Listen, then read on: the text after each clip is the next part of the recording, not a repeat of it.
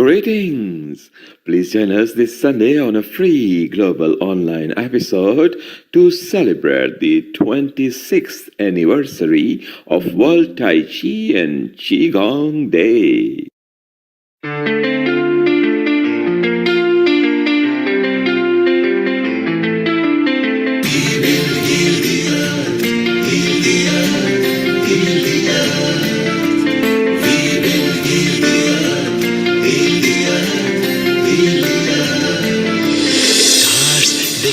Stories which are brighter than yesterday.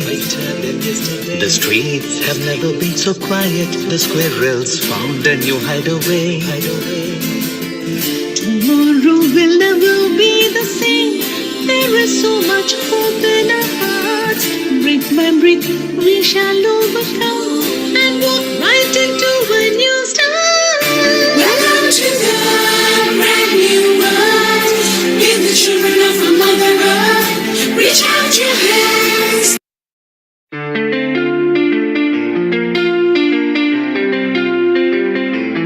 Greetings!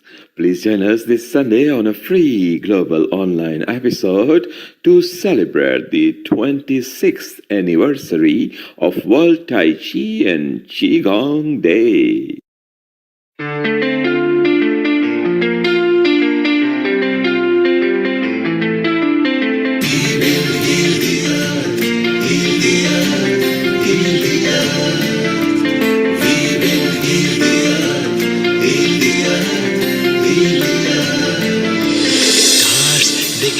Stories which are brighter than yesterday. The streets have never been so quiet. The squirrels found a new hideaway. Tomorrow will never be the same. There is so much hope in our hearts. Brick by brick we shall overcome and walk right into a new start. Welcome to the brand new world. Give the children of a mother earth. Reach out your hands.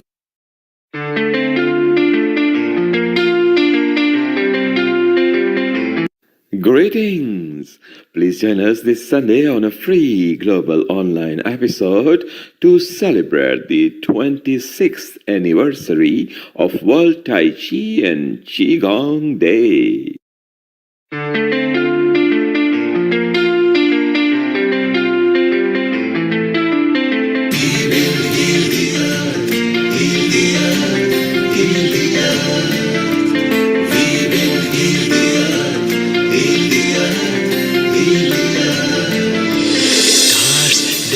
Stories which are brighter than yesterday. The streets have never been so quiet. The squirrels found a new hideaway. Tomorrow will never be the same. There is so much hope in our hearts. Brick by brick we shall overcome and walk right into a new start. Welcome to the brand new world. Give the children of a mother earth. Reach out your hands.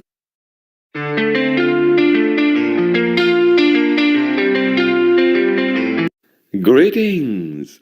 Please join us this Sunday on a free global online episode to celebrate the 26th anniversary of World Tai Chi and Qigong Day.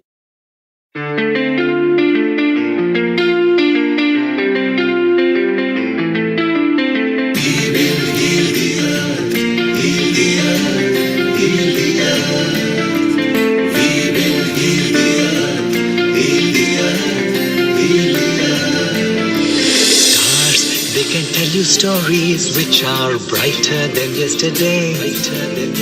The streets have never been so quiet. The squirrels found a new hideaway. Tomorrow will never be the same. There is so much hope in our hearts. Brick by brick we shall overcome and walk right into a new start. Welcome to the brand new world. Give the children of a mother earth. Reach out your hands.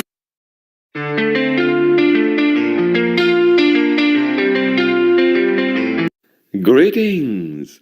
Please join us this Sunday on a free global online episode to celebrate the 26th anniversary of World Tai Chi and Qigong Day.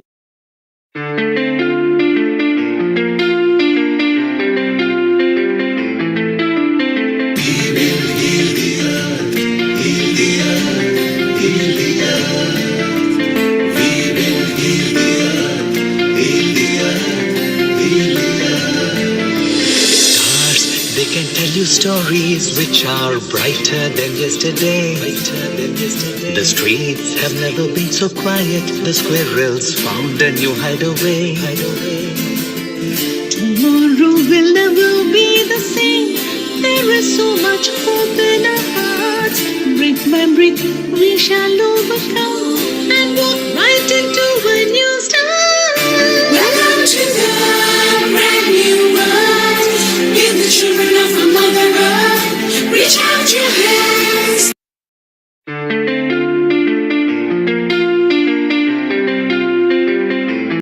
Greetings! Please join us this Sunday on a free global online episode to celebrate the 26th anniversary of World Tai Chi and Qigong Day.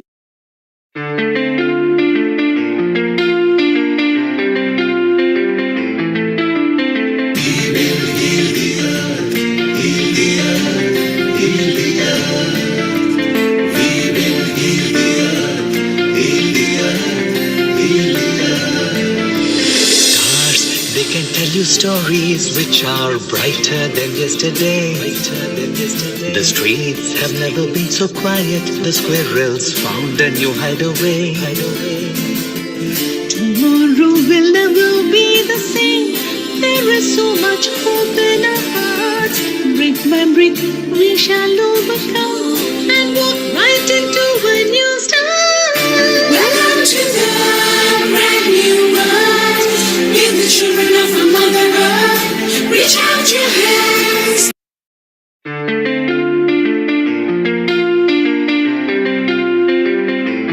Greetings!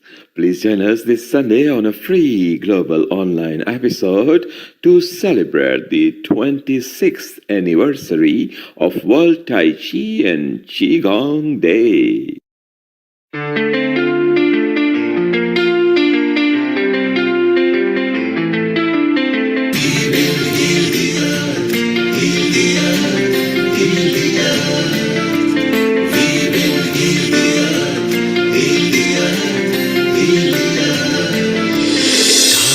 They can tell you stories which are brighter than yesterday.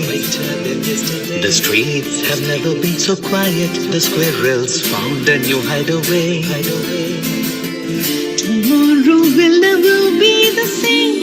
There is so much hope in our hearts. Brick by brick, we shall overcome and walk right into a new start. Welcome to the brand new world. Give the children of our Mother Earth. Reach out your hands.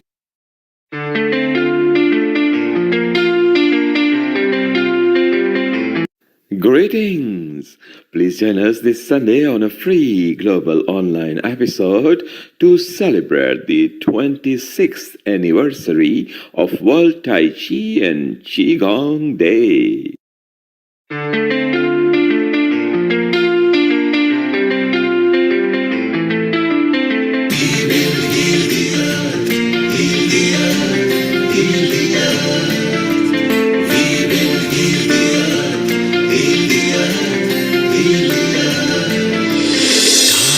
They can tell you stories which are brighter than yesterday.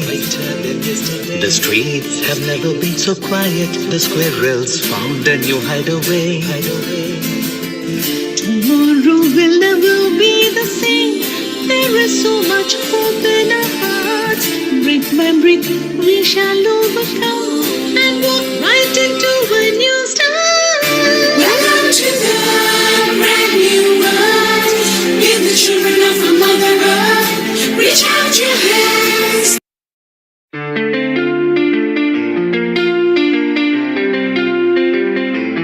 Greetings! Please join us this Sunday on a free global online episode to celebrate the 26th anniversary of World Tai Chi and Qigong Day.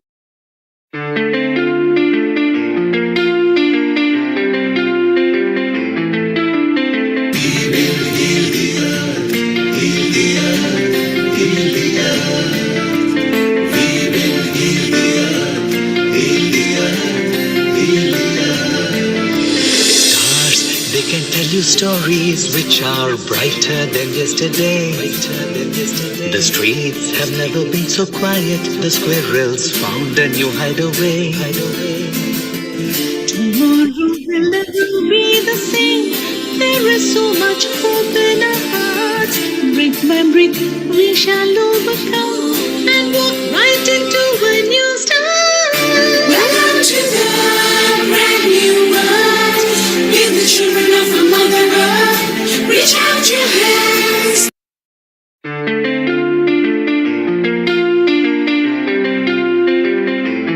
Greetings!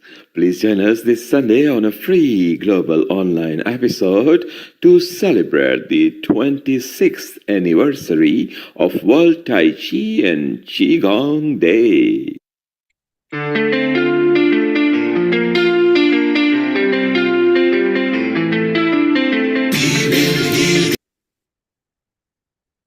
10, 9, 8, 7, 6, 5, 4, 3, 2, 1.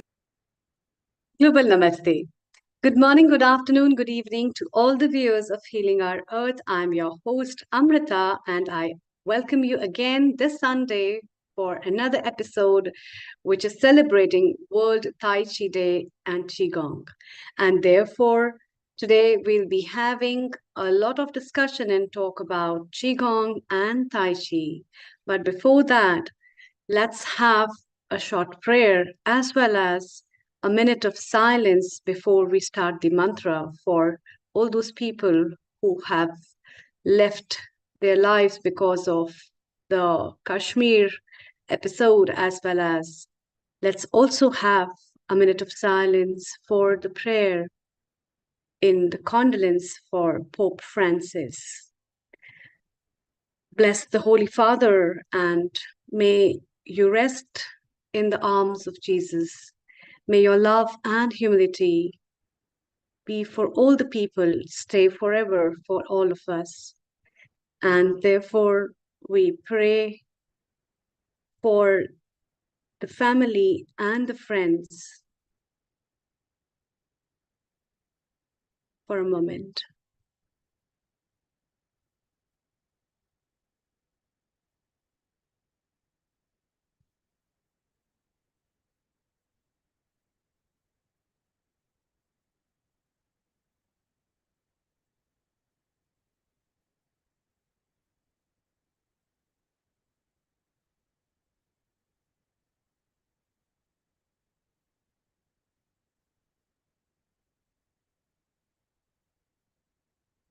Therefore, now remembering God, chanting the mantra for peace all over. Om. Om Bhurbhuva Swaha Tatsaviturvarenyam Bhargo Devasya Dhimahi Dhiyo Yo Na Prachodaya. Om Bhurbhuva Swaha Tatsaviturvarenyam Bhargo Devasya Dhimahi Dhiyo Yo Na Prachodaya. Om Bhurbhuva Swaha Tatsaviturvarenyam Bhargo Devasya Dhimahi Dhiyo Yo Na Prachodaya. Om Shanti. Shanti.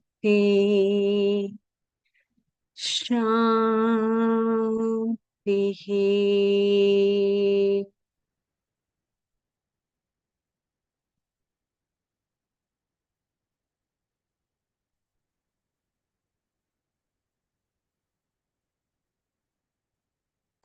Welcome. I would like to welcome our great experts of today in the field of Tai Chi and Qigong. From Malaysia, Dr. Wai Ching Lee, our senior resident host. Namaste. As well as from USA, William Douglas, our senior resident for Tai Chi and Qigong. Global namaste to you as well. That was a beautiful opening, Amrita. That was really moving. Thank you. Today's episode is based on the same energy, and who better than you both can tell about it? So, Dr. Wai Ching Lee, I would request you to open today's episode with your beautiful words, and then the melody will add up with William Douglas. Over to you. Thank you. Well, I would like to first celebrate William Douglas and his beautiful wife, Angela, for having laid the groundwork for this Tai Chi and Qigong Day, that through your soul impulses that came through the practice of Qigong, that you have brought this matrix onto the planet. And it has just really grown and really brought the world of Qigong into the planetary a spectrum of people understanding. So you've done such a wonderful work.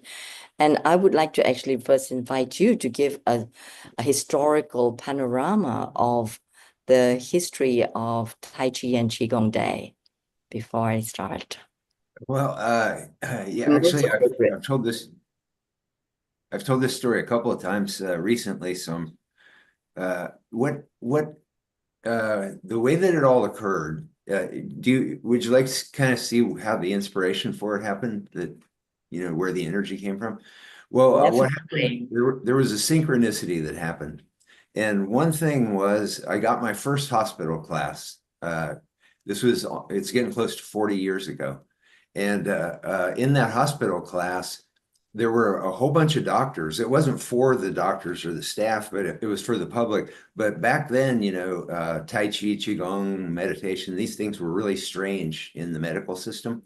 And so a whole bunch of doctors enrolled because they were really curious about it.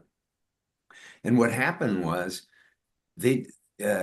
after just like 8 weeks of it, they were getting off of medications that they'd been on for years. And there was a surgeon in the class, and she'd had a limited mobility and chronic pain issue for years. These are things that they'd had for years before that class.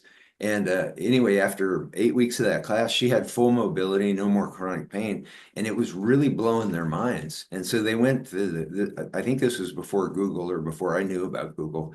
But they went to their hospital database and they started finding medical research on Tai Chi and Qigong and meditation, and they were handing it to me. And when they first started handing it to me, I was thinking, well, why are they giving it to me? I'm a Tai Chi teacher. I'm not because I'd always done Tai Chi for stress and performance, not for medical.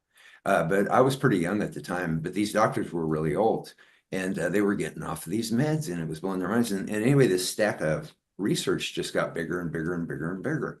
And then Google came along. And so then it was just, that just lit a fire in us because we knew that hundreds of millions of people could be having much higher quality, longer lives if they knew about all these things. And so we started trying to send all that science to the media. Eventually that became World Tai Chi Day. But the thing that was a catalyst for me was right around when I was doing that hospital class, that first hospital class, and all these doctors were getting off of these meds, I was digging around in my basement and I came across a note that my mother had written the night before she passed away. And she was just having a simple procedure at the hospital, so it wasn't like a dangerous thing or anything, but she'd had a premonition that she wasn't going to survive. And so she wrote notes to all of us, and the first note was addressed to me, and she said, I wish I could go back a few years and learn the arts of relaxation that you'd try to teach me so that I could have seen my grandchildren grow up. And man, I was seeing these, I was pretty young at the time, and I was seeing these old doctors getting off all these meds. And then I found that note right at that time, because she had died many years before, and I'd kind of forgotten about the note. And that just really lit a fire in me. And so then that's when we started sending all this medical research out to media all over the world. And they just weren't that interested in it. They weren't interested in it really. And so that was so frustrating. And then one day in a meditation, this thing came to me, and it said, Tai Chi is so visually spectacular. If you get a whole bunch of people in front of a really beautiful location, they won't be able to resist pointing their cameras at it. And then you can talk about the medical research. And so that's what we did. And we got 200 people together on the south lawn of the Nelson Atkins Museum in Kansas City, gorgeous location. And also, I've been told over the years, somebody told me that museum in Kansas City is on a ley line. I've never actually followed up on that because I don't understand ley lines that much, but that would explain a lot. But anyway, yeah. So, and then CNN picked it up. We had 200 people, and the local media all covered it, and then CNN picked it up, and then that's when it started to become this concept of a world thing. And I mean, it was a ton of work, but it was really it was very magical in the way that it unfolded, because it was like people all over the planet, visionaries like you, all over the planet, that just knew that it was time for the world to know about this stuff. And it just, it was I mean, me and Angie, we got all the pictures and videos, and we tried to keep everybody in connection with the newsletter and the website and all that kind of stuff. But it's so increasingly apparent that it wasn't us. It was like this whole world brain of Tai Chi and Qigong people and mind body people, because a lot of the events, like the one in Egypt, they started including meditation and yoga and mindfulness. And that all made perfect sense, because when we first started, it was just World Tai Chi Day. And then Roger Yonka from the he was one of the original founders of the National Qigong Association, great Qigong teacher, by the way. And he's doing a teacher training coming up pretty soon too on the Shift Network. But he called us and he said, Bill, he goes, this should be World Tai Chi and Qigong Day, because not everybody that does Qigong does Tai Chi. And so then we couldn't change the website, worldtaichiday.org, but we were able to change the name of the event. And so it expands, and it becomes this mind-body community. And so, being on Healing Our Earth is such a beautiful way to celebrate this. Because yoga and meditation and Tai Chi and Qigong, coming together, that's the expanding vision of this. And what we realize is when we do that, that's when we become very powerful. The science shows that when we come together in consciousness, it's like our consciousness has much greater power to affect the world around us. Yes, indeed. And, also we are expanding to include the medical much more now, in integrative medicine. I know you started off with your story of having tried to reach out to the medical, and now they're all just really inviting us in with open arms, like Tai Chi arms, to invite us in because of the results of our work. And so, you have done so much, and just want to take this time in the World Tai Chi and Qigong Day to really honor you and what you and Angela have done, and just even listening to yourself too, because Qigong is really intuition, isn't it? Yes. It's intuitive, and you did that on the ley lines without even realizing it. And that's what we are all doing, is joining up all the ley lines together around this planetary grid. And as Qigong practitioners, we're just downloading the codes, so to speak, right? Yeah. And the stones, it's like you're walking across water, and the stones just appear, as you go into those states. And well, the science is called, from what I've seen, from my perception, they talk about when we go into these alpha states on a regular basis, we start thinking more in gamma wave consciousness, multidimensional consciousness, where the whole mind is involved, not just certain parts of it.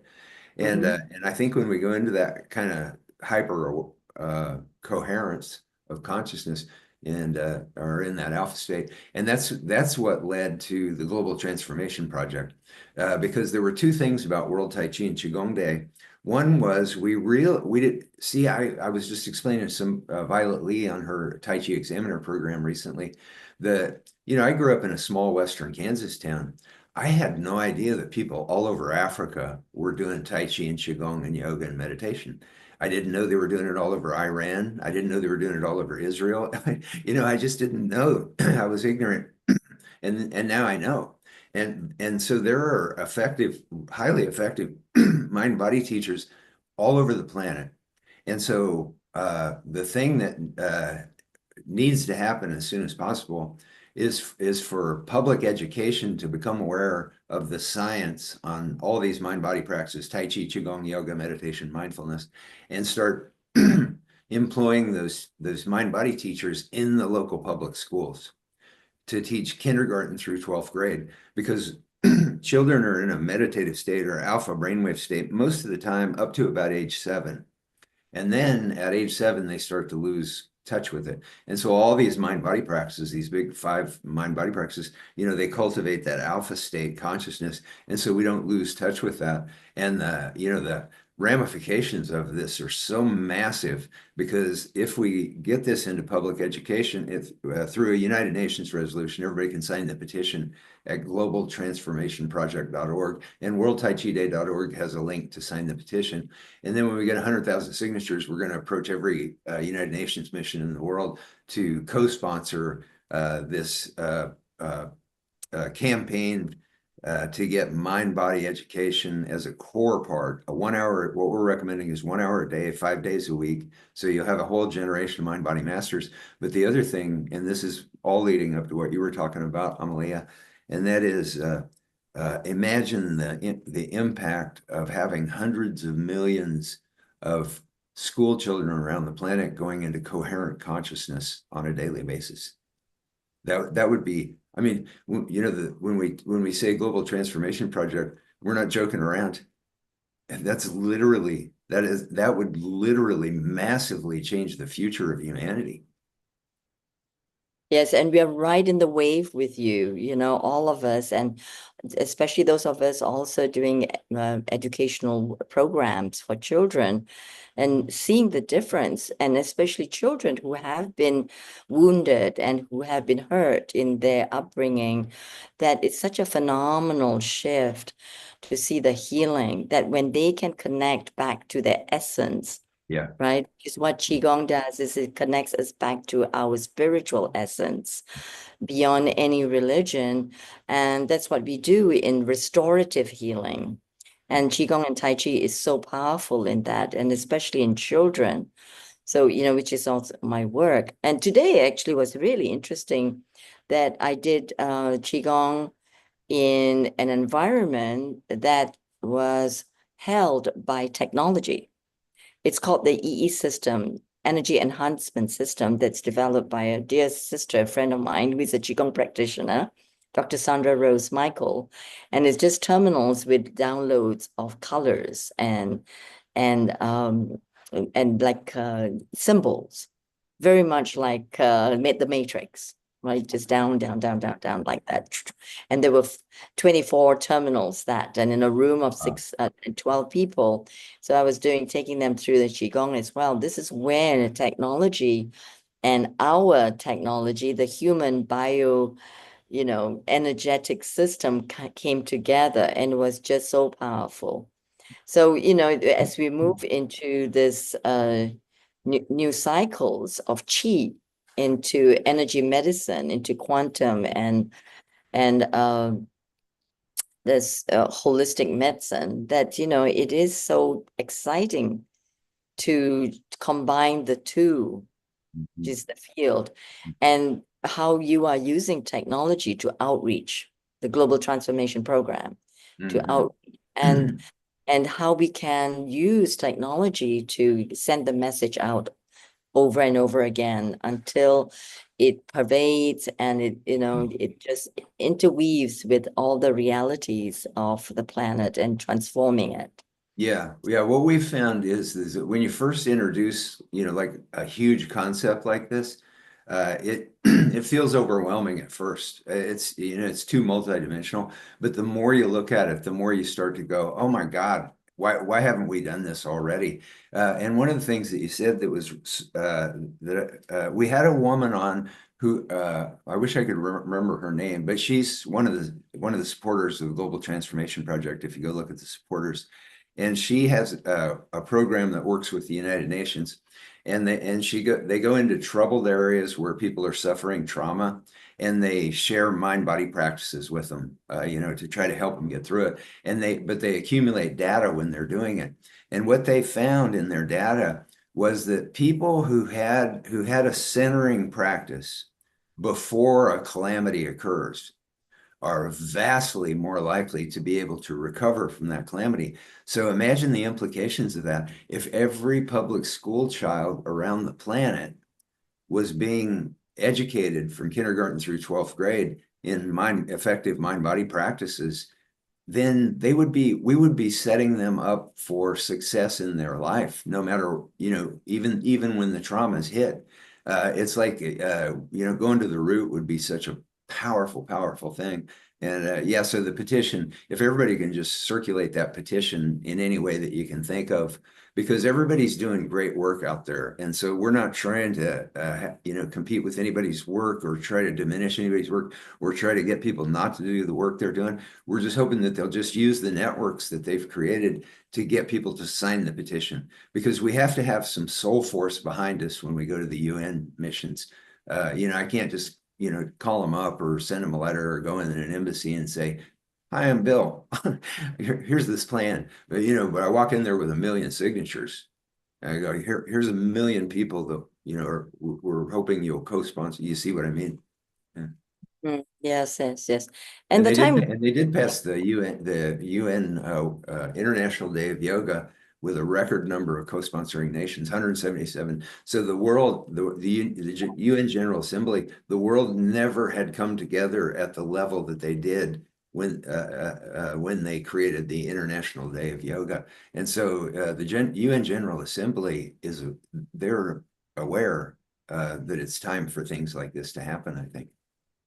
Yes, yes. And it's the time, it's the next wave, isn't it? I mean, also I teach Yeah, and it wouldn't be that hard. yoga festivals. You know how when Yes. you're doing push hands, it's like you feel when your partner has that little tight spot.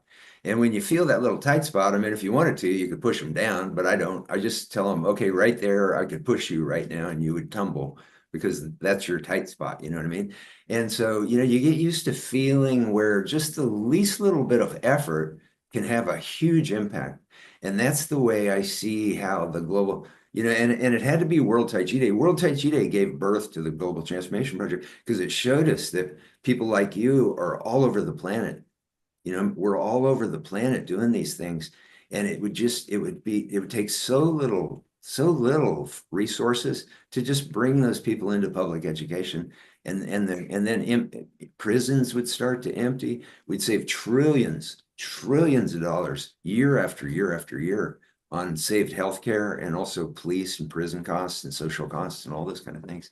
Yeah, it would just all the sick leaves of the tree would just start to get really green when we go to that root of children having this core thing. And even while they're doing it, the science shows the Global Consciousness Project, which really came out of Princeton Engineering and Anomalies Research Laboratory research on consciousness, but they showed, and then the TM Foundation research showing how they could bring violent crime rates down dramatically with 1% of the population meditating. And so what this data shows is, even before we enjoy all those health and social savings that we would get from it, the world would be immediately transformed by all those hundreds of millions of school kids going into coherent consciousness every day. Yes. What you just said is just really the key of intention, the E, and then, coming through in such a graceful way. So that's embodying, isn't it? All the beauty of Qigong and really making a change by entering into the space of the other and then allowing the dance to occur between one and the other for transformation to happen. transmutation and transformation. So that is embodying the essence of it and really making a difference in the world. So that is thank you for doing the Tai Chi and the Qigong. That's very nice. I was hearing what an informative discussion, as well as it's so insightful in a way that can be implemented with many other integrative medicine systems world over. Dr. Waiching, it's time to move to Tunisia to welcome Ariel. Global namaste to you, Ariel. Can you hear us? Can you make your video landscape, please? No, how to do it. Can you make the video landscape, please? Hi, Turn on the Anita. video to the other side. Yeah. How do you do that? Yeah. How do I do that? Just move the screen. Okay. Ariel, you are on a phone. Now, if Oh, you're on okay, an gotcha. Android, just flip it. And it will become landscape like how all the other videos are. Now your video is gone, so try it. Maybe we can go to David and go to Ariel later when he finds landscape. Can you turn your phone sideways? Can you Yeah. just turn your phone the other side? Yes? Yes. Okay, Yes, don't touch perfect. now. Yeah. Don't touch. Go ahead. Go ahead, Bill. Perfect. Introduce him. Thank you, Bill. Sorry for the delay, guys. No problem. Okay. Thank you. So, yes, please, William, go ahead. Over to you. Thank you.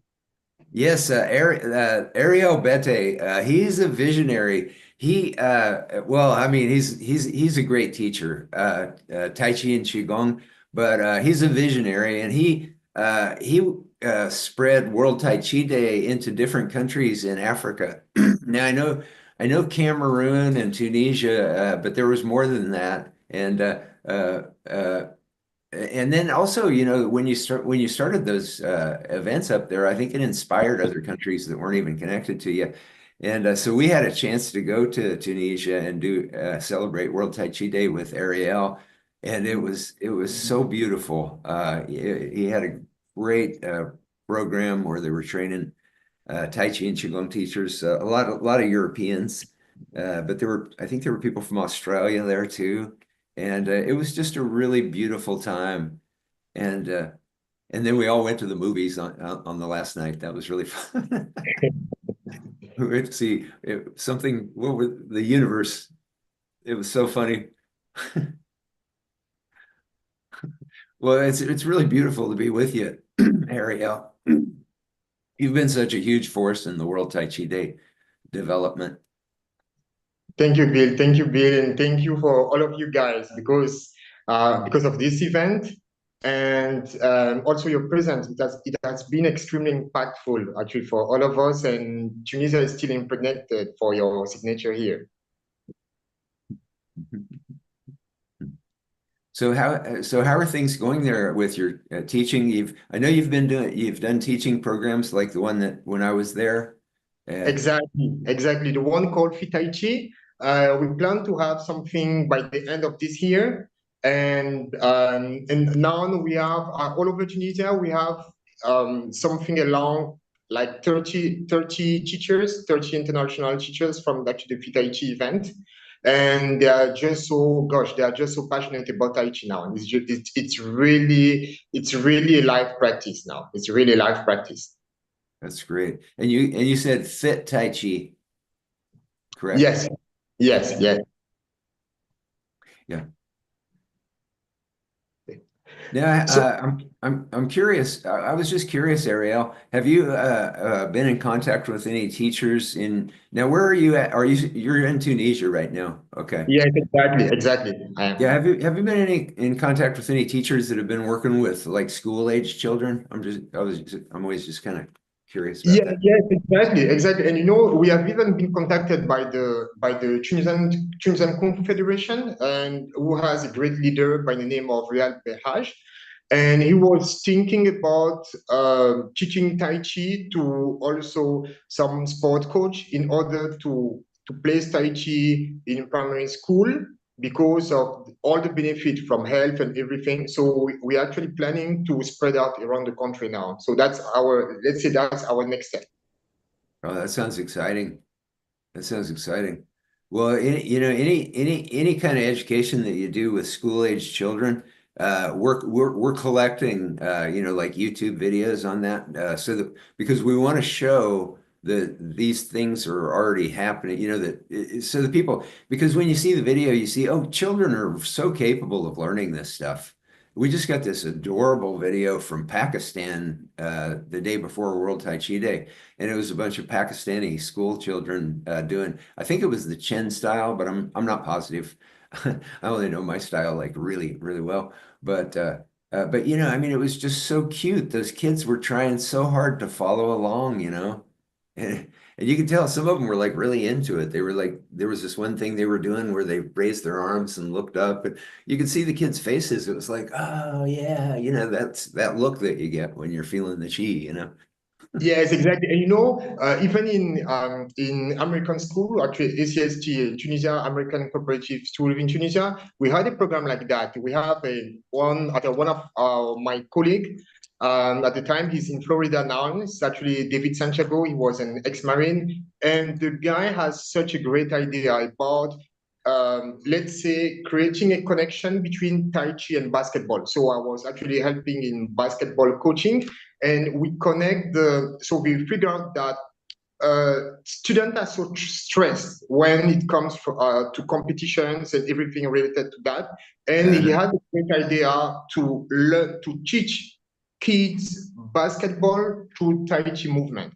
So we taught them how to regulate their nervous system, how to be more flexible, how to, let's say, change the perspective they have.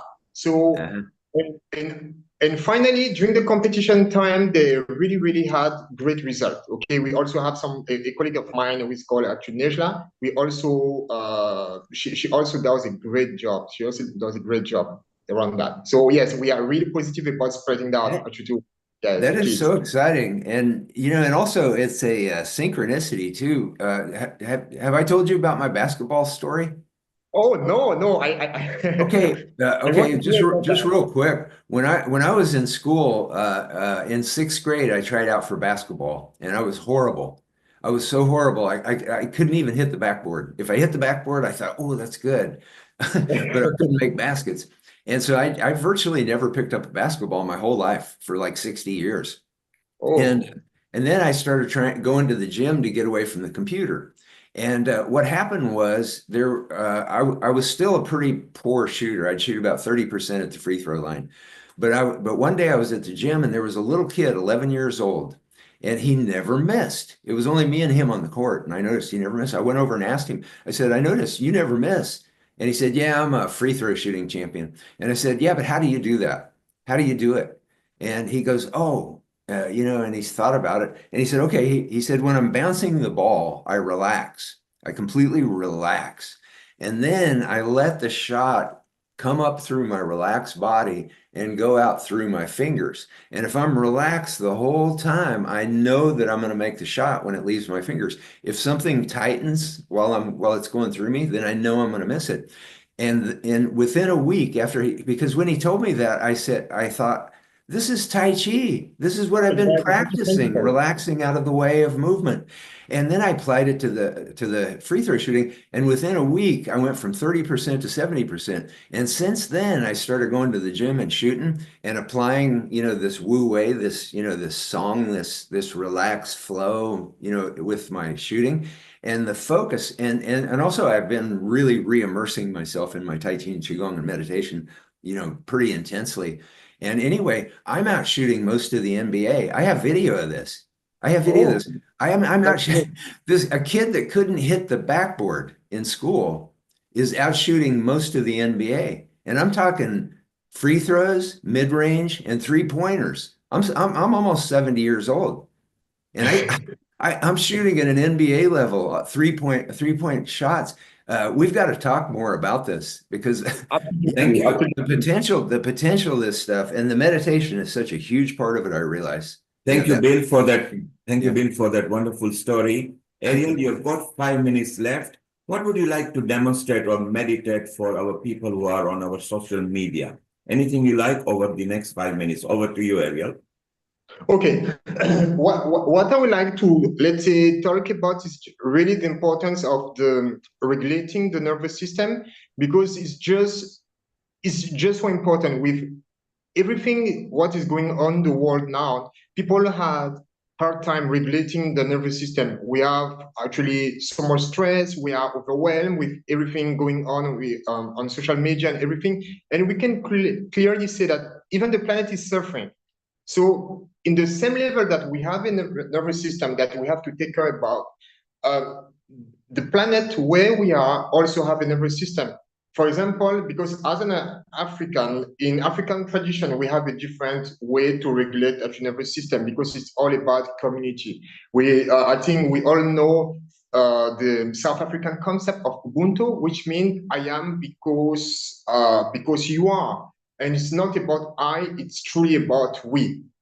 And we heal through reading, we heal through dance, we heal through communication, we heal through with actual togetherness, and we heal through presence. And it's really close to the Tai Chi and Qigong mindset, which is really about being here and now, about actually bringing trust in our body, bringing presence in our body too.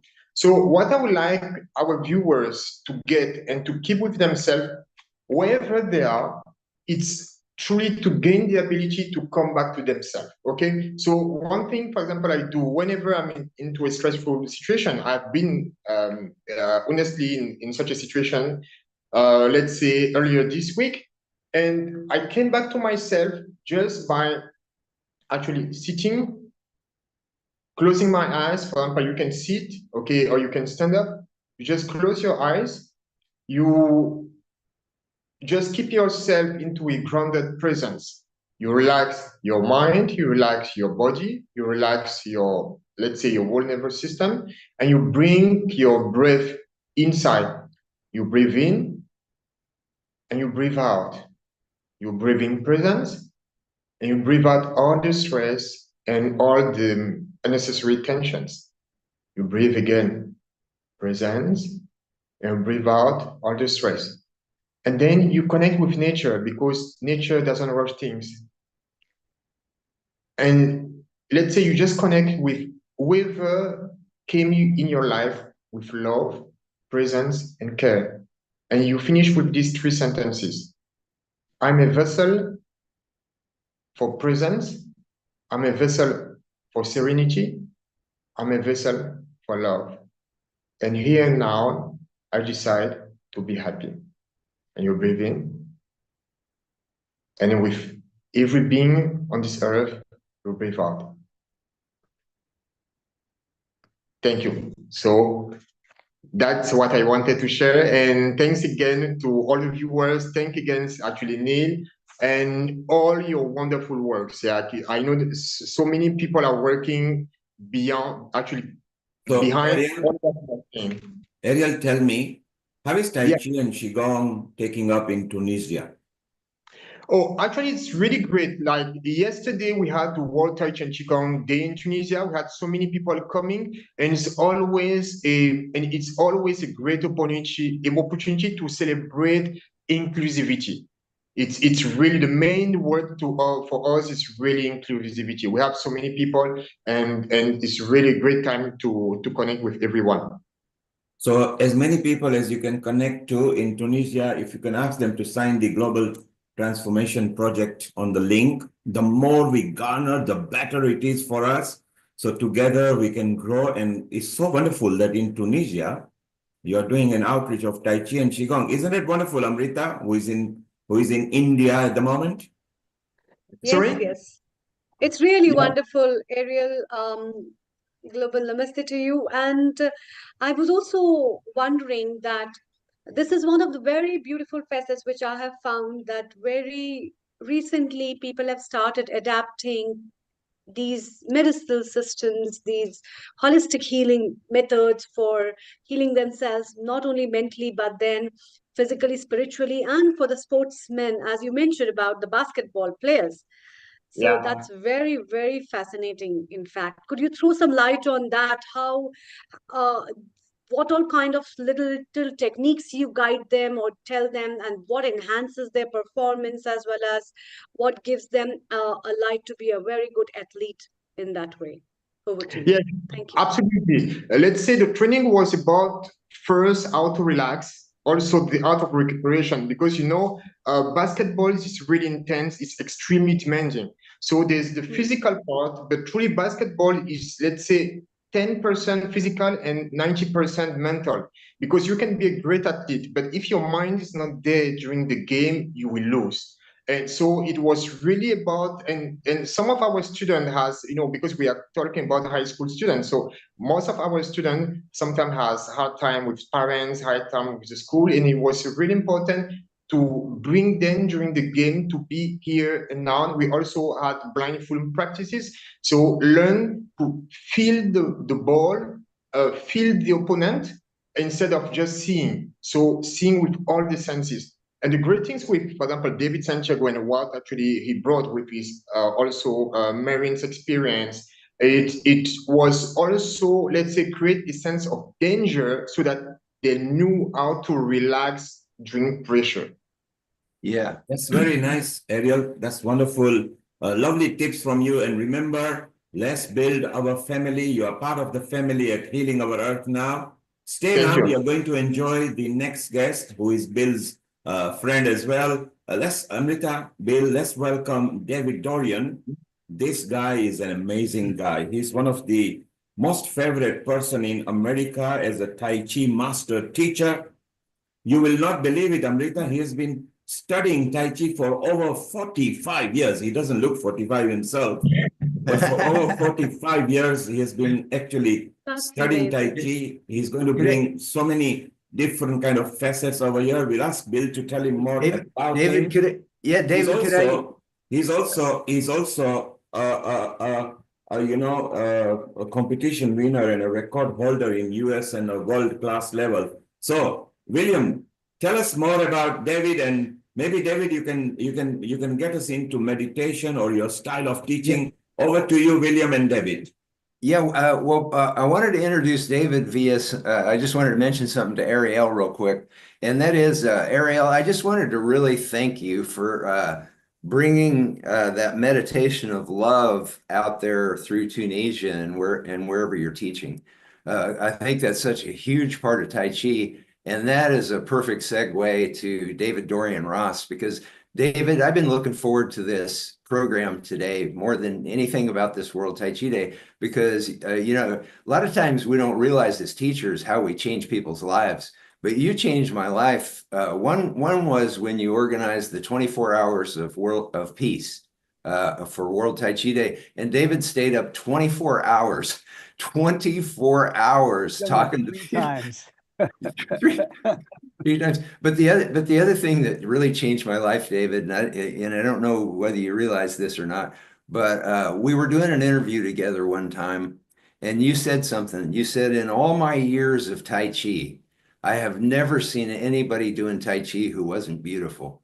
And I have told so many students that when I see them getting frustrated with their Tai Chi, I tell them, I know this guy named David Dorian Ross, and he's like a Tai Chi champion. He's like up there in the Tai Chi world.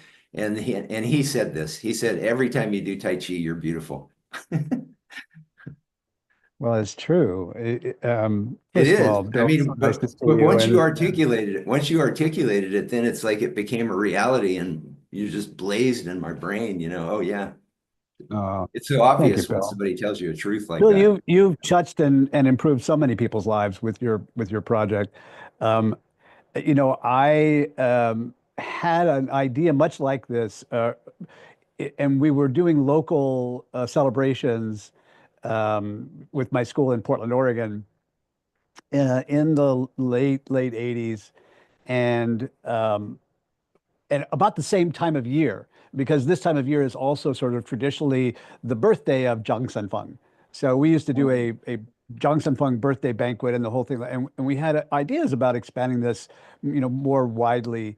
And then I moved to Hawaii and I was involved in other things. And when I came back, you had already started it. I'm like, oh, my, thank God somebody has done it. Well, It's really awesome. that was the thing. That's the thing that's become so apparent to me was that it's like in the beginning, when you do something like this, you think, oh, that's my idea, because we're trained to think of ourselves as a individual person.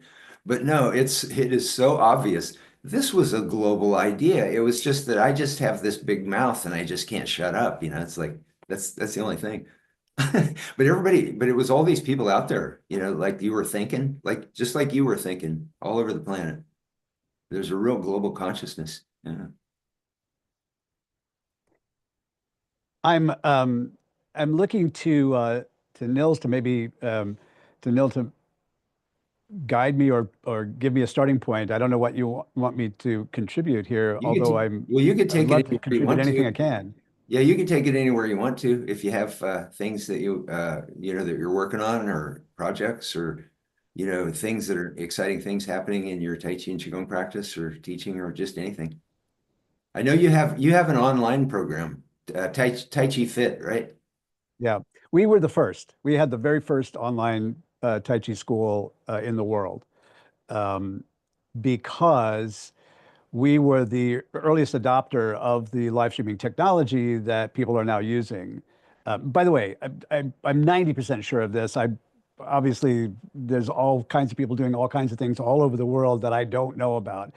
But when we started working with Zoom, we went to their executive committee and asked them if anybody else was using Zoom technology for movement-based classes, fitness, yoga, Tai Chi, whatever like this. And they were like, no, we've never heard of that idea. So, we started using it early on.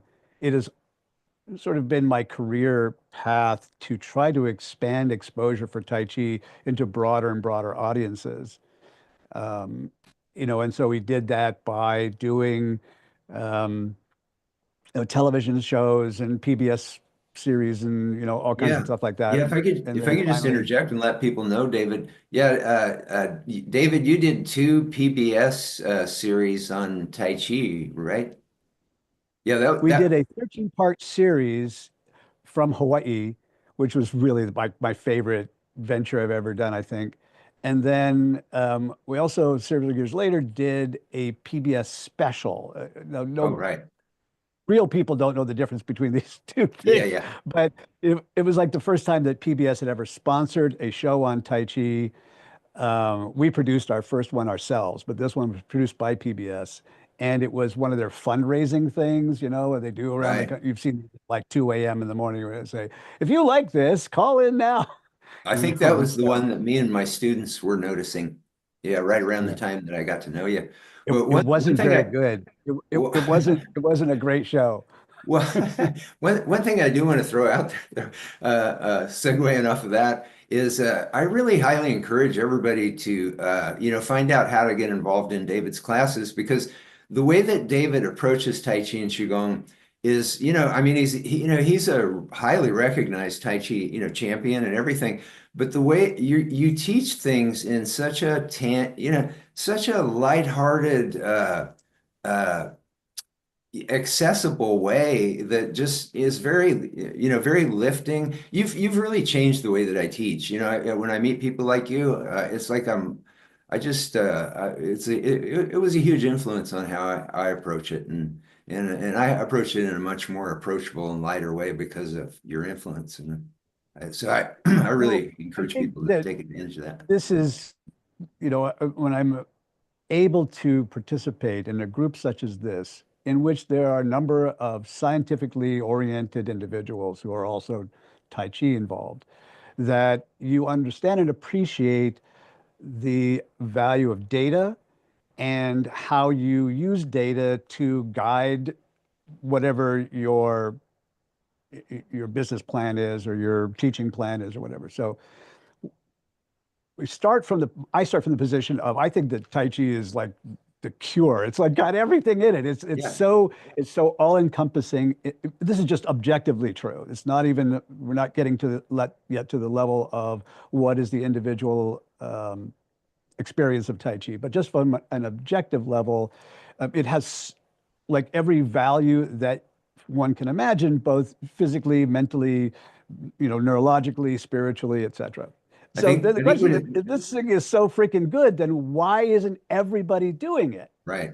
And for that, we have data, because now we have been at this for so long that there have been a number of institutions who have asked this question and collected the data.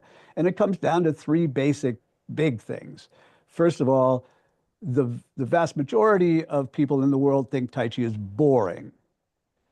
The second reason is that the vast majority of people think that Tai Chi is too difficult to learn. And the third reason is they think the teachers are too mean. Right? This is the three big reasons.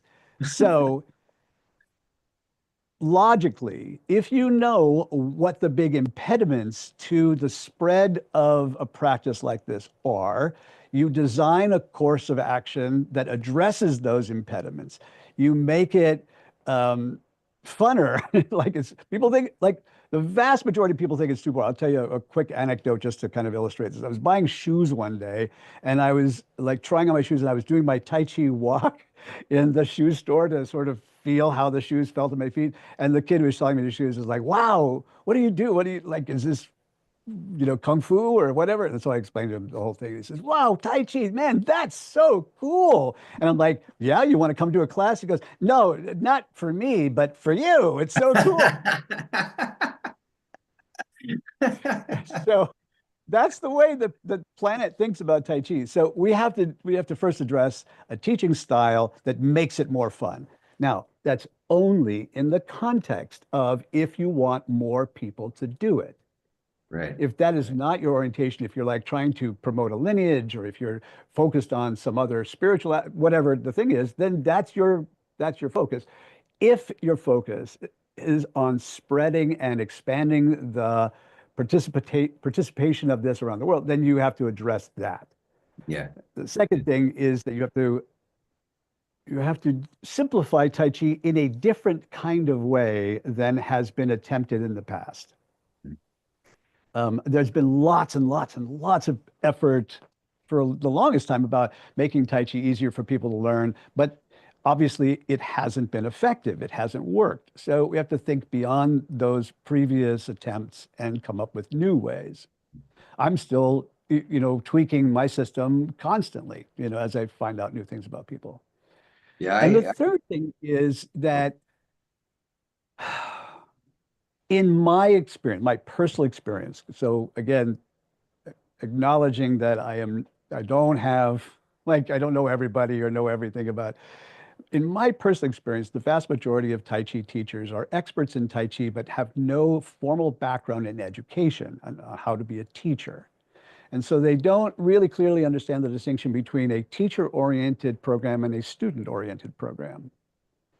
So teacher-oriented programs are almost universally felt by the students like the teachers are mean, because they're always telling you what to do, and they're always telling you that you fucked it up, so you've got to do it better.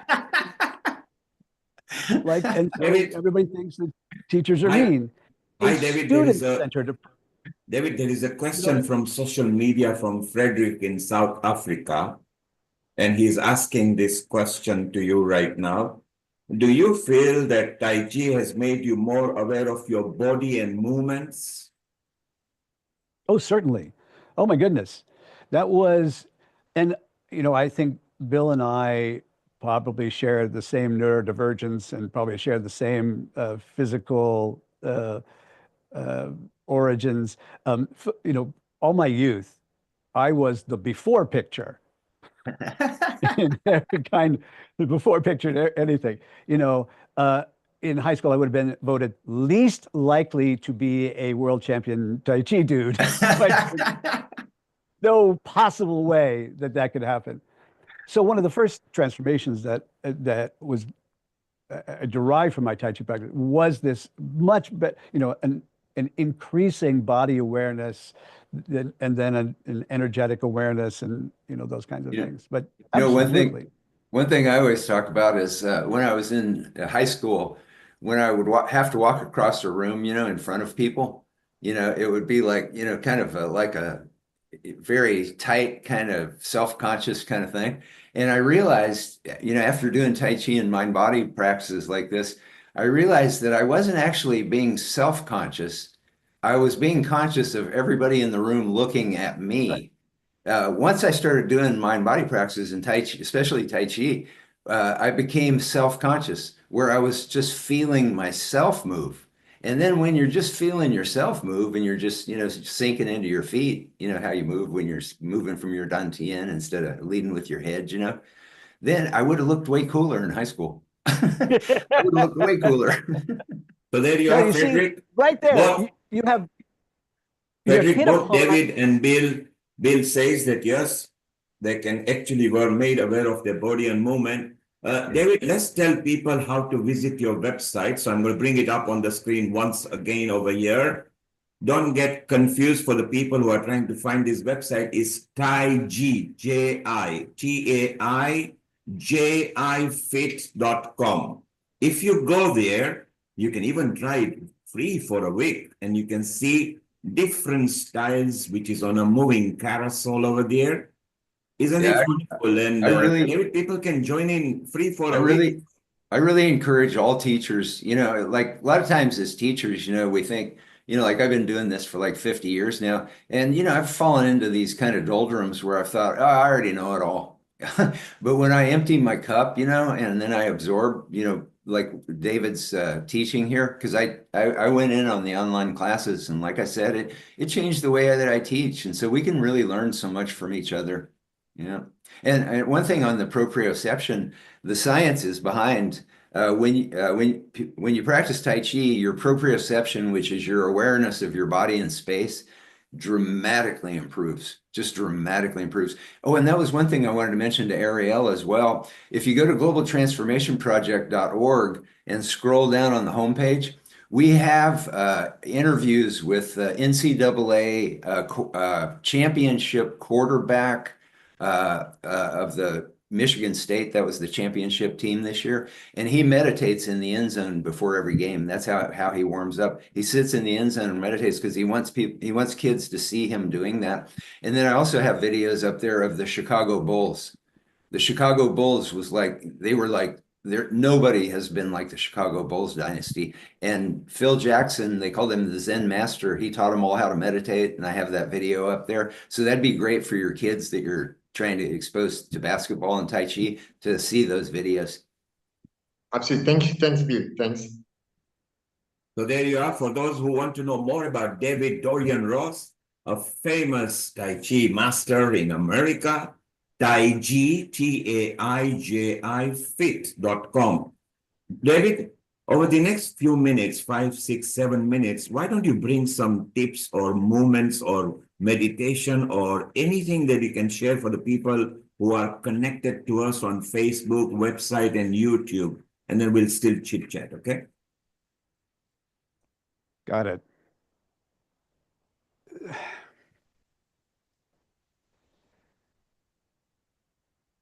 Was I thought about that this whole week about being amongst such a wonderful group of people who have a beautiful intention here. One of the things that is important to recognize is how diverse the current projects and places that everybody is at right now, right? So I think that in recognizing that diversity, we should take advantage of it.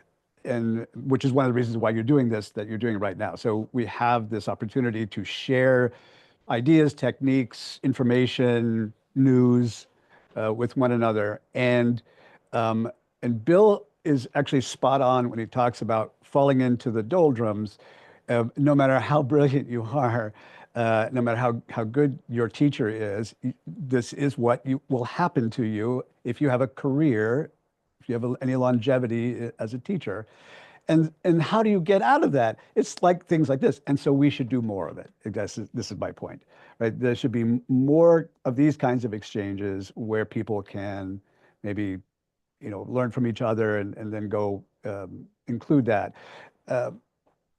Yeah, I just like to add, when I started doing yoga and different kinds of yogic meditations and things like that, and also when I discovered mindfulness, John Kabat-Zinn and the mindfulness movement, it became so obvious that's what Tai Chi and Qigong are. It's this incredible mindfulness practice. And then you start, and then that incorporated into my teaching where I was focusing more on just getting people to feel. And then when I interviewed the researcher at HeartMath Institute, Roland McCratty, then I realized the power of, just heart presence, just feeling. And then that became, a real focus of my Tai Chi and Qigong. It became, so much more internal because of the things that I had gotten from yoga and these different kinds of meditation. So yeah, I've found it profoundly beneficial to get exposed to the kind of people that are on this program. So I think that Nil and all you guys are on the right track by putting together a program like this. I think that given the current global political climate, and one of the things that we can see by this recent events in the world is the critical nature of getting together with like-minded entities, whether they're individuals or schools or something like this. That the disconnection of all those things, it's like divide and conquer. So we're all being Yeah. conquered, and in your case, what you're talking about is our adversary is the global health condition. I don't imagine that there's a single individual or a secret cabal of people who are, hell-bent on keeping the health level of people in the world low. I think I don't think anybody's thinking that way. But it is as if there were, because those are the conditions of health around the world. And so that is our adversary. And that keeps beating us down as long as we're operating individually and without collaboration. So if we learn anything from the global, political, arena right now, it should be that we need to combine forces and have meetings, not councils or committees. Those things are, but at least get together and share ideas, be a forum in a present way like this video gives us. Yeah, I think that's been one of the beautiful things about being involved in all this over the years is just that connection. We were Dr. Roger Yonka. He did something really huge a few years ago. He, excuse me, he got the National Council on Aging to create a Tai Chi efficacy guide. And he brought in a bunch of experts, about 12 of us, from around the country. And we were all, Native Americans, but there was one teacher that was Chinese. He was originally Chinese and then teaching in America. And so the way they opened it, they asked us, what do you think of the essential parts of Tai Chi? And I was a really pretty young teacher back then. And so, we were all thinking in terms of postural alignment and breathing, management, all these mechanical things. And then the Chinese Tai Chi teacher said, community. He said, community is a huge part of Tai Chi, bringing people together. And he changed my life because, now when I teach classes, I always tell my students, my favorite classes are the ones where I can't get you people to shut up and listen to me because you're all busy talking to each other. So yeah, that's a wonderful story, Bill. And I think that I've used that story in the past. You told it to us once, 24 Hours of World Peace one, and it's a beautiful story. And I've also shared it with other people. That you did it, and people don't perhaps appreciate that statistically, at least 50% of the benefits that people in the studies that have been done on Tai Chi are deriving is because of the communal effect. Like there is power in just coming together. With our veterans groups, for example, like our intention, our stated, purpose is to have a class where veterans can come and do Tai Chi and get that healing. But we spend, at least sometimes the entire time just bitching about the VA, and that's their healing, right? That's their community. And to provide that, and this is a function of the Tai Chi teacher. The Tai Chi teacher must start to see themselves as a community leader, a community builder. This is their primary function. It's not to teach people how to stand up straight, right? It is to provide an environment in which those things can be learned, and that's called community. You know, another thing that I started doing, because when I was writing the second edition of the Gospel of Science and putting all this science together, there were some shocking things that I came across. And one of them is that violent crime rates in the United States are at 40-year lows. They've been dropping precipitously for 40 years, not just in the United States, but in many countries around the world. And I have all the data in the book, and which is free next Saturday, May 3rd, on Amazon Kindle, Gospel of Science, second edition. But and I tell my students this because they're given the impression by popular culture that violence is just out of control and that the world's just going to hell in a handbasket. There's actually been public opinion polls. The majority of people think that violent crime is much worse than it has been. What's interesting is that over these 40 years that violent crime rates have been dropping, mind-body practices like Tai Chi and Qigong and yoga and meditation have been expanding around the planet. And the TM Foundation research has shown that when you have 1% of a city's population high-level meditators, it dramatically reduces the violent crime rates. And so there's this really hopeful, beautiful thing that is unfolding around the planet. But I tell my students, you're never going to see it on the news because the news is fear-based. They figured out that fear sells. And there was actually a CNN executive caught on camera, and he said, yeah, fear sells. He goes, we sell fear. And that's what they figured out. If they trigger these stress chemicals in us, we get addicted to it. It's kind of like a high. And so we keep coming back to get that fear. But the actual reality of the world is much more hopeful and much more beautiful, and people are becoming less violent. And actually the world, you know, of course there's violence in the world. We're upset about it. We should be upset about it, but we got to keep it in perspective because our students, you know, the song, the letting go, the wu wei, the effortless way, it's like if people are holding fear, it's harder to let go and flow. But if you realize that the world is actually pretty beautiful and pretty safe, and the people are really good, and it's just not this horrific apocalyptic thing like you get the impression from the mass media. Thank you, Bill. That's a Bill, Amrita, there is one more question from social media. I hope I pronounced the name correctly. I think it's Ericsson from Iceland. David, this question is for you. And he's saying, is Tai Chi fit, adaptable, and modified for people over 75 years old? Is it safe? That's what he's asking, David. Yeah, it's a great question. And the short answer is yes. In the programs that we teach on our website and that I've taught to teachers around the world, there is a concept called teaching to the lowest common denominator. So a very integral part of preparing our instructors is what's known as observation and assessment skills, so that all the time you're teaching or leading or whatever, you're also watching everybody, but not just watching it, you're trying to interpret what you're seeing into a usable way to keep being student-centered with the whole class time. So in order to do that and keep it safe, so your number one, I just said your big job is to be a community builder and the whole thing like that, and then to teach people steps, right? Like actually you have a more primary job, which is to keep people safe. Like that, safety is your number one priority. All right, so on that basis, as I'm watching my class, one of the questions I'm asking myself is, how am I keeping my entire class safe? And the way to do that is to teach to the lowest common denominator in your class. So for me, I always think of my mother-in-law, and I think of like, okay, if Marlene was in my class right now, would this movement be safe, doable, and enjoyable for her? And I'm like, if my answer is yes, then we keep doing more of it. If my answer is no. So when you ask that question about, is it adaptable and appropriate to persons over 75? Absolutely, because we're making your Tai Chi individually for you in the moment.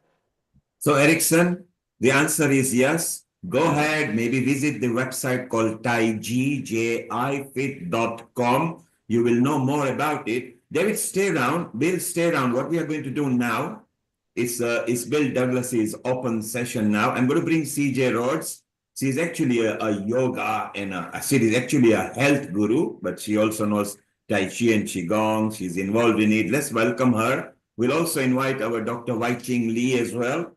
Let's have a chit chat openly, and any questions. CJ, how are you? Namaste and good evening and good greetings to you as well. I am doing wonderfully, and I am so pleased to see Bill and David Dorian Ross. I love to see you. I love to see all of you, and I know that this is a fabulous program. Thank you all so much for putting it on.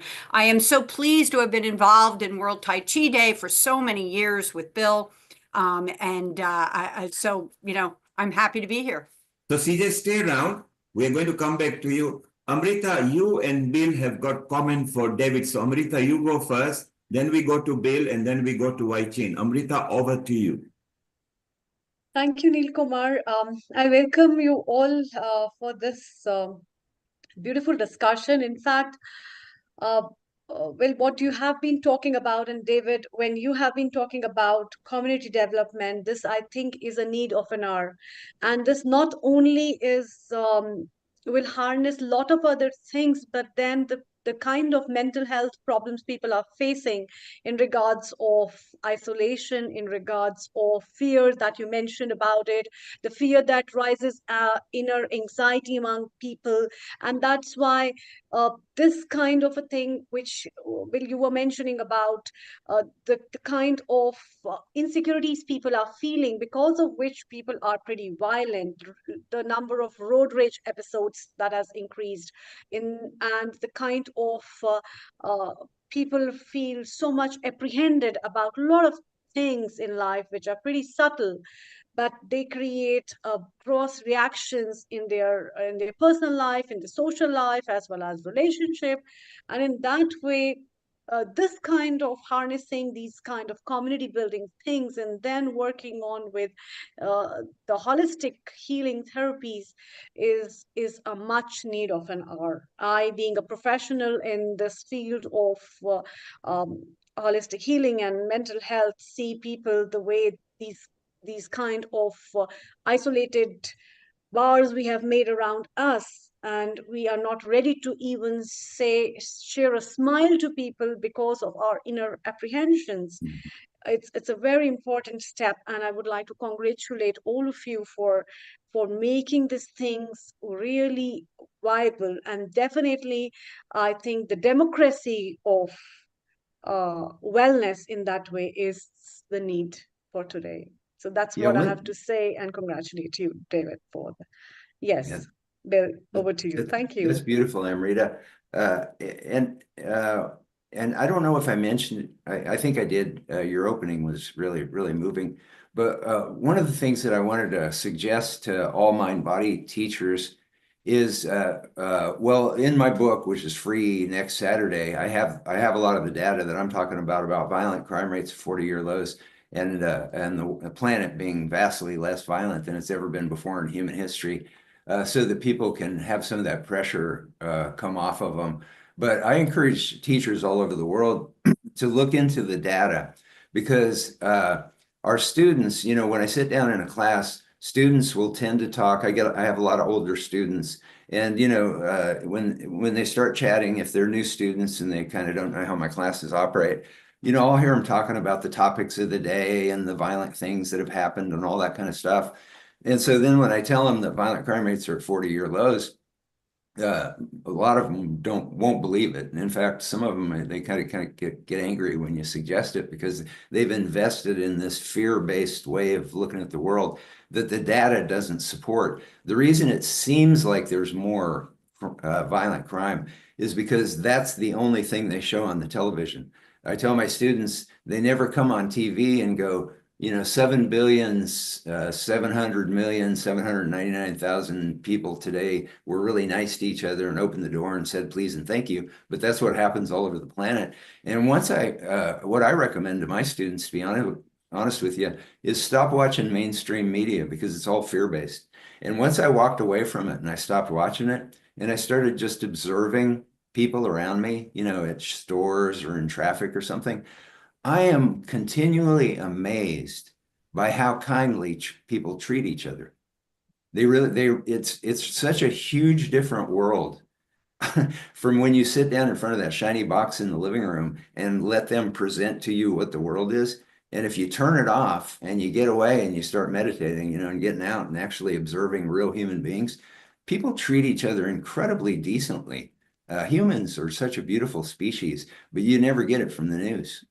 And Bill, it's a perfect time. You mentioned meditation. So this is what I'm going to propose for a moment. CJ, stay around. David, stay around. We want to chit chat with you as well. Wai Ching, let's bring for 5 to 7 minutes pure, no talk, just pure meditation first, so that we can calm things down and focus ourselves. Then we'll go back to chit chat with CJ, David, Amrita, Sue, whoever puts the hand up. Wai Ching is all yours for 5 to 7 minutes. Bring on the meditation power. Over to you.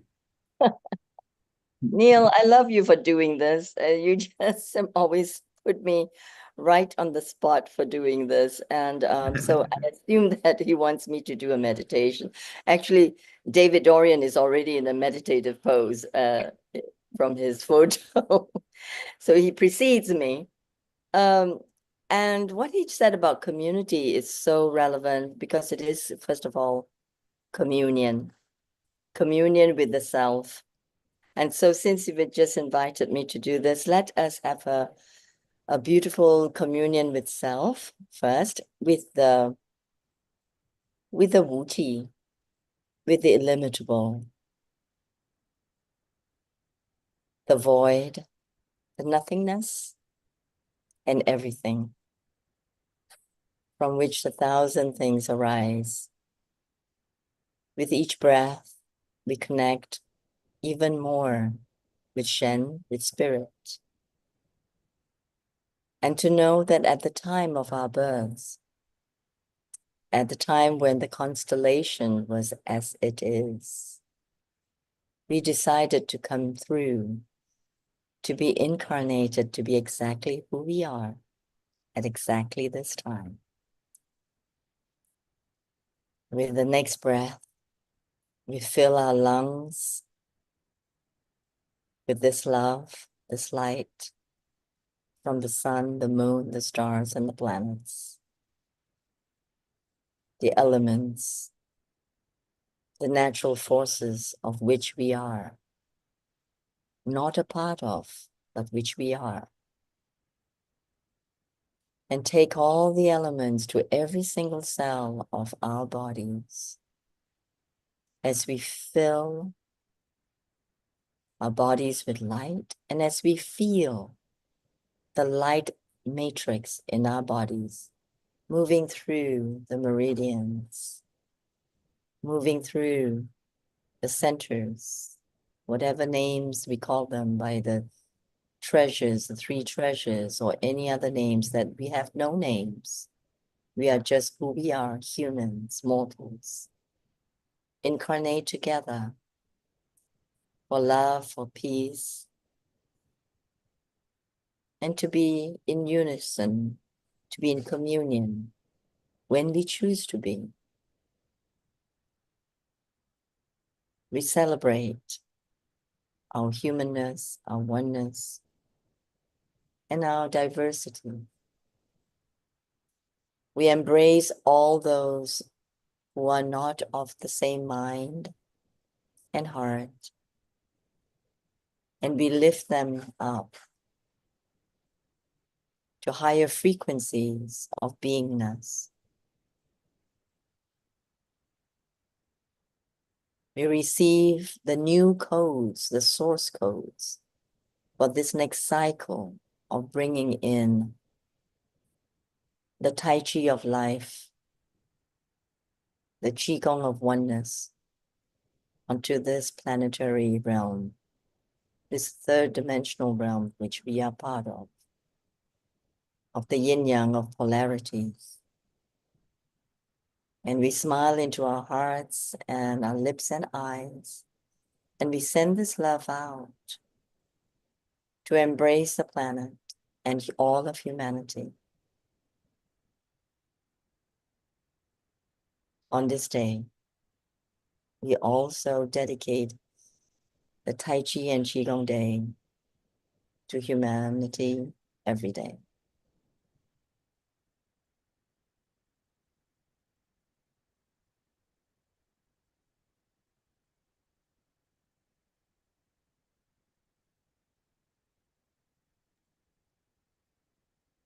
Taking the next breath in gratitude and thanksgiving, we send this love out to each other and to all. In the spirit of the essence of Tai Chi and Qigong.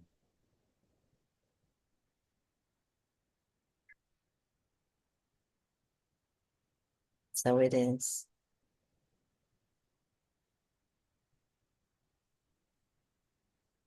With each out breath.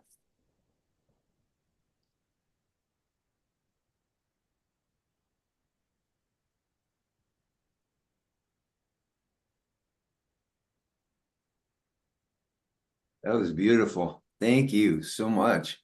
You know, one thing I'd like to just mention, segueing off of your meditation, is the science that we collected from the the Princeton Pear Labs and from the TM Foundation research is that when we go into these coherent states of consciousness, it ripples out. So every time we have a class or every time we meditate, like Amalia's beautiful meditation just now, and we visualize these things, but the science validates all of this.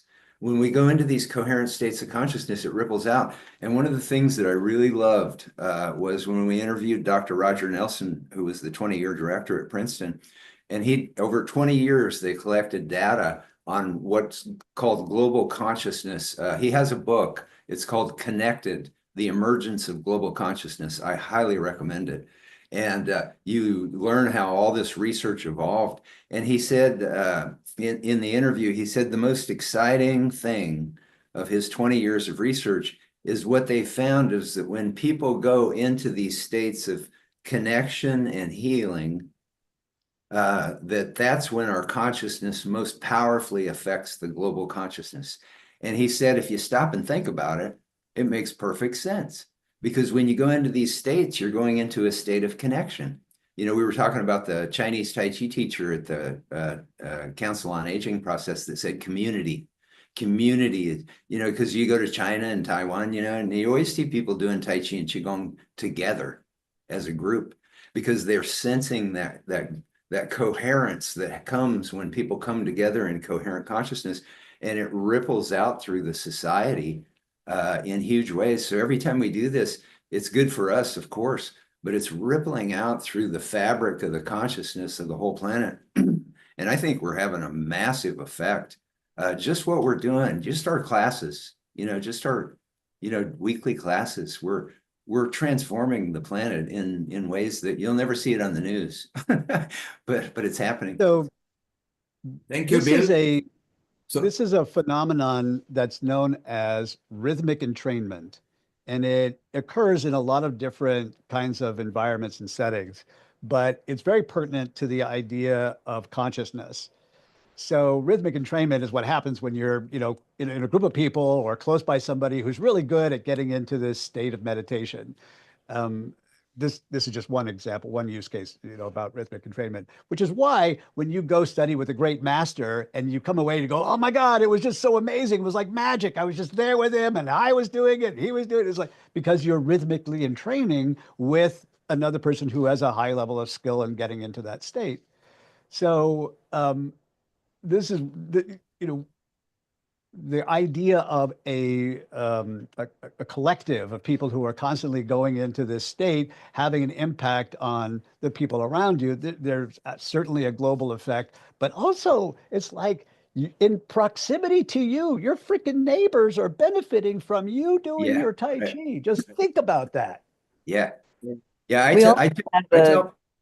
tell my classes, when we're doing light work, Neigong energy work, I tell them, we're lighting up this whole building because our class will be like one place in a big building, you know, a big office building. And I say, now that's not a burden. We're not, you know, we're not trying to do that or anything, but it's a side effect.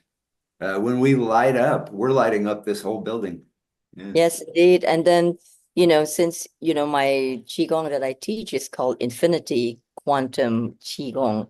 Yeah. So, I do bring in the quantum mechanics principles aspect when I teach Qigong now, especially to the medical doctors and nurses, is that this is then what we call quantum entanglement. And how real is that?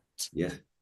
Yep. That, when we affect one cell with one thought and how it affects, so we have to be pretty watchful and mindful And of this is how we this is think. another aspect of this. Oh. The idea of quantum entanglement means that once you've connected, like just once, this is how quantum entangled particles work.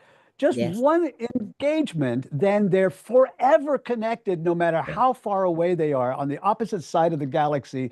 They still immediately interact, And when one goes into play. and Exactly. everything is entangled because Tai Chi, Tai Chi was the union before the Big Bang, when everything was one thing.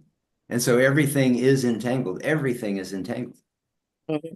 And the Thank you, Bill. coherence, Thank you, when Wai the Ching. sine Yeah. waves, they come together like the yin yang. That's what I see in coherence, because like in heart coherence, you have the sine waves moving this way and then the other way and meeting in the middle. And then, of course, when you flatline, that's when you finally arrive at the Wu Chi. So, Thank you, Wai meanwhile, Ching. that the sine wave. Wai Ching, thank you. Thank you, Bill. Thank you, David. David, people are asking if Yeah. you've written books. So yes, you have written books. If you go to eBay, there are plenty of books by David, or just go to his website and Yeah, if don't you get them from click on the- eBay. Go buy, Yeah, actually you buy don't get the Yeah, books. Bill, just 1 second, please, because we are attending to social media. I will point Okay. to each one of you so we don't talk over each other. So Yeah, I David, just want to make sure that David gets something for his books. So if they get them off eBay, he won't get anything. Go buy them No, at no, that's a bookseller. no. My gosh, I had written a few books. Books are not my biggest body of work. My body of work has been in video and television, and now online, et cetera, et cetera. But I went on Amazon once to look up to see if my books were there, and sure enough, people were selling used copies of my books, and there was one of my books that was selling for $145. And I said, when did my stuff get value?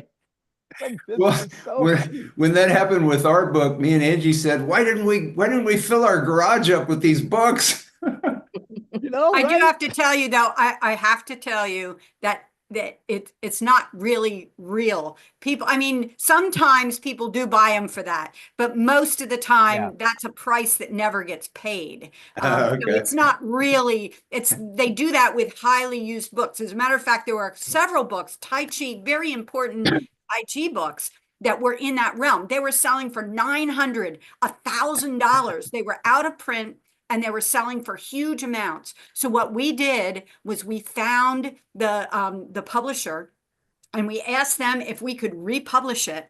And Oh. so we had a volunteer buy one of those really expensive books, or no, actually they found it cheaper.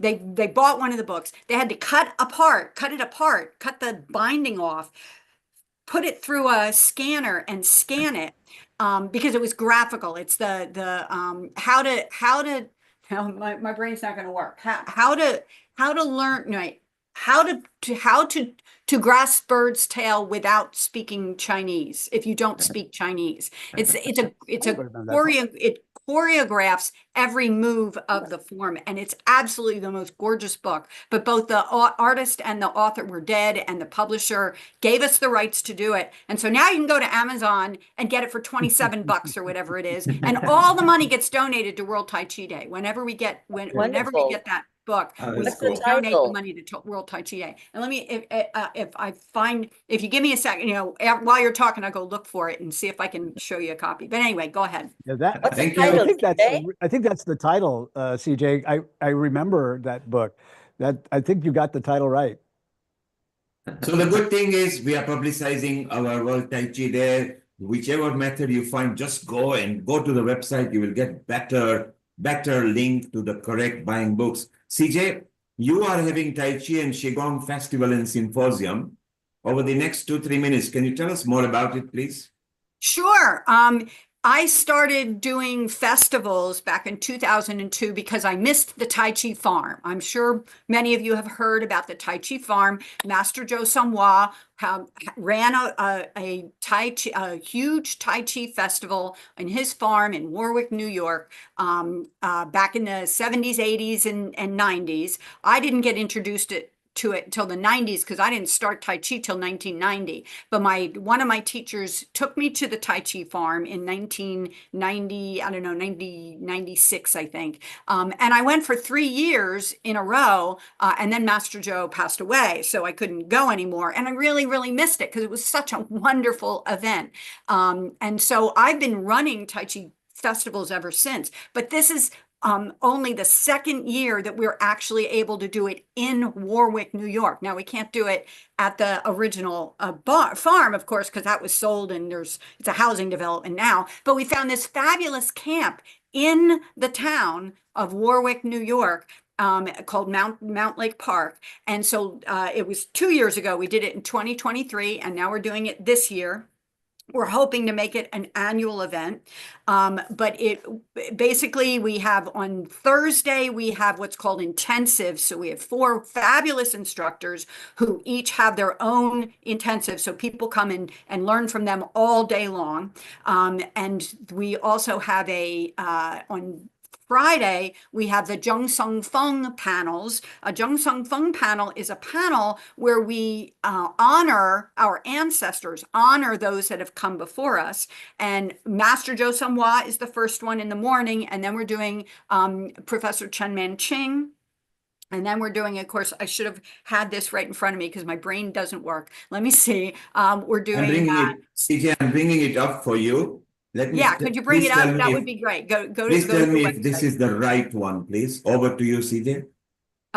Okay, so yeah, that's one. If you could click on workshops, we'll have the names of everyone. So click on workshops. It's, scroll down to the workshops. No, I meant on in the menu. Go to the menu. There's a menu choice that says workshops. Okay, I'm not able to get there at the over on the moment. left. Yeah, we'll try to find that. Carry on talking. Okay. Well, at any rate, it's Steve Higgins is one of the legacy panels, and the Effie Chow, Bill Douglas is going to be on the Effie Chow panel. And my brain's not working on BP Chan, who is a wonderful teacher at the farm. He has a very, very a local following, but he's Ron Lambert recently wrote a book on him. So these are the legacy panels that we're going to be having. And then on Saturday and Sunday are the workshops, and we have a huge number of fabulous workshop leaders. You can see the list there: Mark Sabin, Ron Lambert, Rich Morantz, John Lupos, Roger Yanka, Bill Douglas, of course, is going to be doing one, although he's doing his Zoom on Zoom. So there's a Zoom component for the festival and a live component. So you don't have to come in person. You can also sign up for the Zoom, and that gives you the ability to see one workshop all day Saturday and Sunday. All the legacy panels are all available. The unintensive aren't available then. Let's remind people that it is in person and on Zoom too. From June 26th to June 30th inclusively in Warwick in United States. It's a nice, lovely park. I believe is right. Lake Park, is that right? Yeah, Mount Lake Park. Lake Park, yes. Seems very exciting and it's very beautiful. CJ will still remind people a bit later I want to concentrate on the Global Transformation Project now. So Bill, over the next 5-10 minutes, could you tell us where we are and how we're doing with the Global Transformation Project? Over to you, Bill. Yeah. Well, we've got about 2,000 signatures on the petition, and that's we've kind of maxed out there. And so now we're just waiting for the global mind-body community to catch a fever and start getting signatures on the petition. Once we get 100,000, me and Angie are committed to contacting every United Nations mission on the planet. And, and we've got a record. I mean, with World Tai Chi Day, we got government bodies all over the planet to officially proclaim World Tai Chi Day and to recommend Tai Chi and Qigong and mind body for their citizens. But me and Angie, we just can't invest the amount of work that it would take to do all that if we don't have the soul force of the mind-body community behind us. And we don't know, we know that it'll happen. We just don't know the timeline on it. I hope it happens while I'm still alive and I can still do it. That's my main hope. But yeah, it's at some point, we just assume that it'll catch fire because it's just so obvious that it would solve so many of the problems on the planet, and it would save trillions of dollars at a time when everybody's economy could use trillions of dollars, and just create a much more compassionate and empathetic planet. Because when people go into alpha state on a regular basis, it increases the empathy and compassion parts of their brain, and it shrinks the stress, fear parts of the brain. I mean, literally, physically, neuroplasticity, it changes the brain. And so to have that, that calmness and coherence spread around the planet by kids doing that would be such a huge thing. So that's kind of where we're at. We just need to get petition signatures on it.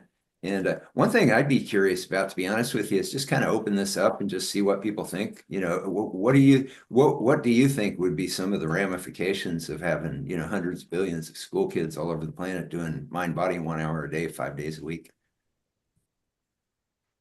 Well, And Billy, meanwhile, Bill, let's show a bit of the website, and if you can remind people how to connect to the website. This is the right one, is that right? Let's see. Yes, this is it. Yep, it's globaltransformationproject.org. And so even if you just put on your browser Global Transformation Project, you will see it appears on the top. We don't even have to wait for 100,000 signatures. If it's there, do it. But if you can lobby in whichever area you are in, just garner this support, because there is other way of going around it. It's the lobbying way. But let's get signatures, and if not, let's lobby. And every Qigong, Tai Chi, or even health episodes in person, Zoom, just tell people to garner some support. Over to you. Yeah, before I have a kind of an interesting, amusing thing about the website. I went on Grok and I asked Grok, what's the Global Transformation Project? And it was beautiful. I mean, it was all glowing, and then it got down to the last part, and it said, but they claim that this would change planetary consciousness and reduce crime and stuff like that, but they don't provide any data for it. And so that really ticked me off, because, the Gospel Science second edition, it's free next Saturday on Amazon, unless Amazon screws me up on it on Kindle. And it has all this data and all the science that shows. And so it really ticked me off that night. And then the next morning when I woke up, something popped in my head and said, well, just go create a page there and put all the science on there. And so I went in and I put all the science on there, and then I went back to ask Grok again. And Grok had dropped that accusation that we didn't have the science, but it also dropped the concept that it would change the planet.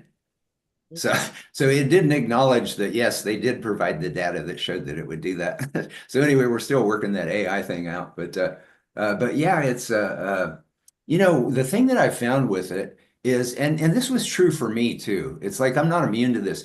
When I first started putting all this science together and the vision of, just how it's so obvious, it is so incredibly obvious that this should be part of public education.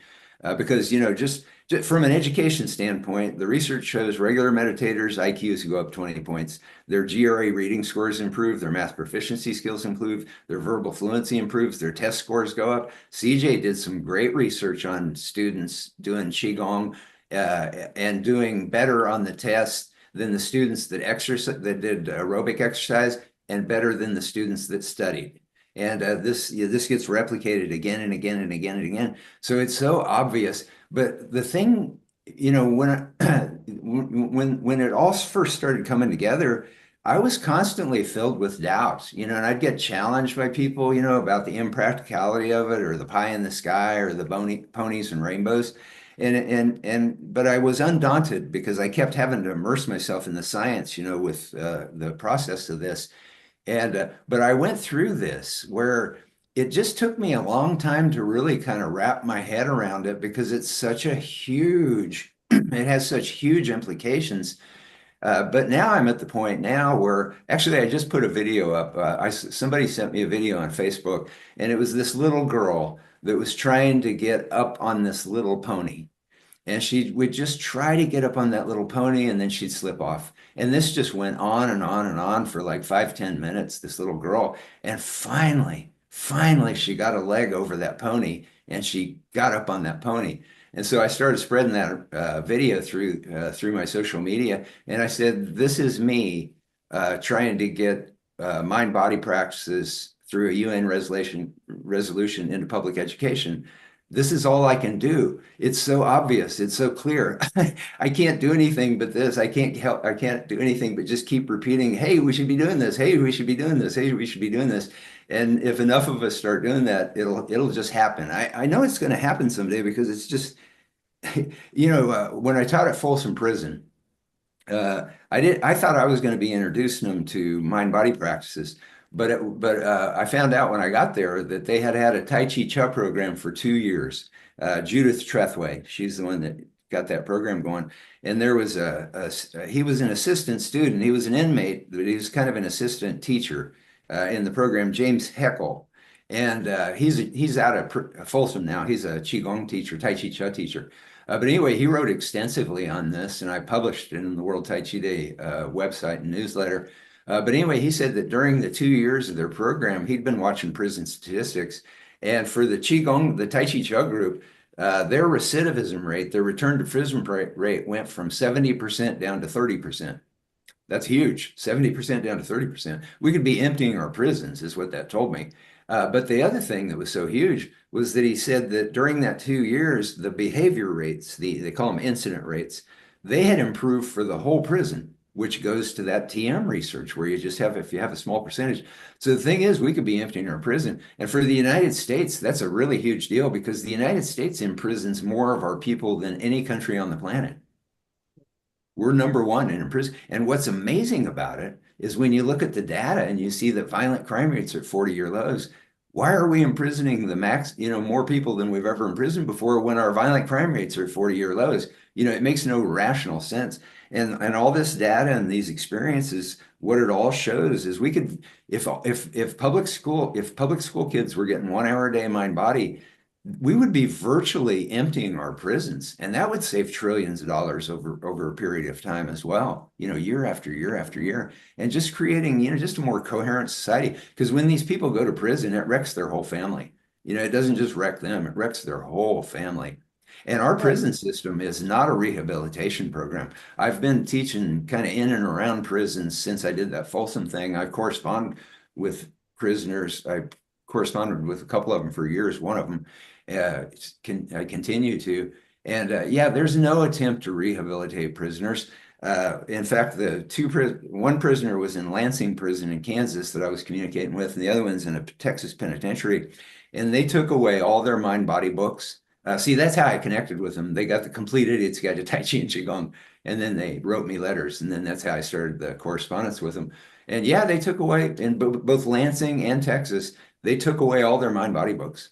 And since the pandemic, they lock them down tighter and tighter and tighter and tighter, where they don't even have room to do Tai Chi. And the Apodaca prison in Mexico, they had one of the most violent, this is all in my book that's free next week, but they had one of the most violent incidents in Mexican prison history, and they taught the whole prison how to meditate. Prison guards, inmates, administration, warden, everybody learned how to meditate. Haven't had a major violent incident since that happened. Yeah, good.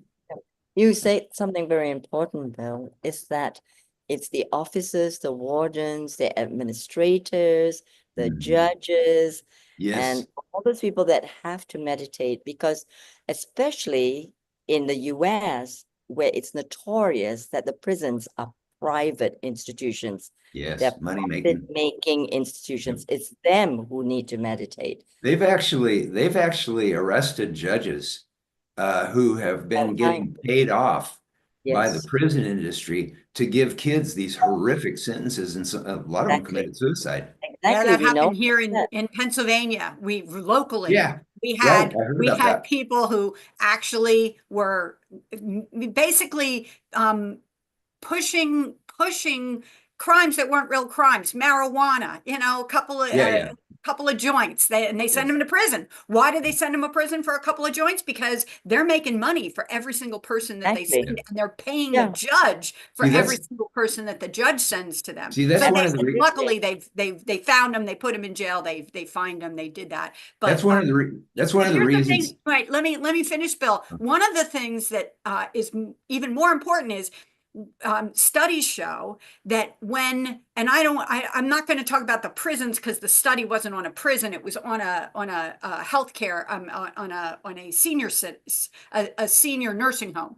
But when the people in the nursing home did Tai Chi and Qigong, the administrators and caregivers and the people that worked there had less stress. Yeah. So they don't have to do the meditation themselves if people around them are doing the meditations. Yeah. Because it's like we've said, your neighbors benefit. And of course, Yeah. this particular study was trying to eliminate burnout of the people who are working in the nursing homes, because that's a real major problem, is burnout. And so they wanted to find a way to decrease burnout, and so they introduced the Tai Chi, and they discovered that the people who worked there didn't actually have to do it, but the residents did. And if the residents did Tai Chi, their behavior was better, and that in turn caused the administrators and the caregivers behavior, basically their stress levels went down. So it's important. I tell my It's students, share my meditation video with your coworkers because it will make your life easier. Right. So thank you, Bill. Thank you, CJ. CJ, just one correction. Samantha from Birmingham says that this event is not in Warwick. So I want to correct her. It is not Warwick in United Kingdom Midlands. It is Warwick in New York in United States of America. So sorry, Samantha, maybe if it comes to Warwick in UK, you might be able to join it next year. But right now, this is happening on June 26th. Hey, CJ will go on the road anytime. CJ will he'll pack up that circus and be there. It's in her name. It's Before in her you know name. it. Once again, just to remind people, this is happening on June 26th to 30th in Warwick, in New York, in United States of America. Sorry for the people in UK if you thought it was Warwick. Well, except the people in UK can come on Zoom, because we do have it on Zoom as well. So well, you can put on social media. If you just go to Bill or CJ, you are connected to us as well. We'll put it on the social media. I just want to change It's a a great bit of program. subject over here. Let's go to Wai Ching Lee over there in Malaysia before she goes to sleep. Wai Ching, tell us a bit about Infinity Quantum Qigong. So if you could tell us for 5 minutes about Infinity Qigong, and if you can bring some tips or even show some style or method, less people on the social media enjoy that for the next 5-6 minutes, and then we go back to the chit chat. Over to you, Wai Ching Lee. Hey, so seems like I'm prepared somewhat. Go ahead. So, guess that should have been there. Oh, wait a minute. Could I share? You're a co-host. You should be able to. Okay. And meanwhile, keep on talking. So Wai Ching Lee, who is in Malaysia at the moment, she is also a wellness, well-being mentor. If you can't share, just talk about it, Wai Ching. Yeah, I can. And can you see? No, we can't because you are not. Yes, it's coming now. Okay. And if you maximize, so we don't see your, yes, just maximize the screen, please. Maximize the screen, so I can do that. Yeah. Or just With press the F. Yeah, there you go. It's Yeah, there we perfect go. now. Go ahead. Well, yes, thank you for asking me to share because I felt I wanted to actually give more precedence to Bill, but to open it was not appropriate. I felt no, I tried to close this one. Can you see the advanced sharing options that is it showing up that way?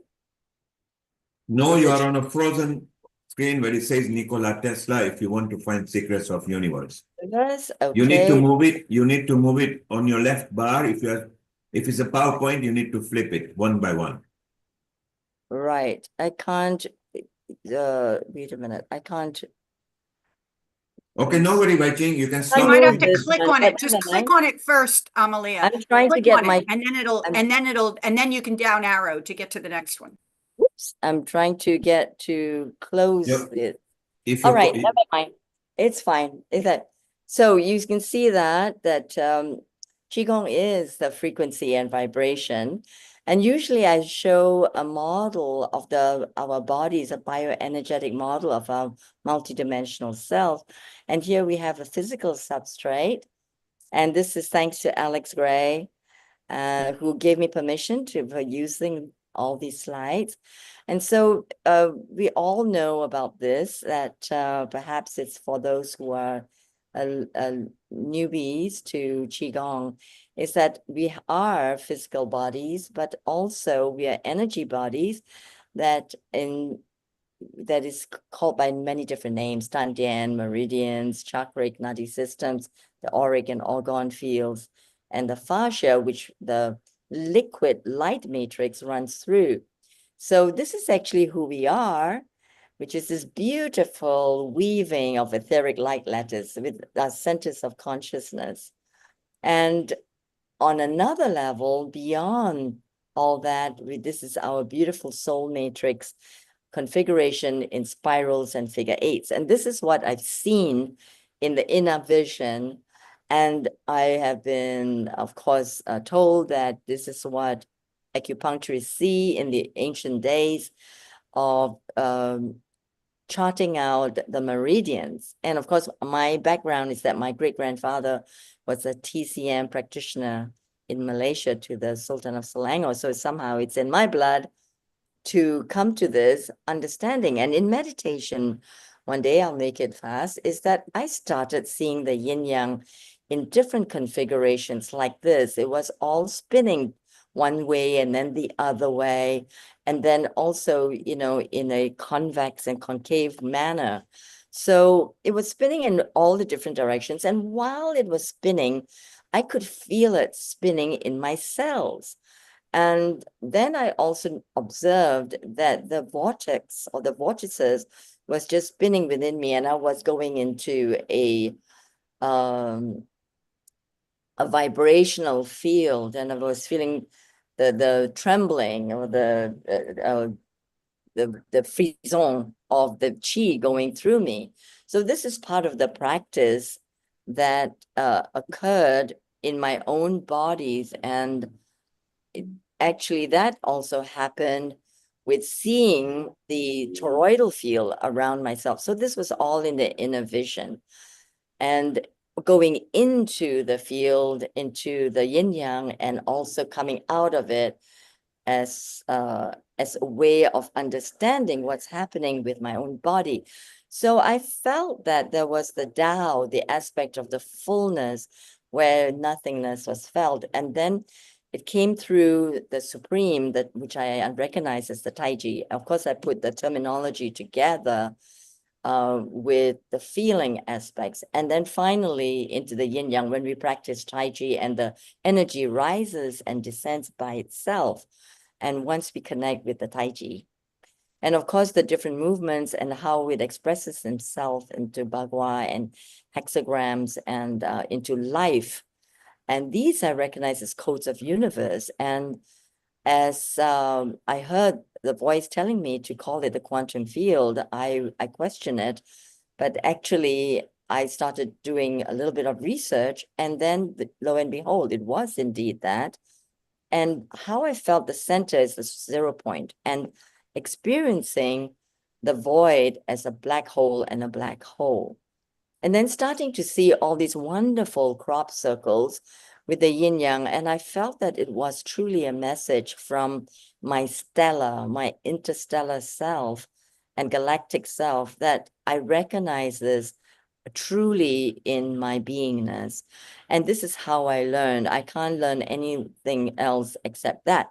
So it started developing what I felt was the infinity Qigong, and I was told to call it quantum. And of course, I resisted that for a while. And because I thought, well, quantum belongs to the scientists.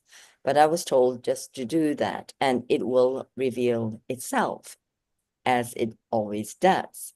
So this is, oh, I can do that now. This is a video that I made. Can you hear the sound? No, you're not Yeah. sharing it. You need to share it, and then you need to share the sound as well. Got a little box. Okay. So I have to, but before that, you could hear me, right? We heard you, not your presentation, but we heard your talk. Oh, you didn't see anything? No, we Yes, didn't. Sharon, I mean, Wai Ching, we've been telling you, you are not sharing your screen. Yeah, we're seeing So you. don't worry about that. If you want to play the video, share screen and tick the play sound, okay?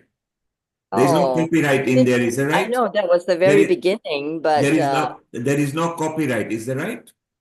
no, that's In the- my call, right? Yeah, go ahead. So what you do, share the video, see, make sure it's on your screen, and share, tick the Sound. play sound, okay? Do the play. It'll have a Yes, little- and now share the screen. And Can then you play see? the video. It'll have a little box that'll say sound when you click to share. Click the share. Okay, Yeah, we- what you do, I One think that second, I've got it. Like share. I can only see host all participants, host only. There'd be a little share. box for sound. Share sound. once you share screen, you will see the video. If you see the video, either on the top right or bottom left, it will say tick for Ah. play sound. Yes, I've got it. Now share and play. Okay. And it's too bad that you didn't see the other slides. Oh, okay. And then it's not.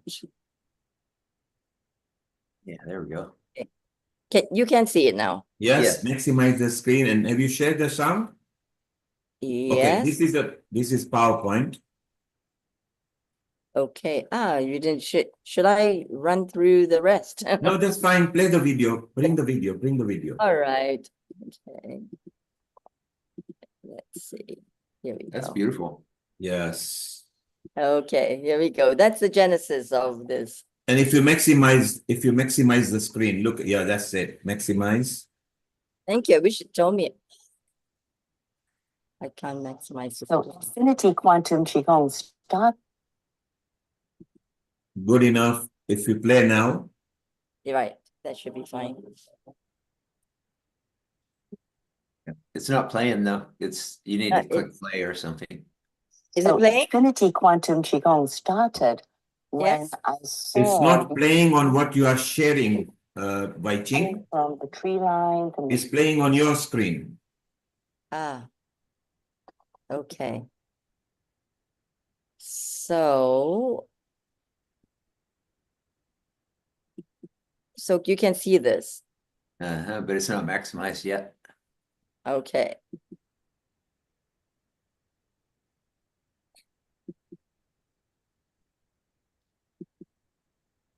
Doesn't. Maybe if you click on the YouTube.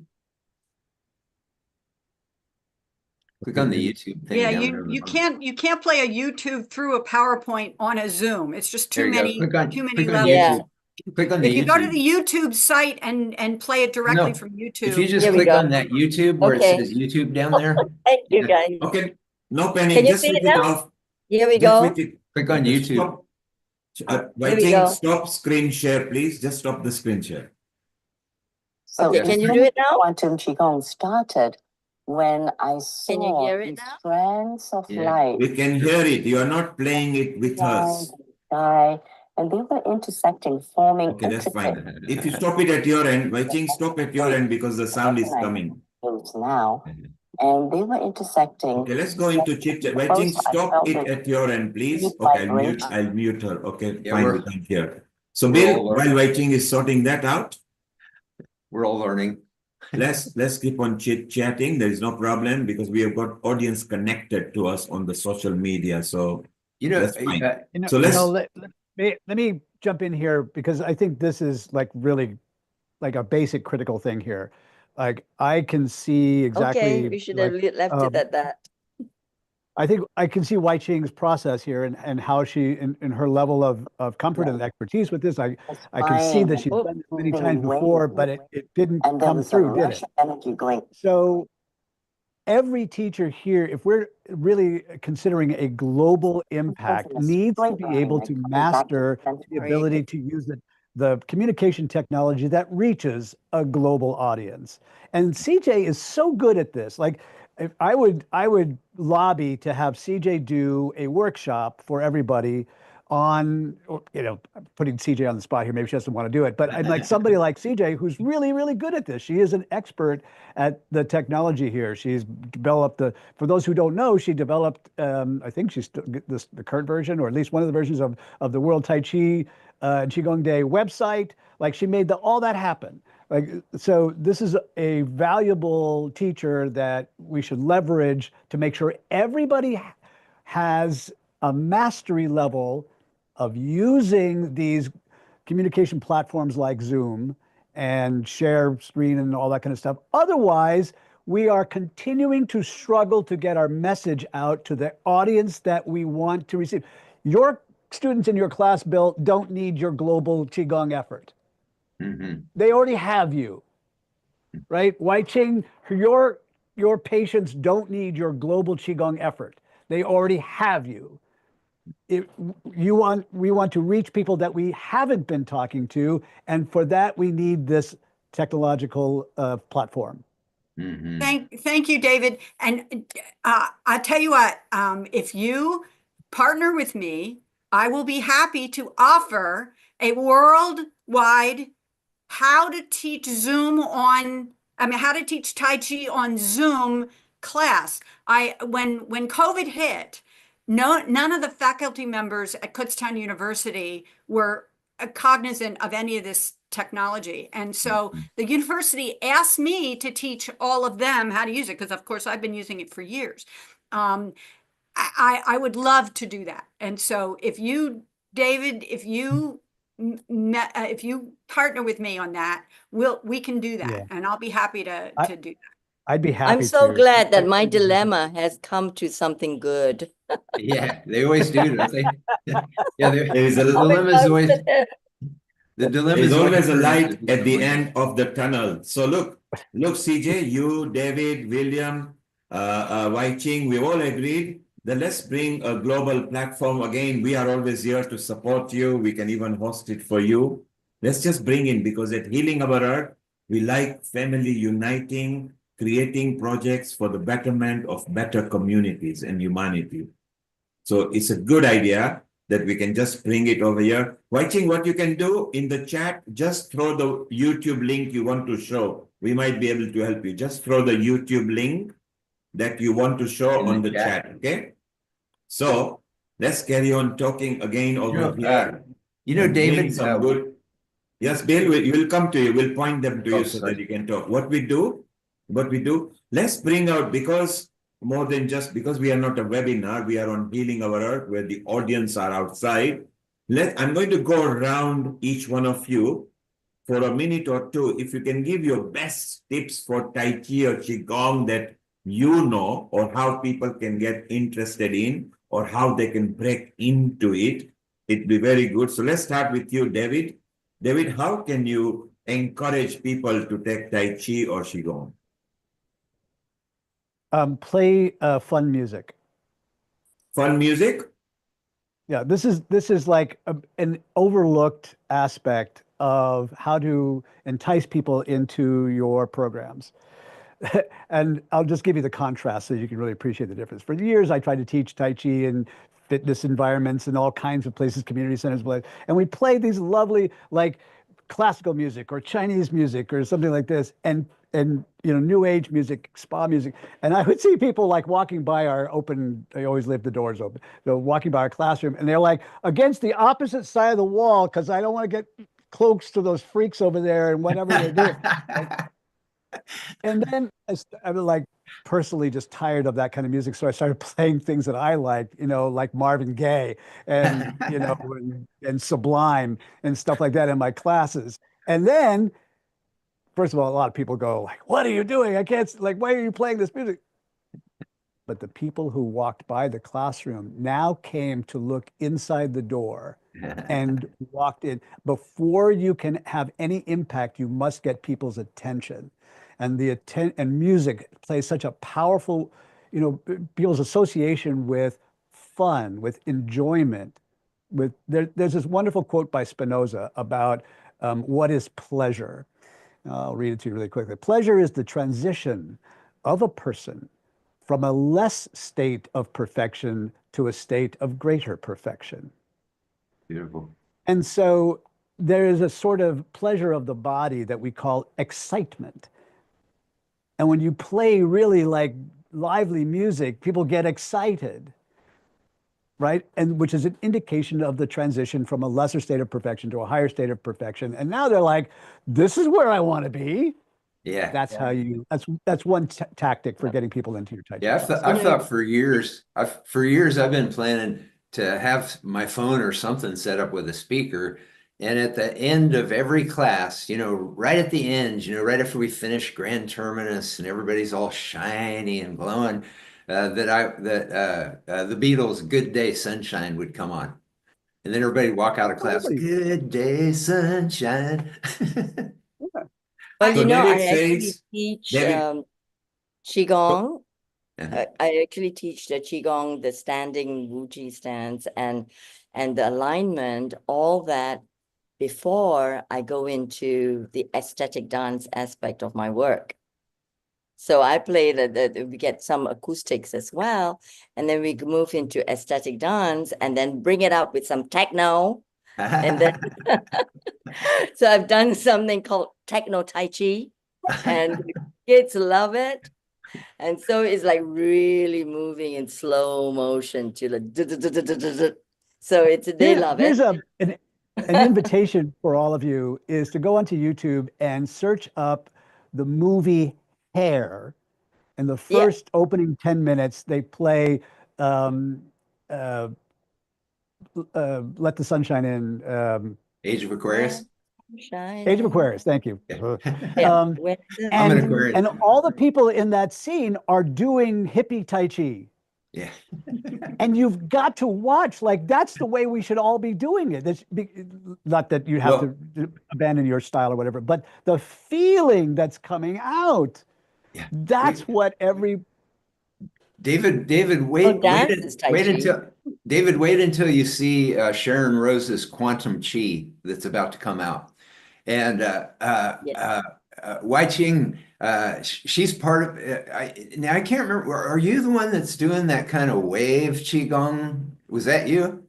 Yeah, I've been showing that to my students. Producer. I don't have it perfected, but yeah, this documentary, the whole mind body community needs to make this documentary a huge success because you cannot. Sharon Rose has this incredible cinematic skill to take you into this flow state watching, and Master Lee and Wai Ching, it's like they just take you into the state while you're watching this.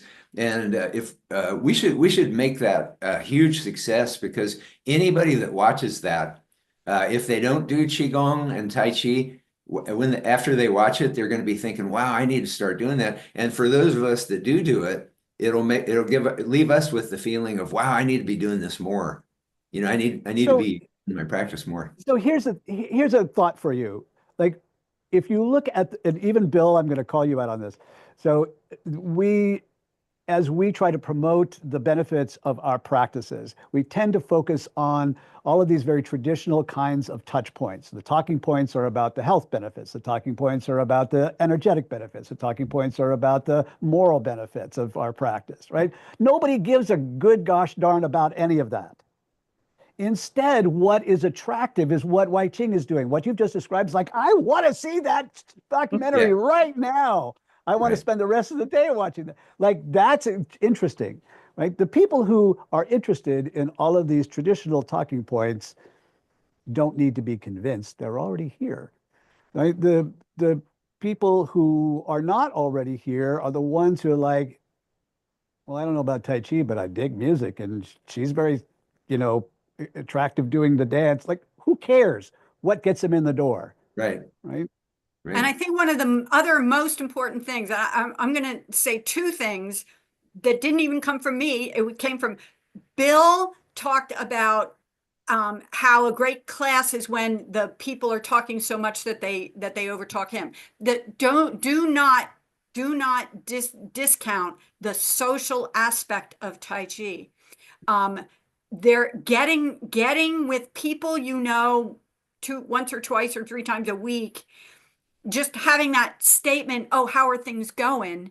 That's a super important part of Tai Chi. And research shows that. I mean, you got to look at the research to see what aspects of Tai Chi. And granted, yeah, you get that in exercise classes too. Yes, but Tai Chi gives you this additional, the magic, the magic triumphant of Tai Chi is according to research, is the deep breathing, the focused intention, um, and the slow movements. That combination, it doesn't even matter what movements they are, that combination is what provides the brain chemistry change in order to enable the health aspect, the vagus nerve to relax, and the lungs to increase, and the heart rate to slow, and all those wonderful things that had the brain waves to switch over to alpha wave. All of these wonderful physical benefits occur because of that magic combination. So that is more magic than anything else, but people don't recognize that until they've done it.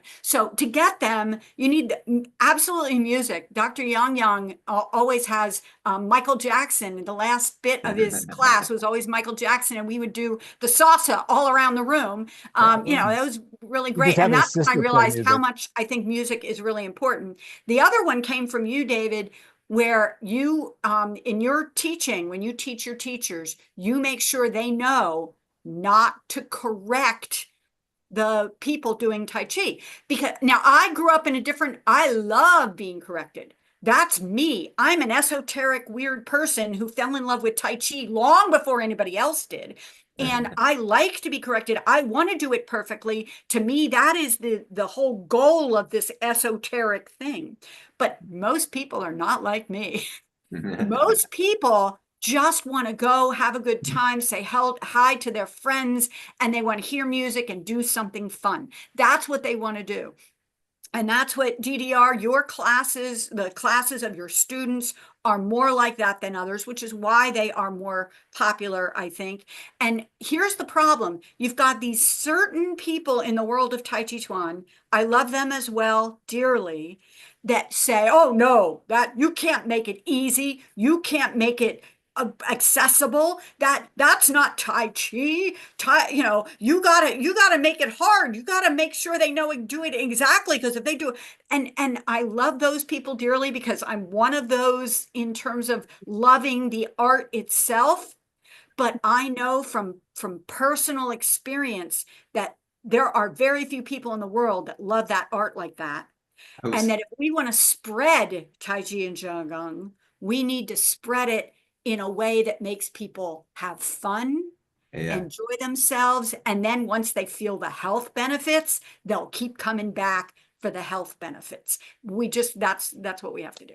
I was at a Tai Chi conference one time, and we were all sitting around having lunch, a bunch of Tai Chi teachers. And one of them said, he said, I never move my students to the second movement until we perfect the first movement. And then one of the teachers said, well, if I did that, we'd never get to the second movement. And everybody laughed because It's true.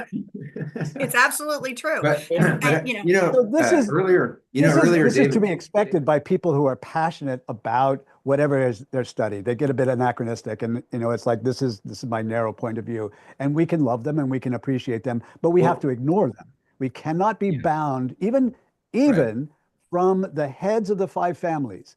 We cannot be bound by the tradition if this is the big condition, right? This is the qualifier. If our intention is to have a global expansion of Right. participation, Right. right? Because the traditional way and all of the reasons why it was culturally protected in that way are no longer, applicable. They're moot, right? We don't live in that world anymore. Yeah. And so if you want increased participation, you have to, you have to ignore the people who say it has to be, and plus it's like, give me a fucking break. It's Like, one I or have the no talent other, at Tai right? Chi at And all. What The I've only come to way term- I'm any good at Tai Chi is because I just, I work so hard at it. And if you're telling people, and I'm still terrible, and if you're telling people, like you have to be perfect at it, you have to do it this right, it's like nobody's ever gonna, I'm only Right. still here because I'm nuts, just like CJ says. yeah. Well, And what you know, I've done Qigong into like put together somatic education together for a long time. And that means like a free flow, a free form that went into ecstasy. And so I have my own brand that's called Transcendence.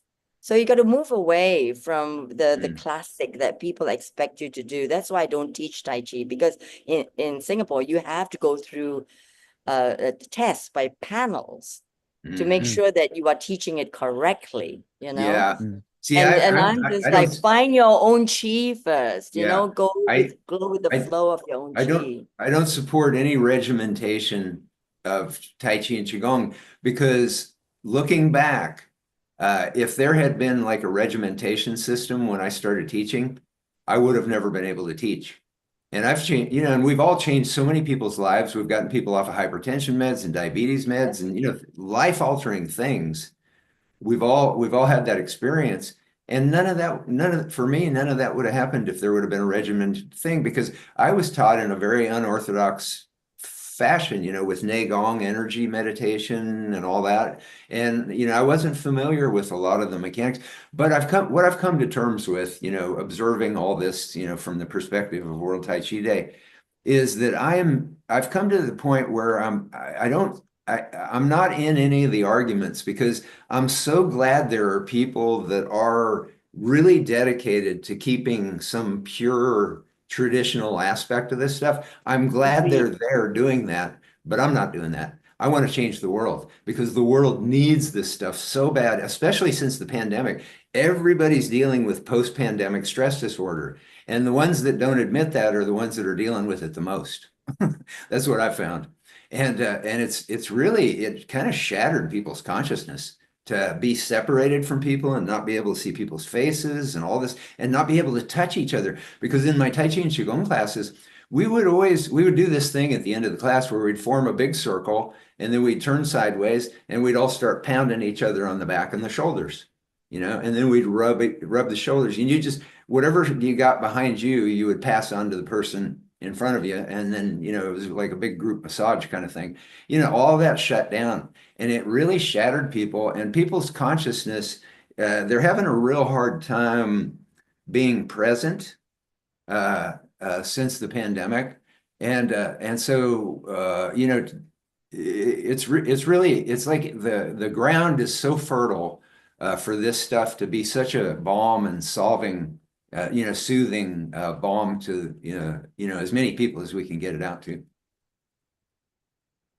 So, Bill, thank you very much. Shortly, I think Siobhan is there out in a person meeting over there for the World Tai Chi and Qigong Day. We're trying to raise her. She is connected here.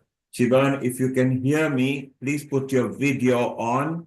We would like to say hello to all group over there. If you can hear us, please put the video on and show us what's happening there. David, while Siobhan, yeah, she's there. Elbow. Can you put the video on, Siobhan? But it also has one of the 8 energies in his shoulder. Hi. Can we all say hi? I don't think the camera, I'm so sorry. No. Good, so you're speaking.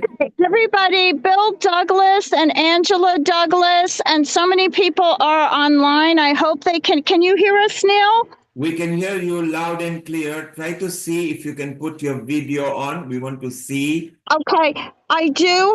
Okay, start my video. It Yes, says it's unable to access the camera. I'm so sorry, but we're a large group here, and everybody, we're a World Tai Chi Qigong Day event in Pennsylvania. Can everybody just say hi? so we can hear you. She. Shivon, what you can do, So try to we want to connect back. Bill and Angela Douglas for creating this day, and I apologize that I'm not technically savvy, but thank you so much, and let me know when you want me to introduce Jeff. Thank you. So, Hey, so Siobhan, Shivon, Siobhan, I just say hi. Hi, Siobhan. So I'm supposed to be there. So I am not there because I'm here, just letting you know.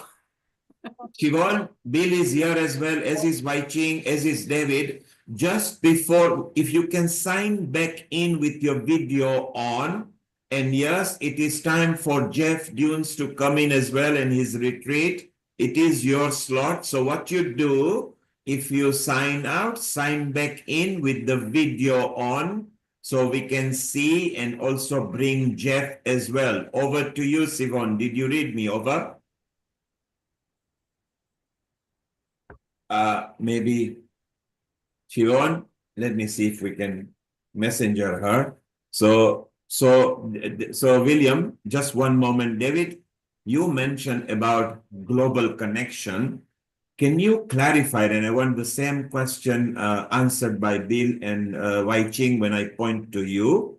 David, what does global mean to you? Do you mean conference, competition, festival, or retreat? Because online, we are already globally connected. You guys are. Healing Our Earth is connected to 186 countries. So it's different people. So David, first, what is your thought on global? Then we go to William, and then we go to Wai Ching and CJ. Over to you, David. So the answer is that you have to be on all of those platforms. You have to be doing all of those things: conferences, workshops, online classes. Like now, because of the spread of people into sort of silos of attention, and so right now, if you want to really spread your message, you have to go into those silos, and that means all these different platforms and different forms of event. Now, in the past, that was such a daunting experience. I even heard Bill mention a little bit ago about how he's only one guy, he can only do so much. But the technology has advanced now to the point where we have, and I'm talking about in just the last couple of months, just since the beginning of 2025, technology has zoomed ahead with tools that will allow us to do this, even if you're a solopreneur, if you're holding forth in Malaysia, you can still create all of these kinds of events on all these different silos. And so when I talk about a global reach, if your vision is that large, then you have to be on all of those different types of events.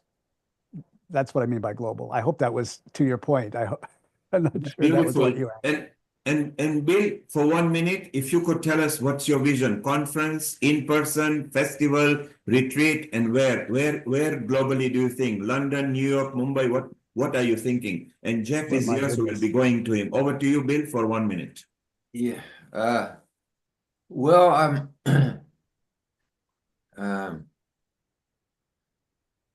I mean, like I said, it's like my main focus is just to get signatures on this petition, and so I'm hoping that whatever is going on out there, what we've tried to do is we've tried to support, everything that everybody's doing. So the conferences that everybody's doing, we try to get it out to our World Tai Chi and Qigong Day community, because we just want to help everybody grow everything that they're doing. So, anything that's going on out there, send it to us at worldtaichiday.org, and then we'll put it in our newsletter and share it out there.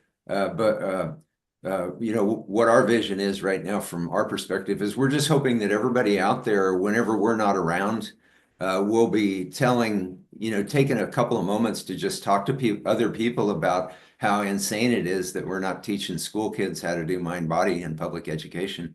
And so that it just becomes this thing that everybody's talking about, and then the signatures grow, and then we can start our work with the United Nations. So effectively, let us explore more. People are keen. Let's bring it, whether it's New York, London, Africa. Let's bring a retreat. Let's bring education. I'm going to come back to you a bit later, Wai Ching and CJ. We've got Jeff Dunes here. I mean, he's going to talk about retreat and consciousness project as well. He's a very eminent personality. Siobhan, if you can hear us, if you are back. Otherwise, greetings, Jeff Dunes. If you could unmute yourself, how are you? I'm doing very well. Thanks for having me here and giving me an opportunity to share some stuff for a few minutes. It's awesome to have you here. Siobhan has been talking very highly of you, which is beautiful. And apart from the retreat, you're also going to tell us about Consciousness Project as well, Jeff. And if she can, she will try to connect. She is there in Pennsylvania, where even CJ was going to be, but couldn't make it. And she's there in person, so she's tried to connect to us. She was here just a few moments back, but could not put the video. She might join in. So Jeff, tell us a bit more about you and what have you got lined up for us? Over to you, Jeff. Hey, Neil, before Jeff does that, if I could just mention something. Jeff is a research scientist, and Jeff's mother, Brenda Dunn, she was one of the founders of the PAIR labs, the Princeton Engineering Anomalies Research Labs, that are world famous for discovering that human consciousness can affect physical reality. And Jeff's history is a really huge history. And then Jeff has a novel out about consciousness as well, which incorporates a lot of science. And the title of it escapes me, Jeff. I know what it is. It'll come right to you when you see it. Thank you. Yeah, Nexus. All right, Jeff, you can tell us more about it. Thank you, Bill. So, yeah, a lot of different topics. Kind of, let me maybe do the well, let me do this a little bit chronologically then. And so the background of all of this does come out of the Princeton Engineering Anomalies Research Laboratory. So this started in the late 1970s, and I was a whopping like 11, 12 years old when all of that happened. And that's my background. I grew up in that environment. And in the mid to late 90s, as they started looking at retiring, the people who were running it, saying, what do we do next? That's where the International Consciousness Research Laboratories came about.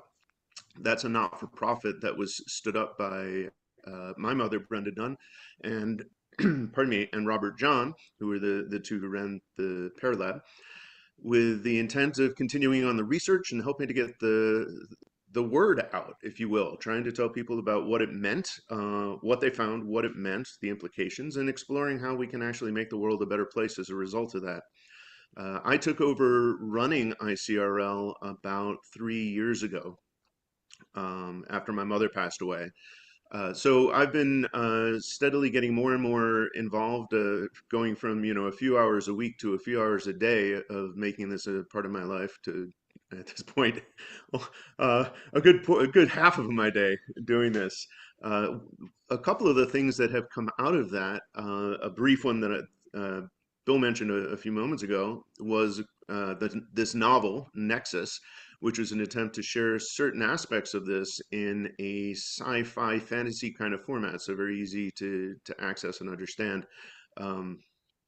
Something that's a little bit more interactive was the thing that I was originally thinking I would share with you, and that is that as part of ICRL's mission, we try to bring people together to have experiences that let them know, what does all of this actually mean? And our niche, if you will, is kind of combining the experiential and the intellectual. So we don't want to just talk about research. We do want to talk about research, the research that has been done, the research that ICRL is continuing to do, and other people around the world are continuing to do. We want to continue doing that, but we want to make it a very practical thing. And so part of what we're doing in that respect is bringing people together. We've had two 2 retreats so far that have been focused on giving people sort of consciousness expanding experiences, and then pairing those with conversations where we talk about what does it mean? What did this, how did this help you to see things in a different light? And what did other people feel? So we bring about a dozen to 15 people together. The first one we did was in Virginia. The second one was just about a month ago. We did that down in Florida. And we have another one coming up. I'm really excited about this one. So one of the reasons I was so happy to be able to share the news about it. The next one is going to be in September, and we've been able to arrange to hold it in a beautiful, beautiful area of Italy, at a place called the Paris Center. Absolutely gorgeous. So like I said, that's in September, and I'll put a link in the chat in a few minutes so that you have you can find out more information, register, and so forth. One of the reasons why I thought it was really sort of appropriate to share it here is in these retreats, we're always doing a variety of different things. Meditation, trying, for example, to affect physical devices using intention. Those are kind of things maybe you would expect, but we include a lot of different aspects of this, such as historically doing art projects, dance, these sorts of things. And naturally, Qigong, Tai Chi, these are really prime activities to help people think more about what consciousness is and how to embody it in our lives and actually make things better with it. So that's something that I felt was really up the alley of this particular audience, and why I was happy to share that. So like I said, I'll put that in the chat in just a second. And then in general, we've got a lot of different activities that are going on with this charity, ICRL. And I'm happy to tell you a little bit more about it. I don't want to take too much of your time because I know there's a lot of people looking to share. So let me just pause here and see if people have questions, or want to explore deeper, or we move on to another topic. All of those are perfectly fine. So how can people learn about the retreat? Do you have the URL for it, Jeff? I do indeed, and I'm going to pop it right See, here. the audience is not here. This is Zoom room for the contributors. The audience are listening on a Facebook, YouTube, website, in partner Okay. channels. So if they do not see, if they don't see the chat in this, let me just tell you the fastest and easiest way to get there is by going to our website, which is icrl.org. So International Consciousness Research Labs, icrl.org. And on the top right of any page on our site, you'll see a little section that's called What's Happening. And one of the items up there Jeff, is this the right page? Yep, and if you see the August retreat, and oh, I did not update that. That will in a moment read September retreat in Tuscany. My apologies for that. But yes, if you click on that link right there, that will take you. Which link are you talking about? Where it says August retreat in Tuscany, under What's Happening. So go down one more. There you go. And there you'll be able to, did you click it, or is it, yeah, go ahead and click that. Yeah, it's propagating, it's coming. Oh, there you go. Okay, great. There we are. The title, there we go, September Consciousness Dialogues Retreat. So that, by the way, is the place where we're holding it. You can see it's just absolutely gorgeous location. And then at the bottom of this, well, as you scroll down, there's a little bit more information on it. And you will, at the very bottom, see a registration form. So for those who don't know where Tuscany is, it is in Italy. It's a very picturesque place, very famous in Italy. The weather is going to be good as well. And it's fairly reasonable price over here. You can say, just go and register. If you want to know more, you can send your questions or your comments on the email address over there as well. I would just like to add when you if you go to this, you're going to be contributing to something incredibly important. And we had the opportunity to talk to you, Jeff, when we were doing our podcasts with scientists. And one of the things that I led into when I introduced you and Dr. Nelson and McCratty and the other scientists that we brought on, is that Nikola Tesla, he said that the day that science turns its attention to consciousness rather than physical reality, it'll make more progress in 1 decade than it has in all the history of science. And so the science that Jeff and Dr. Nelson, Dr. McCratty, and these people are doing on consciousness, Dr. Penberthy at the University of Virginia Perceptual Studies Department, this is the most important science in the history of humanity, because when things change here, everything changes out there. And so you guys are right at the cutting edge of human history. And I'll mention also that one of the aspects of this that I didn't go into, but there is a research aspect to these retreats as well. Part of it is experiential, as I said, bringing people together, giving them that opportunity.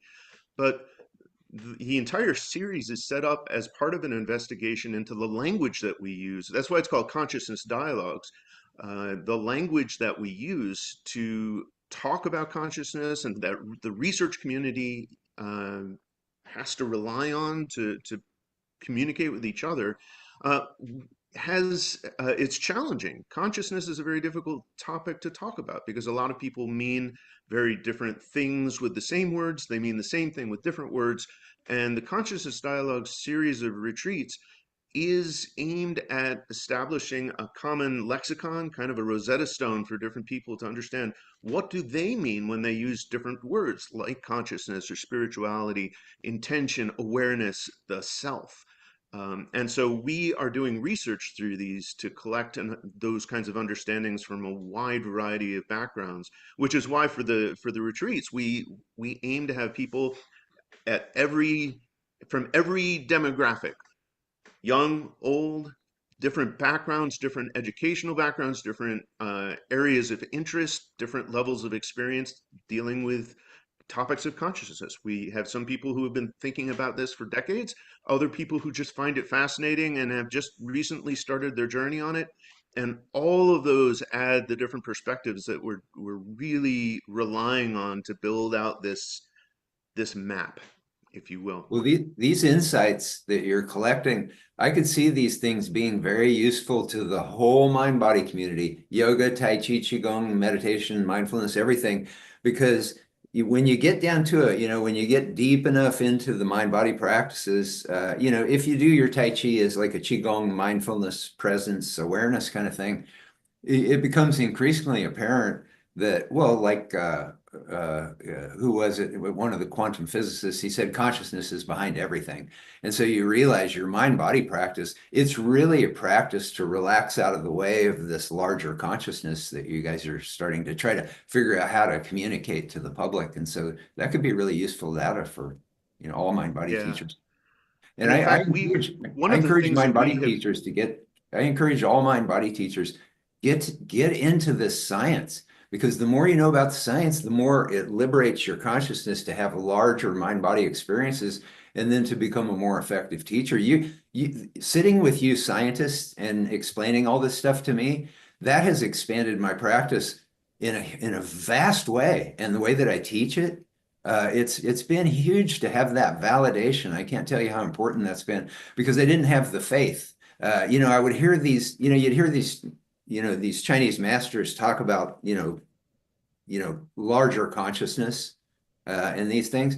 But it's like I couldn't really accept it until you guys until the scientific community started to validate it. And and I don't think it's been an easy road for you guys either, because through my research, I found out that, consciousness science and consciousness affecting reality and our bodies and everything, that's been kind of a taboo subject for a lot of research. Dr. Kelly from the University of Virginia Perceptual Studies Department, he was on a program with John Cleese from Monty Python, who's really interested in consciousness research. And he said that when he decided to go into consciousness research, all of his friends, all of his coworkers, they said, "Oh, you're going to destroy your career." And so the mind body community really needs to honor the kind of work that you guys have done and the pioneering efforts that, your mother and Dr. John and, Dr. Nelson, all you guys.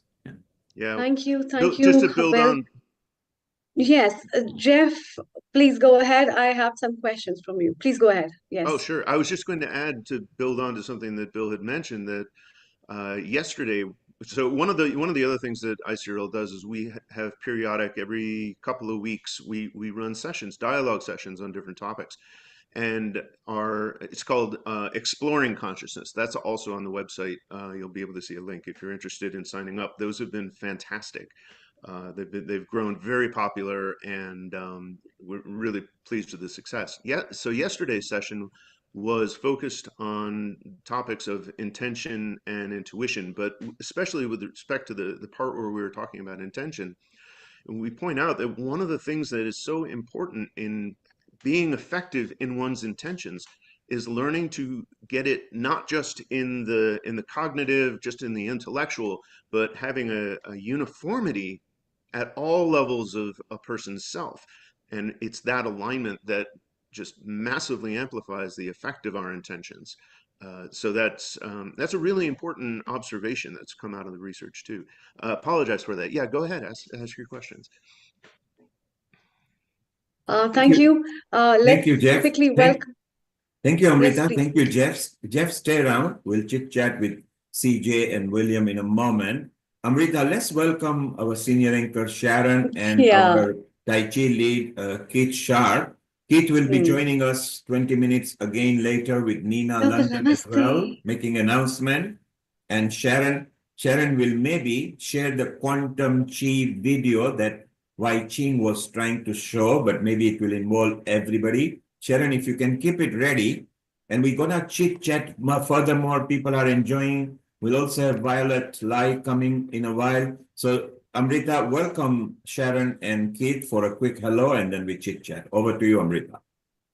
Thank you, Neil Kumar. Yes, I was about to say our sweet guests whom we really look forward to always in our episodes, Sharon and Keith, for coming here, and then we look forward to talk to you more. And yes, so please stay around. Jeff, so I have a question from you. If I wanted to ask you two, three things, and I also wanted to tell you that I'm from India, and presently I am studying at one of the very leading institutions of India, where we are working on consciousness studies, and also we are having a conference on mind, brain, and consciousness in June, where we also have a consciousness center where we study with the lot of scientists. And Hameroff,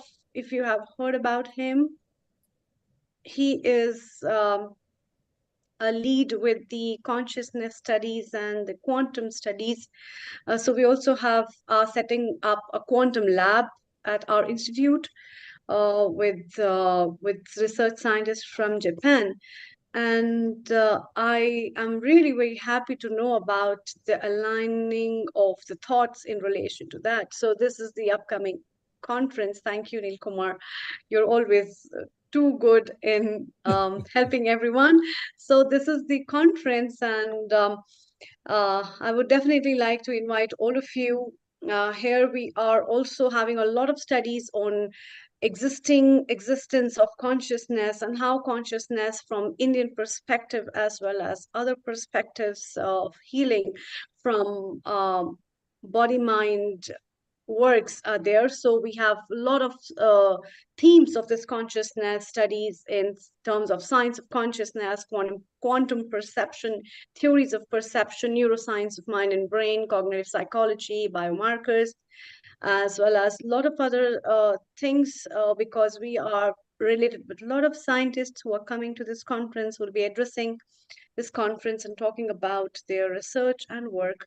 And I welcome you all to this conference, as well as it will open up new doors of giving a vision of perception in terms of understanding on the thought processes of the real world of consciousness. As Jeff, I really agree with you. The word consciousness is used in so many ways by so many people, and it's been interpreted in so many ways that I firstly have to ask them, which consciousness are you telling about? And therefore, understanding about this energy and its alignment and the fascination it has brought, because of which we are able to understand this world, perceive the world, and live in this world, has a lot of questions for everyone. And I really appreciate and encourage every one of you from this whole world who have made this effort to come together to bring in something beautiful in terms of Tai Chi and Qigong, which is also an integral part of the same energy of consciousness. And it's very incomplete to make this statement that life is, I think, nothing but the Chi. So And that's why I Amrita, really look forward to see Sharon Amrita, and her movie. Amrita, Yes, what I yes, would please like go you on. to do, if you can contact William and he can sign and send a reference on behalf of Global Transformation, and Keith from the Sure. UK Tai Chi and Qigong lead. Maybe Yeah. if they get the plug into IIT Mandi, for those people who don't know what Amrita is, which place she's talking about IIT. Anything that is IIT or IIM are a world-class organization of India, which is where 38% of the American top executives are from. So it's a very high prestigious institutions of India. So maybe it is a way of introducing Jeff, William, Keith Sharp. They can maybe do a write-up, send them further and better particulars, and they can come back onto that so they can even make a comment. Bill, you want to make a comment? Go ahead. Yeah, that's one thing that I wanted to just ask everybody is if everybody could just jot down Bill Douglas at worldtaichiday.org, or if you just go to worldtaichiday.org and join our newsletter, then you can always reply to our newsletters and it'll come straight to me. And whenever there are conferences like you're talking about right now, Jeff and Rita, if you could just make it a habit to just send it to me with something in the note about Bill, please put that in the World Tai Chi Day newsletter, because we have this network of Tai Chi and Qigong and mind body teachers and groups all over the planet that we send newsletters to, and we want them to be informed about these things. But it can be so much more efficient if you just specifically send it to me and say, Bill, put this in the World Tai Chi Day newsletter, and then I will. A lot of times people get disappointed because I don't promote something, but it's just because I just get overwhelmed. And if you send it to me, I want to promote these things. These things are so important. Yeah. So Amrita will you. do the due diligence. And Keith, hello, how are you? Shortly we'll be chatting to you, but how are you? I'm good, thank you very much. The weather is fine. It's nice to hear people like Jeff and seeing all these friends around from the world. I'm just going to jump into what Amrita was saying and what Bill was actually asking for as well, is that we have a colleague from Harvard, Peter Wayne, and he has just made his first or second visit to India. And I think that we need to involve him in some of these scientific evidence activities. That's the first point, very quickly. And then from Bill's perspective, I'd like everybody here to review, recognize the global transformation project, which Bill is actually, I don't know how this guy does it. He's only 44 and he looks about 45. So let's get on with the program and enjoy the rest of the talks. And I'll be sending you flowers. I have a word for Mita. Why is she always eating an apple? Thank you. Thank you, Keith. Okay, so stay around. We'll be with you with Nina London in a while. Bill, stay around. CJ, stay around. Sharon, while you were away, Wai Ching wanted to play one quantum chi video, but I think the one that you've got that includes everybody, and Bill actually described it while you were away because of the next project. but on your previous project, if you can maybe play that video reel for us so people get some idea. Take your time. I have two trailers, so one is yin trailer and one is yang trailer. Would you like to play now? I'll play one now. I'll play the yin one. Okay, let's sit and enjoy what's happening over here, and then we chit chat again. Over to you, Sharon.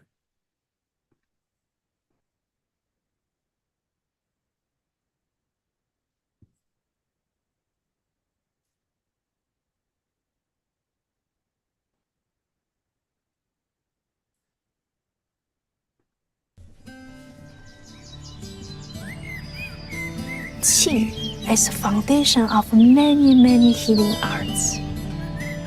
Qi is the foundation of many traditions in China. Life is from energy. Life is from Qi. And how about Qi? Where does the Qi come from? From love. From love of the universe. What does Qi feel like? A buzz, tingling. You're so excited, full of energy that you want to be playful all the time. When the Qi flowing, you can feel like warm, expand, some tingling. Because Qi, when you move, it also have a power to heal. When you're doing Qigong, what you're doing is cultivating life force within your body. You become a conduit for information, for new information to come into the body. And you connect to the Qi of the earth and the sky. You're simply a conduit. In Taoist practice, you're harnessing this light, this energy, this Qi. And so when we cultivate that energy from within, that compassion, that joy, that love, we can shift our state, shift that emotional state into something that's elevated and not constricted. Learn to shift from externally focused, searching for happiness, searching for meaning of life. You go inwardly, recognizing you have more access to life inside of you. It's a discipline, a healing art, a way of training the body and mind, a meditation in motion, a medication in motion, a way of conditioning the body for martial arts, for sports, improving strength, stamina, balance, and coordination.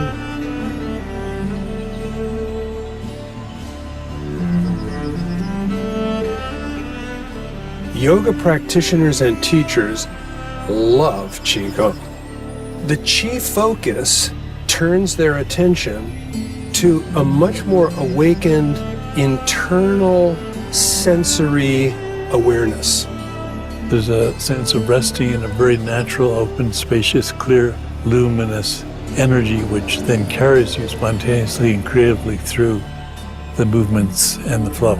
Therein lies the ability of practicing Qigong to build up incredible force in the body for rejuvenation, longevity, self-healing, and healing others. Qigong for everyone.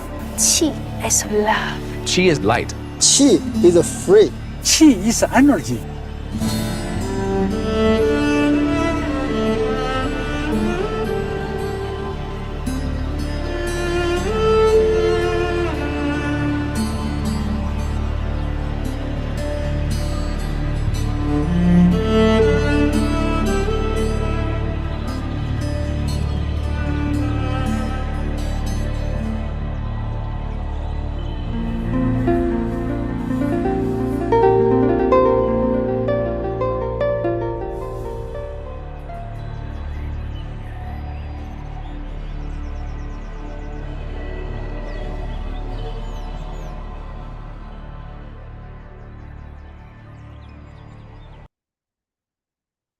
Beautiful. Beautiful. So wonderful. It is always soothing to look at that again and again. And of course, a new project is coming on, isn't it, Sharon? Something exciting is going to happen soon, isn't it? Well, let's see. I'm very close to being done. I am going to submit it for worldwide distribution, the documentary. probably in about a month, well, by the beginning of June. And so then hopefully I'll have some amazing updates for you. I feel so supported by this community and all of the people in the Qigong and Tai Chi community who I've had the real pleasure and honor, like CJ. I met her through Effie, actually. And of course, you know, Bill and Amalia are actually associate producers on the film, along with Roger Yonka. And yeah, and right at the moment, you know how I love music. We are putting together the soundtrack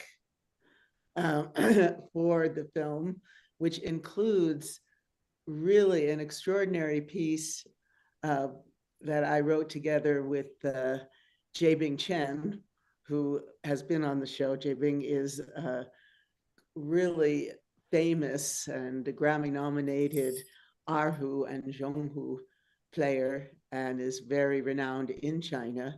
And I actually showed some of the film at the Global Holistic Medicine Conference recently, put on by the American Academy of Acupuncture and Cassandra Wellness. And what made me so happy, I mean, all of you know my experience in India. What I want to do is bring the beauty of all these cultures that I've had the privilege and blessing to personally experience, you know, like bring it to a really professional, high quality place where the message is in keeping with everything that we're talking about. And so showing this to many Chinese doctors, and the word that they kept saying was beautiful, beautiful. And so I feel similar in how I've been able to imbibe and express and reflect the culture from India and the dance and the music and the spirit. And now it's happening the same way with China. And it's really a joy and an honor to be recognized and seen and appreciated. I've put like 8 years now into this film. And the exciting thing also is that when I was talking to this potential worldwide distributor, I said, well, what about, because they also distribute to educational platforms. And I said, well, what about having some more having the film and then having exercise? They said, we want a series of exercises. Beautiful. So there's a lot of potential, and I'm doing my best. It's a lot of work. One comment I wanted to throw out there, Sharon, is through the course of World Tai Chi Day, everything was by bootstraps. We never had any money. It was all organic, and I had to learn how to produce video. And I thought I was getting pretty good at it until I saw Sharon's documentary. And oh my God, the cinematic skill that Sharon Rose brings to this. And this thing, I just want anybody that's watching this video, in the future as the recording goes out, to realize what a massive labor of love this was for Sharon, because what it takes to produce the little clunky videos that I make is such a huge, massive amount of effort. And it's like a cartoon compared to what Sharon and Wai Ching. I know Wai Ching is a huge part of this, but so is Dr. Yonka, Mantak Chia, these legends. She's captured this historical thing, and there's a youthfulness to it as well, because there's young people in this presenting as well. And it just is this magic formula that can open so many people's minds and magnetize them. It magnetizes people. You can't watch it without starting to go into a flow state. And just like with the Global Transformation Project petition signing, Sharon Rose's documentary, we're in the same realm here, because everybody out there that's doing mind body and teaching mind body and involved in mind body organizations all over the planet and consciousness research organizations all over the planet, everybody is doing such important work. And I don't want anybody to think that I'm saying you need to stop doing what you're doing or that you're not changing the world, because you are. Every student that you touch, you're changing the world. But it only takes a couple of seconds when you're having a conversation or when you're on your social media or when you're having a class or whatever to say, oh, make sure everybody watches Quantum Chi, the documentary, and tells their friends about it. Make sure you go sign the petition at Global Transformation Project. We can do massive things as one collective force here. And I know that I want every one of my students to see Quantum Chi, because if they can watch Quantum Chi, they'll understand things that would take me 20 years to explain to them. You know what I mean? The grasping the heart of these things. And one of the things I love about this documentary is it's infused with that concept of Qi is the love of the universe. Master Li talks about that in that one beautiful excerpt that I've seen from it. And that is I just can't impose on people. We've got to be promoting each other. I'm not saying that I need to promote every Tai Chi school in Kansas City or they need to promote me. But when you have these epic moments like Quantum Chi or the Global Transformation Project, it only takes a few seconds, to just keep talking about it, keep talking about it, keep talking about it, keep talking about it, create that bubble thing that spreads this thing out, because it'll benefit all of us. It'll benefit the whole planet if this thing, Thank you, William. Indeed, you are very right. Let's cross promote each other. It's so beautiful. And talking about that, Wai Ching Lee was in the reel that you just saw. Her voice also came. Wai Ching, what memory have you got about it over 1 minute and we move on? Oh, the memories of working with Sharon and the laughter we shared. And the Yes. love and the creativity. I mean, she was just totally open. Me as as a compulsive creative, I cannot help but just share and just work together. It was such a beautiful weaving, and came at a time when I was meditating, and I said, we have to attract a filmmaker who is totally impassioned with Qigong to make films about Qigong. Right? And then Sharon contacted me and then said, I'd like to interview you. You're the only one in the whole spectrum of Qigong teachers who use the word quantum. So we spoke for 3 hours, and there it grew, this beautiful co-creation, this birthing, because we are in such sisterhood in dance and music and Qigong, that it's been just a joy in birthing this with my sister here. And it's And I think it's joy to see it over and over again. We always love seeing it. There are more of it, and the new project is even going to be more exciting. Stay around. Yeah, go ahead. No, there's so many new projects. We have to let it be revealed, flourish. Yes, it's beautiful. Yes, So watch I out. believe that this project, well, I do want to tell you that, you who know me fairly well at this point know my immersion into Indian classical dance and yoga and everything Indian. My love for that. And then from that background, I came to Qigong, and I was so impressed. And I thought, let's do something to bring it to the world to the level of yoga, because I had a teacher who was actually integrating both Qigong and yoga together, Iyengar yoga and Qigong, and it was fantastic. And I really love the self-healing aspects of Qigong, working with the Qi, bringing the Qi in your body, letting it flow through your body, emanating it for healing. It's incredible. And then through that into the world of Tai Chi and Wushu. But I brought 27 different teachers together, which is a rare thing to do. Usually everybody has their own little niche and they kind of compete. But what I really want to do was show through all these teachers and all the interviews I did, the real essence of the art. John Milton, our dear friend who comes on the show yesterday, said to me, with the movie, because he's in the movie, he said, in the movie, you're doing what we would call inner alchemy.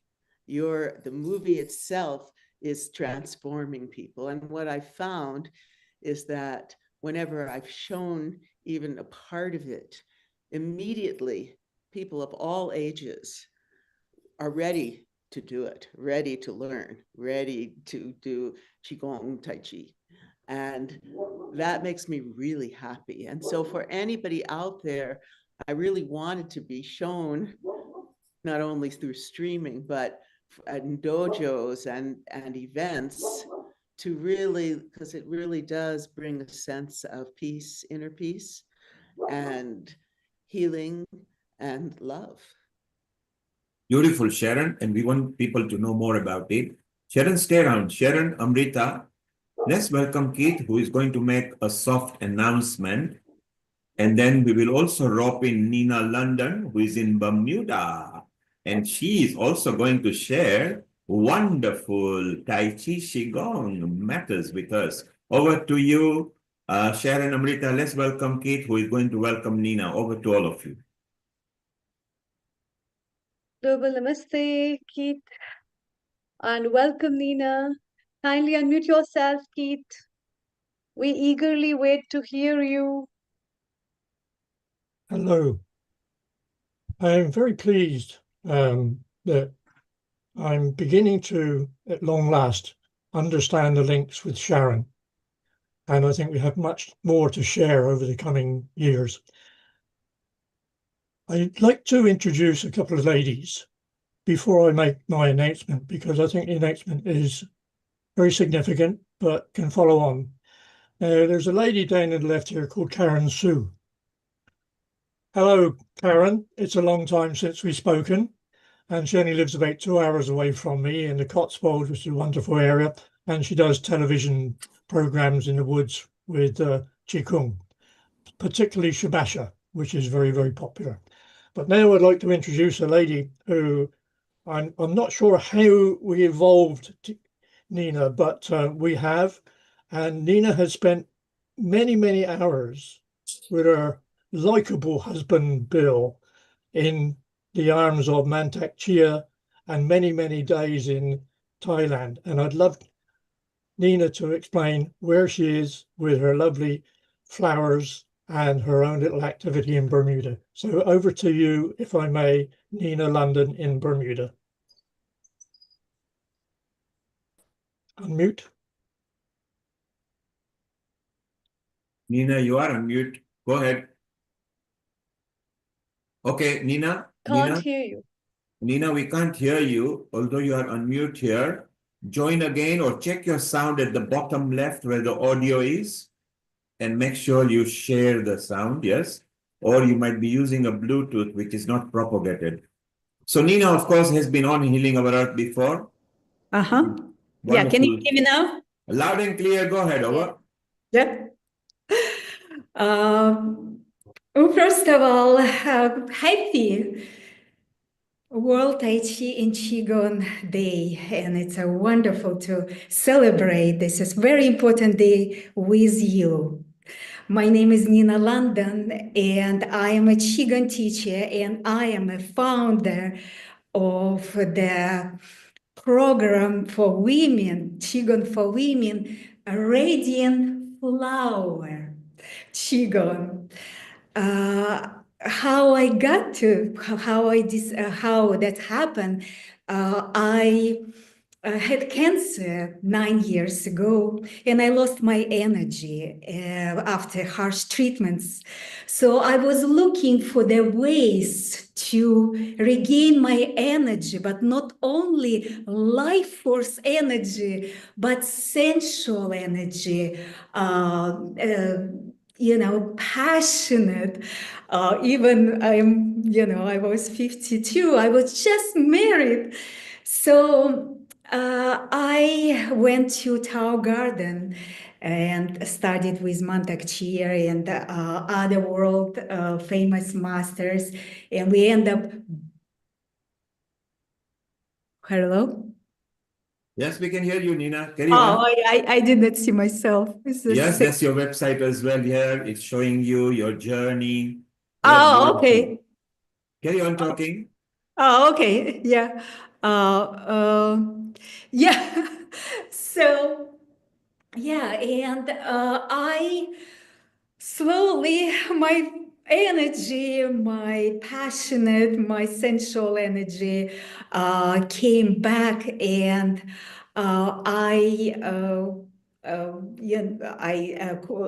ended up teaching Qigong. I graduated. I'm Lee Holden student, Montauk Chi, of course, student, and 2 or 3 years ago, I started working with women.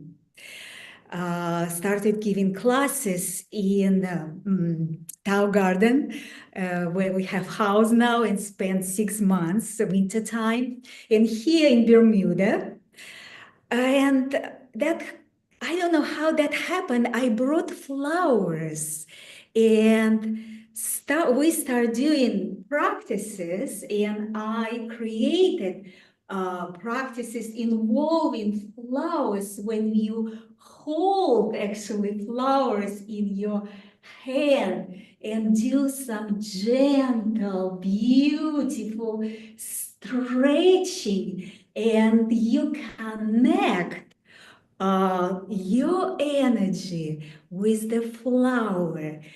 And it was so beautiful, because I believe that each of us are beautiful flower. We all have this energy. And with the time, we don't lose it. We just need to learn how to awaken it, how to feel this energy, so you feel alive, passionate. You want to dance. You are feeling. You are more confident. You're more confident.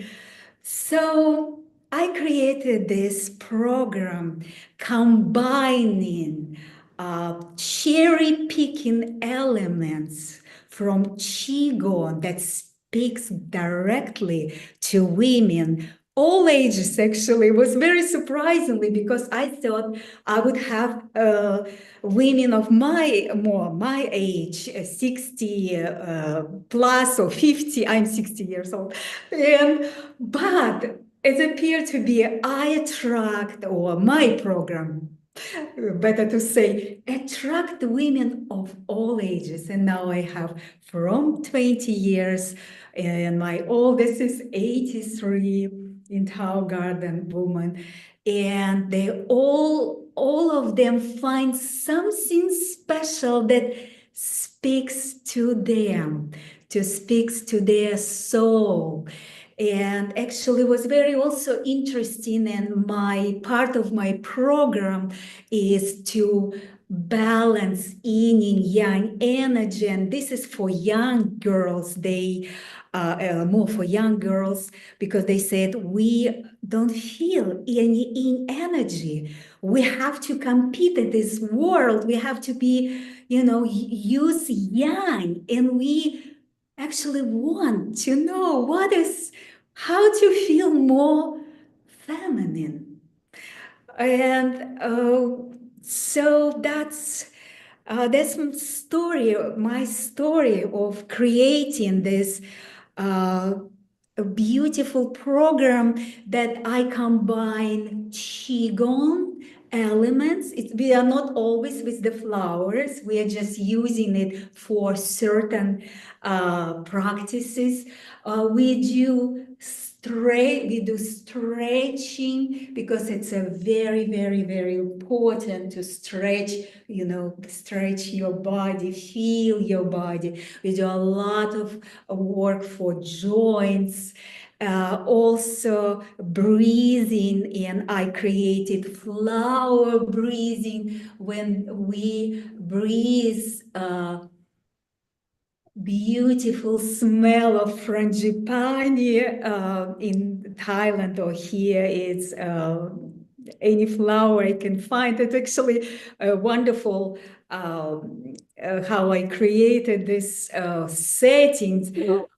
In the morning, I collect the flowers all over the place and I put it in it's a cover. So you choose the flower you like and you connect it and you say, I am a beautiful hibiscus, I am tender, I am, and you connect with this energy. So it combines Qigong elements, stretching with the flowers, dancing. Also, it's so important to feel your body, to feel the sensual energy, wake it up, erase this, and breathing. So it's like a fusion, modern fusion. And we also, when we do practice, we laugh because I believe that practice, when you're practicing, you have to be happy. You have to your eyes should spark. You have to be like, oh, wow, I feel wonderful. It's not only for the body. When we do I exercise for so many years, but it's not for the body and soul. Combining and feeling like, wow. And with the flowers and bring the flowers to the practice, change everything in my program that allowed me to create this unique approach. And I'm very, very happy to share it with you. And Nina? Yes. Nina, your flowers, as exotic as they are, as you, it's so wonderful with the flair. I've got Sharon on the screen here. Even before you were born, she was 15 years old and she started practicing. And then in her teens, late teens, she went to India and practiced with her guru, Sitara Devi. She resonates, she had done exactly similar thing, but in a classical form with Krishna and Radha. Sharon, you were obviously mesmerized with Nina's energy because you resonate with her and you have actually, there you are, look, Nina, exactly. Yeah, we do yes. Where's Wai Ching? She does this too. Yeah, let's bring Wai Ching on the screen as well. Nina, do you know Sharon? No, we never met. Okay, Yeah. Kit will put you in touch, in connection. In Wonderful. fact, because of your energy and style and Tai Chi and Qigong, and Sharon is one of the leads on that several years back, including Indian classical, which gave her the leverage on everything else. I think maybe she will want to involve you in something. So Sharon, meet Nina London from Bermuda. Oh, yes. She has been on Healing Our Earth before. And Kit actually just suddenly said, Neil, we want to bring Nina. And I said, why not? It is beautiful. Gorgeous. I think, if I may, is that I believe that this is an ideal platform for Nina and Sharon.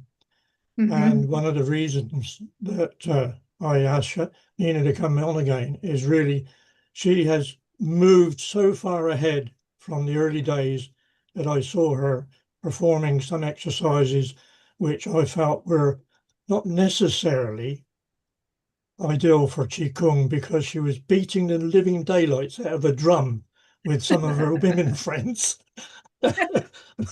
So I would like to send you both an email saying, Sharon, meet Nina, Nina, meet Sharon, if that is okay. And Wai Ching. And of course, I think that the list that we have is going on so far. Yes, let's connect and Okay, Kit, so Kate, It's on that also, may email, I say one word? It's not also for me, it's not only giving classes, but I am creating a community of radiant flowers women. So we have now globally, we have everywhere.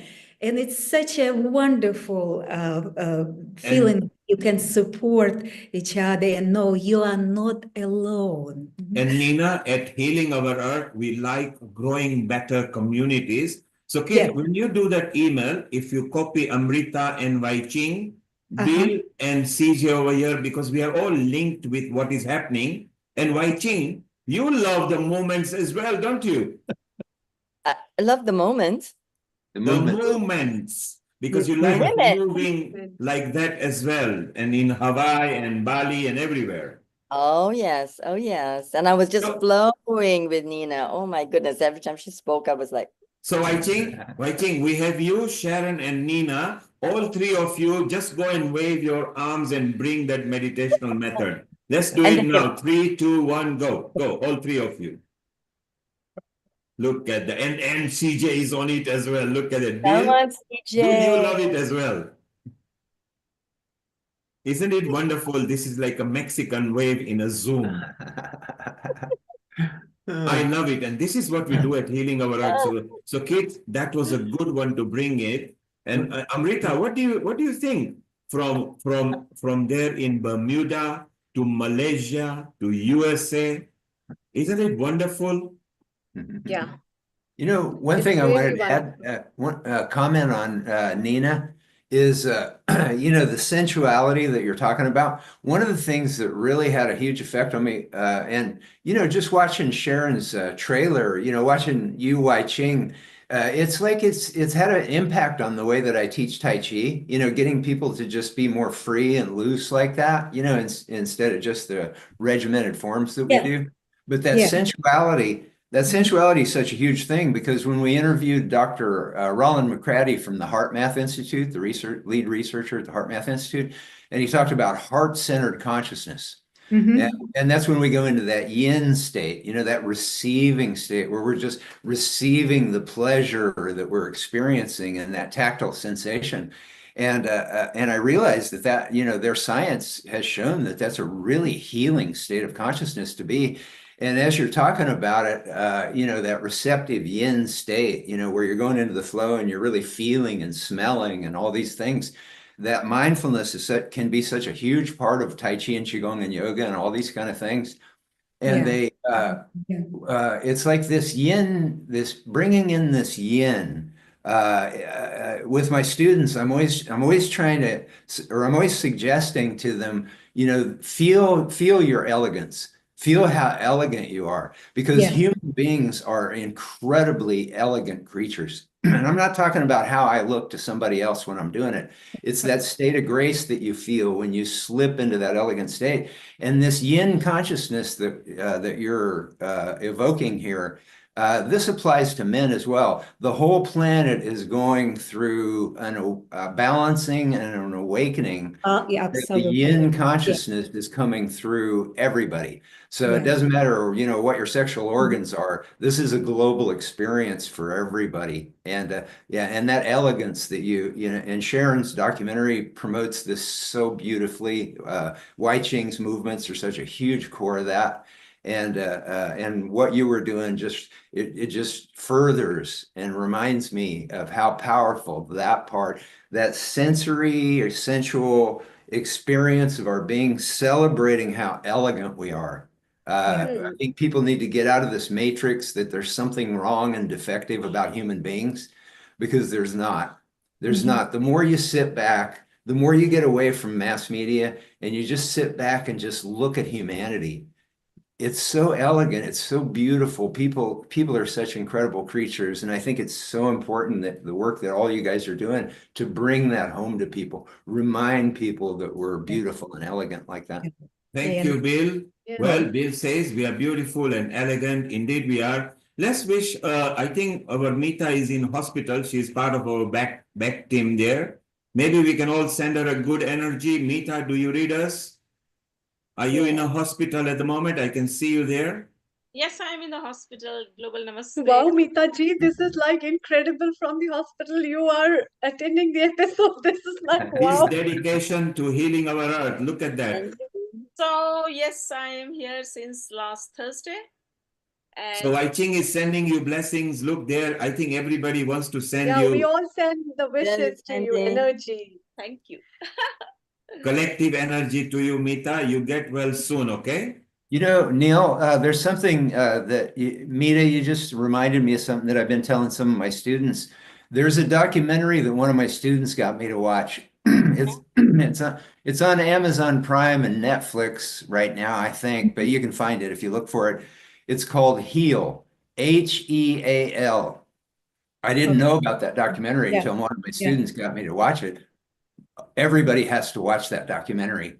It just really opens up the floodgates of possibility for our mind-body practice. Yeah, Heal, heal. That watch that documentary. Thank you so much. Thank you. Wow, wonderful. Thank you so Yeah. much, Bill. Yeah, it's very uplifting. Yeah, I'm here being investigated for some cardiovascular disease.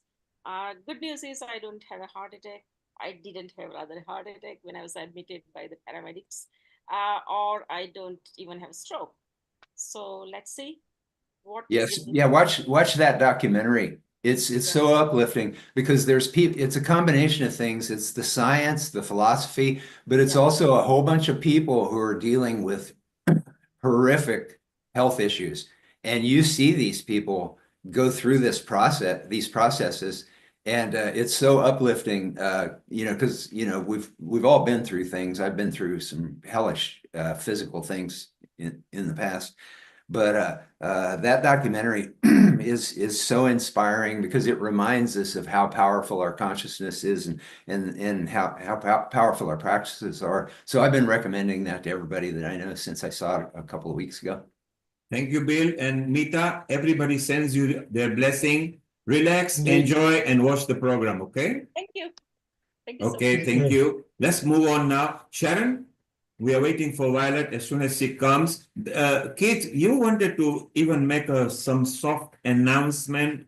Maybe it's a good time that maybe we can just mini talk about it. Over to you, Kate. Okay, thank you very much. I've been working with a number of you over the last few years, and my engineering background has taken me to places in the last few years that I never imagined I could actually work with. And I really think that it's time for me to thank those people who put up with me. Thank you very much. But I've got a note to go on. It's exactly 30 years ago that I had my first Tai Chi and Qigong lesson. And that was held in Saudi Arabia. And the guy that ran it was a friend of mine, an American who now lives in Shanghai. So there's many, many connotations and connections. During these 3 decades, they've opened up for me new paths, which continue today, as I now wish to share with you, friends across the world, the latest of these paths with this announcement. And I do apologize, it doesn't have the flowing grace of our lady friends. However, I should do my best to go through it in a reasonably formal manner, because this is the first announcement following some work behind the scenes.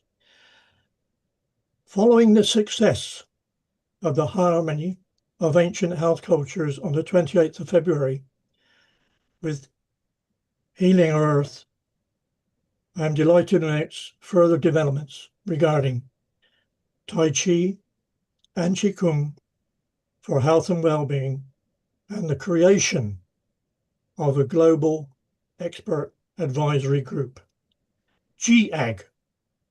That is spelled G-E-A-G. A little bit of background is my take on the health authorities.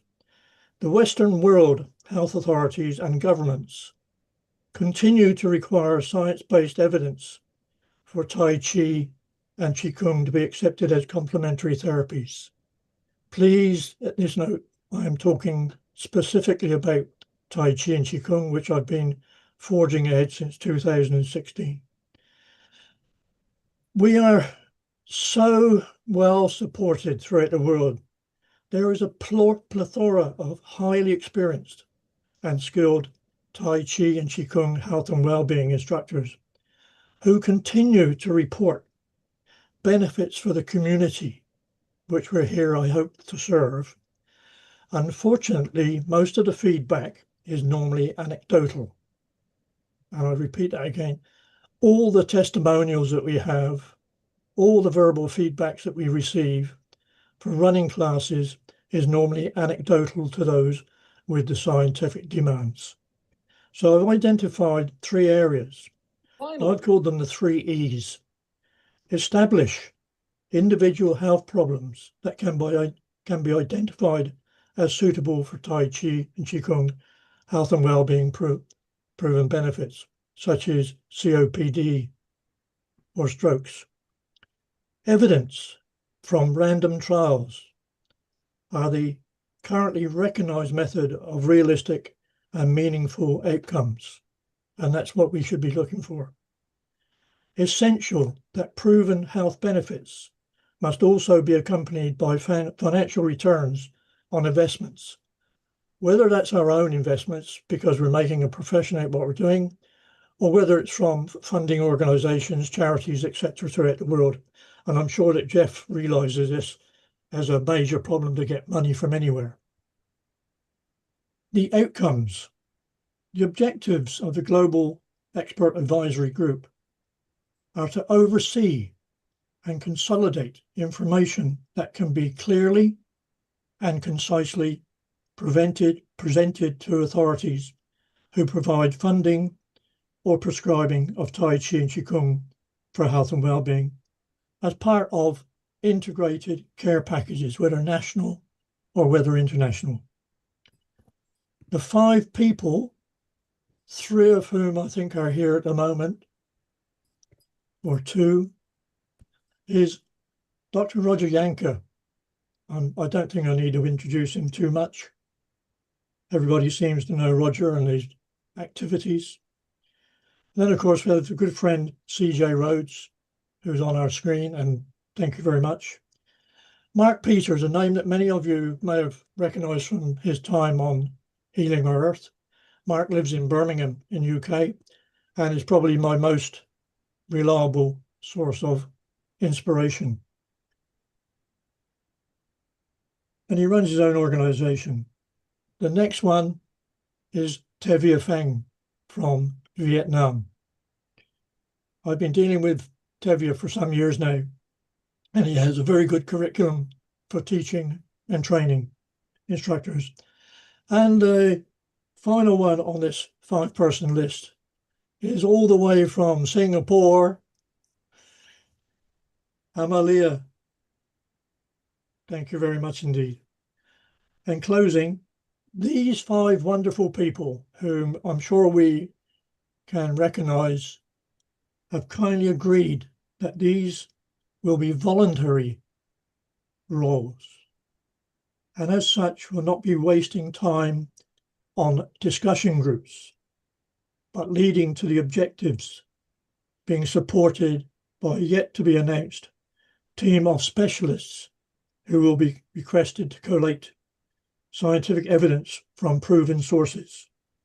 These specialists are yet to be identified, but before that, we will be identifying a number of specialist areas, as I mentioned, such as COPD, stroke, Parkinson's, anything that comes under those streams.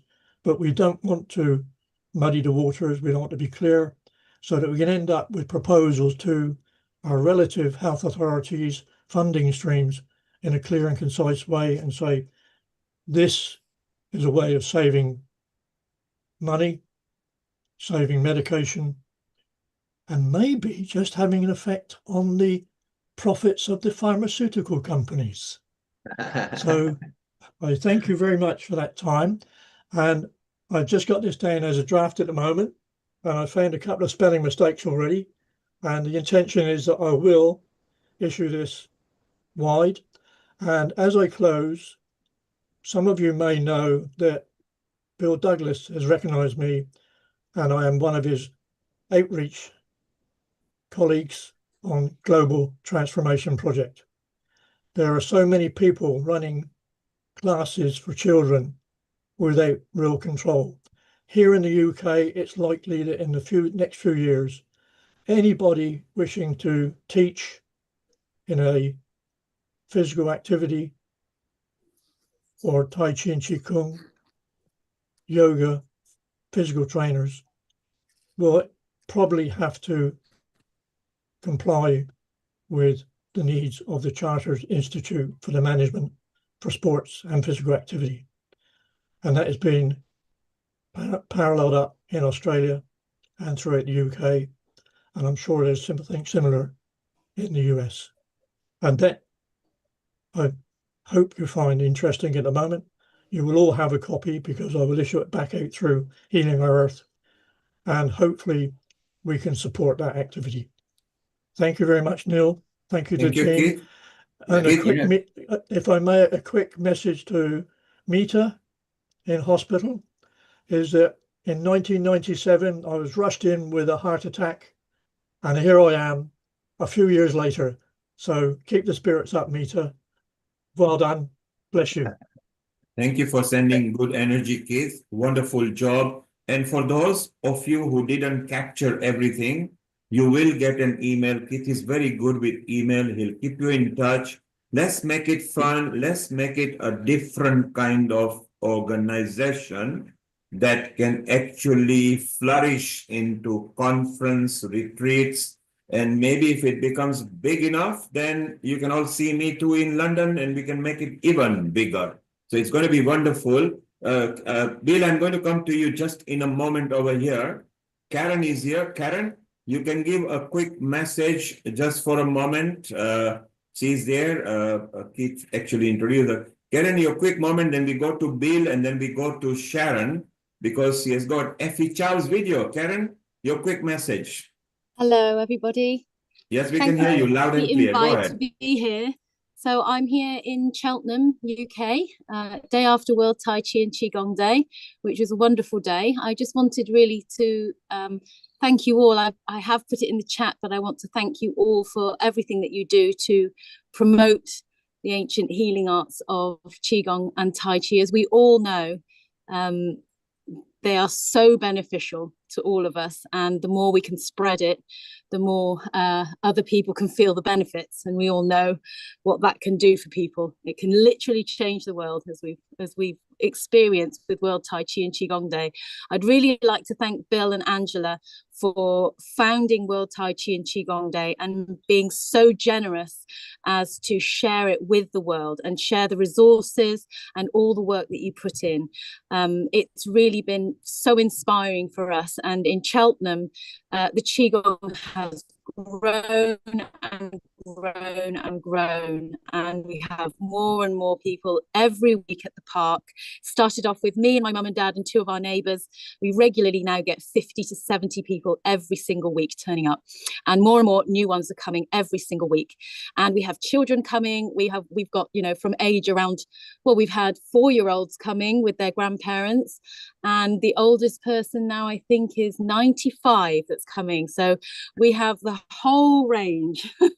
And it's support from people like all of you around the world that just keeps us all going and supporting each other. And just to keep these ancient practices alive means that we can help to heal the world. We can help to bring about that really good energy. Thank you so much, everybody. Thank you. Thank you, Karen. For those of you who don't know where Karen is, she's in the posh part of England, Cheltenham, which is a posh part of England, which is so beautiful. So thank you, Karen. Bill would like to say thank you to you. Bill, your comment, and then we go to Sharon for Effie Charles' video. Yeah, I think you guys got your city government to proclaim your World Tai Chi Day, if I remember correctly. Yeah, see, that's so cool and so amazing. And one of the things that just to segue into what Keith was talking about, Keith, that work that you're doing to educate the government on the potential of this to save money, because that's where you're going to get into the government. That's the heart of the government, if you can save some money for the conscious people in government. And What launched the Global Transformation Project, in my mind, in a big way, was Dr. Herbert Benson's research that showed between 60 and 90% of the health issues that people face are caused by chronic unmanaged stress and best treated or prevented by mind-body practices. And then that was validated by a Kaiser Permanente study that I saw, where they determined that 70% of the health issues sending people to the Kaiser doctors were caused by chronic unmanaged stress. And when I contacted Dr. David Sabel at Kaiser, I was so excited when I saw that. He was very excited at that time. And he said that that number could go as high as 85%, depending on how you looked at the data. And I wanted to bring that up because you mentioned that you were working with Dr. Roger Yonka. And Dr. Roger Yonka has confirmed that about 90%, up to 90% of the health issues people are facing are chronic unmanaged stress that are best treated and prevented by mind-body practices. And Dr. Yonka has based his estimates on NIH and CDC and FDA data.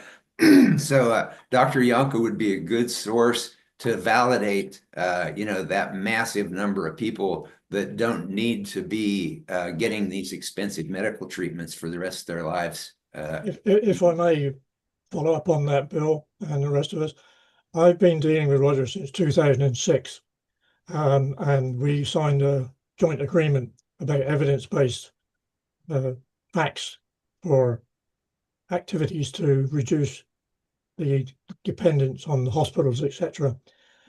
And a gentleman somewhere in the States, I can't remember where, and I wouldn't name him if I knew, but one of my main thrusts is to reduce falling prevention. In the UK, the NHS, the National Health Service, actually spend 2.3 billion pounds per year. If I take it to the States, these figures have been quantified and they run to over $56 billion a year. A guy expressed over the internet or Facebook, I'm not sure which, that he had reduced falls by 58%. And I sent back to him and said, well, how did you quantify it? How did you verify? And what was your ROI? And he came back and said, I haven't got the faintest clue what you're talking about.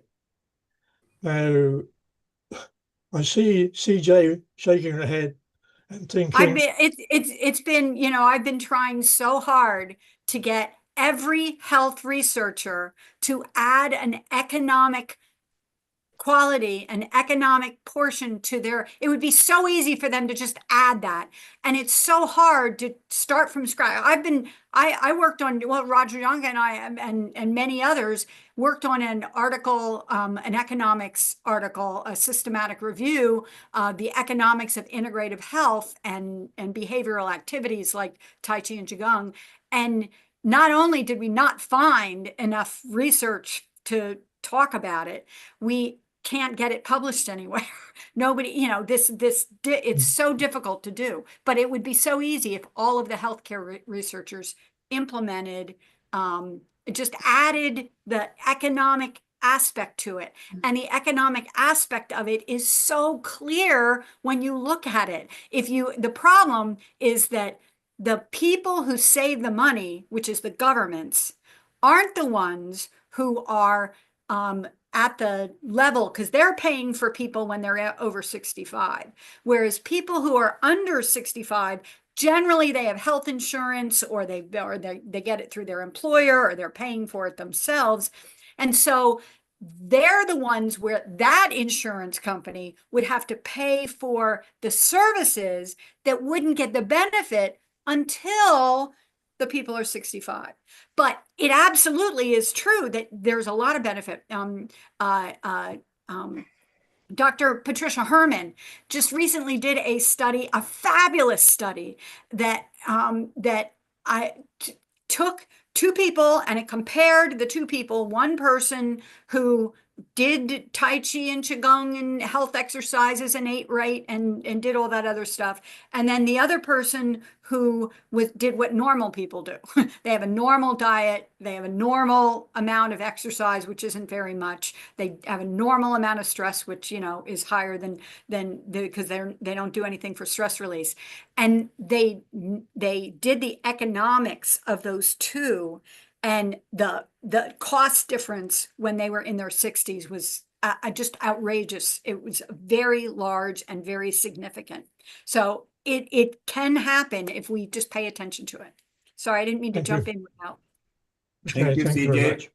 Thank you, Keith. We can take it up in a private webinars when you guys meet again. Let's move on. Stay around. We want to move on because Violet is here. Shortly, she will be appearing. Let's say hello to Stephen Watson from Someday Farm. He's a regular supporter of Tai Chi and Qigong. How are you, Stephen? Hello, good to see you. Thank you very much. I see Sharon still on my screen. Hello. Glad to see everybody and hear everybody and kind of refill my cup for the year of Tai Chi Goodwill. I was talking to a student of mine this week who's a therapist, like a psychiatrist, I guess. And I said, without giving me details about your students, and this has been his career for 30 years, I said, if I had to ask you what two things drive people to you in just a word, what would those two things be? Right? So I'm just looking for him to simplify. And he immediately said depression and anxiety. So I'm thinking CJ was just talking about chronic unmanaged stress, and so was Bill. And he said depression and anxiety, and then he said the past and the future. He said that's why people come to me, and I said, well, we both know what was missing, right? The presence. And I would say in the last 5 years, I'm always circling the idea of presence, right? In Qigong classes and Tai Chi classes. And I just start using presence as a verb.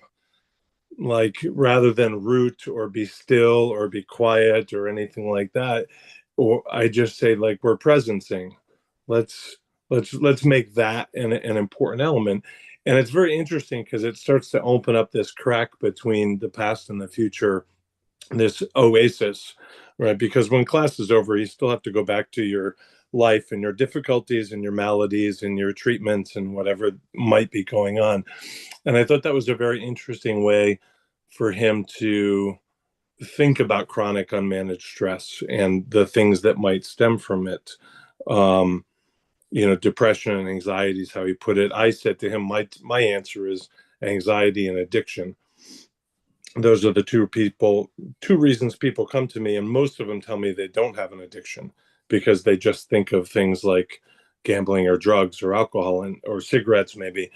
And I say, oh, no, please sit on the cushion. There's a lot you can be addicted to. Anyway, that was just a few thoughts, mostly because Bill mentioned chronic unmanaged stress. And so now I'm thinking about that. But I don't know if you have a question for me or if you want me to drone on about anything else. But I'm always glad to be here. Can I just say to you, Stephen, is it? Yeah, hi, Keith. Yeah. Is it looking at the potential for the global expert advisory group? Underneath that, we want to identify specifics as to how we can actually overcome some of them and save money, improve health. And one of the highest ones is stress. Yes. Whether you call it anything else, it's stress, and it's the same in this country. So let's keep on that theme. Let's keep pushing home on these natural activities that we can overcome some of the problems. I often think that, yeah, please, Keith. Yes, sir. No, it's fine. I just don't want to take any more time up because of some very valuable speakers. Stephen, yes, Bill. I wanted to just mention on what you're talking about. When we had a brain scientist on our program from Toulouse, France, and he said that what their research of the brain activity showed was that when we're present, that's when the brain shows the most happiness. When the brain is bouncing around, and when people watch mass media, that's why I tell all my students, stop watching corporate media. because it's designed to keep your brain dancing around all over the place. But the thing is like in our classes, I started teaching a yogic mantra meditation. It wasn't part of my Qigong or Tai Chi training, but it was something I learned where you breathe in for a 5 count, full abdominal in breath. You let yourself be filled with the breath. You don't try, you just let it happen. And then you just let your mind, heart, everything just let go as you count 6 through 12 on the sighing exhale. And the brain scientists explained to us that what the science shows is that when your exhales are long and gradual and longer than your inhales, it slows down your heart, it slows down your brain, it slows down the stress chemicals going through your body. And so that mindfulness, that presence, and then the lady from England, I'm sorry, I'm bad with names, but she was talking about the sensual aspect of it, and that heart-centered consciousness that HeartMath is research on. You realize that's right at the core of Tai Chi and Qigong, and probably yoga too, when you do it at the high level. When you do Tai Chi and Qigong and yoga at a high level, it's like you're just present. You're just in an open-hearted, non-intellectual, like Lao Tzu said, the Tao that can be named is not the true Tao. Eternal So name.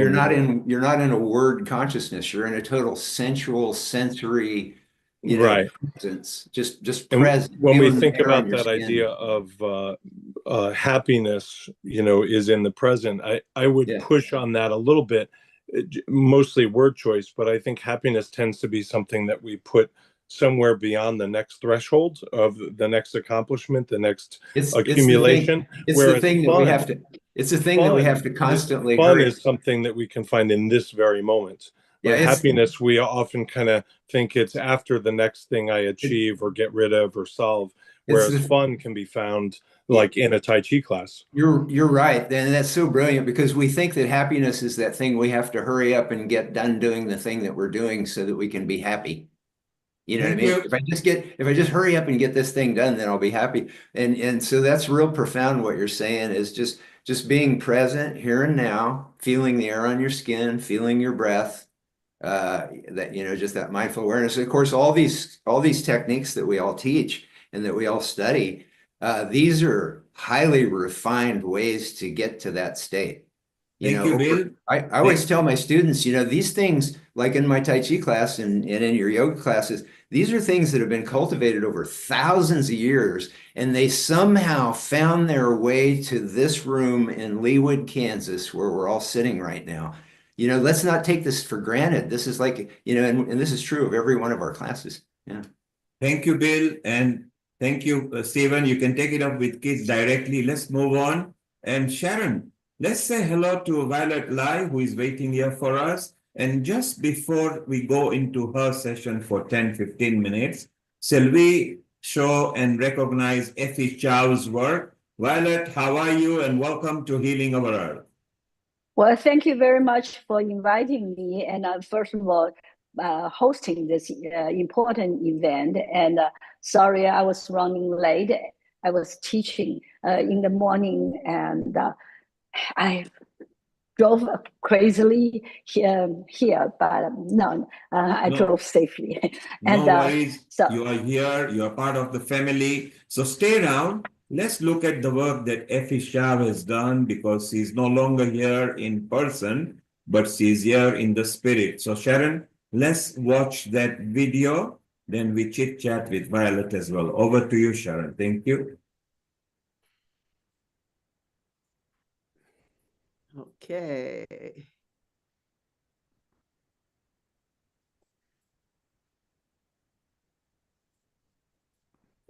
This is our 4th World Congress, and it dates back to 1990 when we held our first one.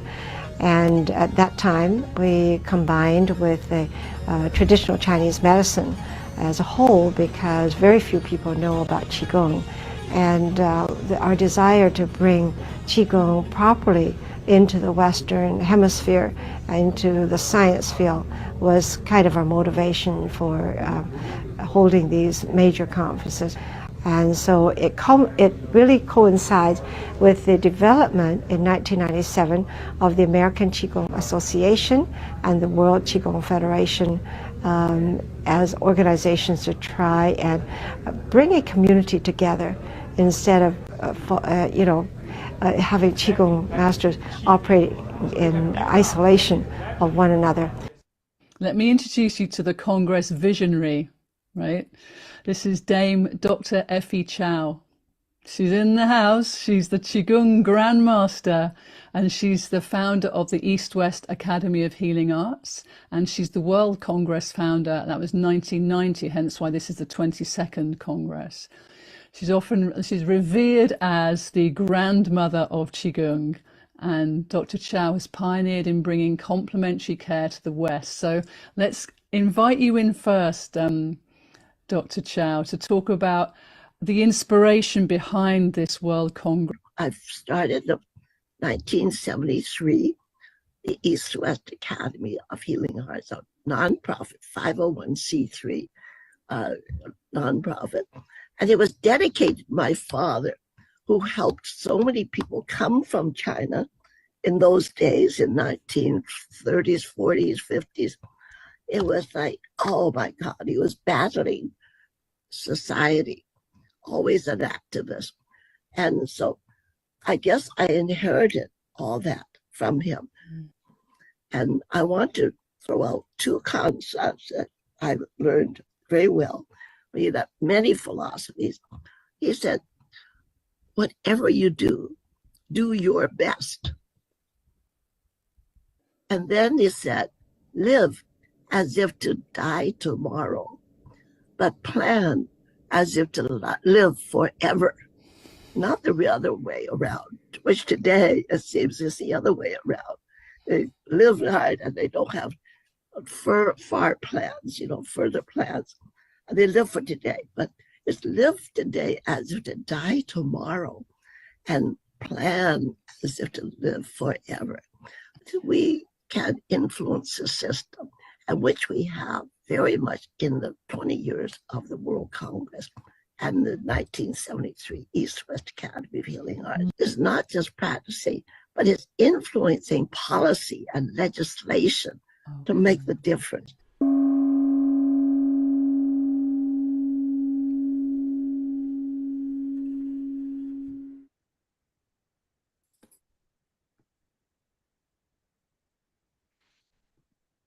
Thank you, Sharon. Effie Chow. She was a regular supporter at Healing Our Earth. It was you and Wai Ching who brought her here. And what a wonderful soul she is. I say she is because her spirit still lives on. So Sharon? Yes, I'd like to introduce Violet. Yes, all yours. Hello. Violet. Hi, Hello Violet. again. Global Namaste. I'm going to tell them a little about you. Violet Lee is an award-winning journalist, a 12th generation Chen style Tai Chi inheritor, certified Tai Chi instructor, and indoor disciple of Grandmaster Chen Zheng Li, and certified heart zone trainer. She studied Tai Chi, Qigong, and heart fitness with grandmasters and experts. She's taught Tai Chi, Qigong, and other fitness programs to over 10,000 people online and in person with diverse demographic groups. Her passion for Tai Chi, Qigong, other internal Chinese martial arts, and fitness motivates her to write articles on the related events, people, theories, techniques, practices, and health benefits for you. As of December 2022, she wrote more than 700 articles. I can imagine that there's many more, and it's really a pleasure to have you. And you have a big event coming up.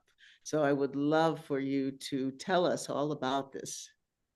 Well, Sharon, thank you very, very much for your very kind introduction. I did not even know who you were talking about. And first of all, we really, I'm appreciate to Dr. Effie Chow's effort. And I first met you, Sharon, was at the World Congress, Qigong, Tai Chi Chuan, and TCM conference, right? And then so, yeah, it's been years. And so she brought all of us together. As far as the event you are mentioning about last year, And I was being recruited, my friend, Sharon Smith. Some of you probably know her. And she has hosted many large Qigong or Tai Chi events and have great success. And she was the host for the Shift Network Global Qigong Summit for years. So anyway, and through her experience, yes. Do you know that I created that? You mean the Qigong Summit? That was I produced the first two. I created it. Oh my God. Everybody for 2 years. They told me it was the most successful summit they'd ever had. The first one, we were in hundreds of countries and thousands. Yes, yes, it's such an incredible idea, and then to bring people from all over the world together. And you see, Sharon, I try to, interview you for how many years now, and you have been very busy and doing a lot of very meaningful work, and so I have a lot of respect for you. Well, thank you. I'm very grateful on one level to the Shift Network because, I brought, they had Ming Tong Gu was already there, but I brought the summit to them, and they have, in doing so, they have brought Qigong to such a big audience. And this has been my dream, like yours. It's been my dream from the moment I encountered Qigong. To really bring it to all over the world. And excellent. The yeah. fact that we're all coming together. It's not just this one competing with this one, but it's been my dream to bring everyone together. And I do want to tell you and everyone here that I have an opportunity now to create a channel on an online network for etc. And so I want you and anybody interested, Keith, Wai-Ching knows, Bill knows about this, but this came my way. Well, any opportunity I can contribute, and definitely, and coming in. And again, look at your calendar and see when we can talk, and all these great ideas you have, and all these endeavors and projects you're working on, and also this how should I say plea goes to all of you. And if you have great ideas and any special projects, and you want to let the world know about it, and please contact me. I'll be very, very happy, and then to interview you. And normally, what I do is I write an article, and I also do the interview on Zoom, and I post the interview on YouTube, and then embed it into my article. So this way, and there are more ways to spread the words around, because some people, they like to read, some people, they don't have time for reading, but they can listen to it or watch it. So that's how I have been, how should I say, handling my job. So again, you're welcome, and to let me know what you're doing. And as far as the project I'm involved myself in right now, I mean, the one I was started to talk about that. So Sharon had, was sharing her experience, because a lot of the people who wanted to join her training event, but they just don't have enough financial means, and most of them are from so-called homogenized community, the disadvantaged community. And in 2023, and I was invited to present at the first science symposium hosted by Harvard Medical School. And of course, I'm not medically trained, and definitely I'm not talking about the efficacy of Tai Chi and Qigong. But I presented some of my study and findings. And even though there are, a lot of people nowadays around the world practice Tai Chi and Qigong, however, and there's still more men than women. And then even though, how should I say, there are some women, they are trained as a Qigong instructors or practice leader, but they seldom to teach. There are many reasons for that. And then also another reality I found out, very few women of colors actually and are teaching. First of all, very few of them, they're participating in learning or being students, and even fewer and in teaching. And so with all these findings, and we feel it is important to train people from their community, and so they can turn around and to help their community. And statistically, and we know, especially in the US, I'm pretty sure probably in other countries and have similar situation. And the health care is really, not distributed or enjoyed equally. And many of the community I mentioned earlier, the disadvantage, and they just don't have access to good health care. So we thought about if we can train these women, and then they can help their community. And so that can be a very good idea, and save them a lot of money. And first of all, they probably cannot afford to get the health care anyway. And then, so we found that this foundation is called Immortal Sister of Tao Foundation. And our first event is set on May 4th, and it's coming up soon. May the 4th be with you. Yeah, so yeah, May the 4th be with you. And then it's a so-called a benefit event, and there are 7 instructors, and some of them are from the US, and like myself, and there are some from the Europe. And we will be teaching 7 different classes, and we hope you all can help to spreading the word. And so we welcome people to come to this benefit event and donate the money. And some people say, well, I'm busy on that day, I cannot participate. However, if they register for it, and after the event, they have the unlimited access to those classes. Yeah. So that is fantastic. Well, thank you very much for giving me this opportunity. Yes. I know a little Sharon from Montauk Chia. She's one of his main students. Yes.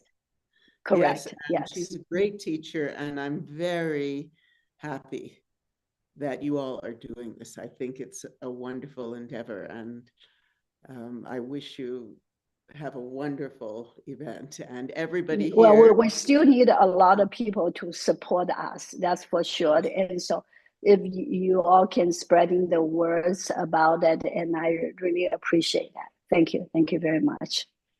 Now that you're here, there's a topic I wanted to speak about today. I told you. Yeah, sure, definitely. Yes. In Quantum Chi, I bring forth the concept of energetic protection. Yes. And what's called in the Taoist teachings, in the Qigong teachings, the Wei Qi field. So I would like to bring in Dr. Wai Ching and of course Bill and whoever wants to come in to discuss what is the Wei Qi field? How do we build our Wei Qi and this protective field when we're being, you know, energetically assaulted, emotionally assaulted? How do we really root ourselves so that these negative energies, oh great, here we go. Thank you so much for showing our website. Yes. So give us your sense of what is Wei Qi and how do we use the Wei Qi to create this protective field around us? Well, are you asking me or are you asking Wei Jing? And I'm asking you first, and then we'll bring in other people to see. Okay, wonderful. And well, again, I am not medically trained in the Chinese medicine or the Western medicines. And however, as a Tai Chi and Qigong practitioner, and Wei Qi is something, you know, we definitely focus a lot on. And there's another Qi, and it's like its counterpart. It's called Yin Qi. Wei Qi is a protecting Qi. And Yin Qi is nurturing Qi.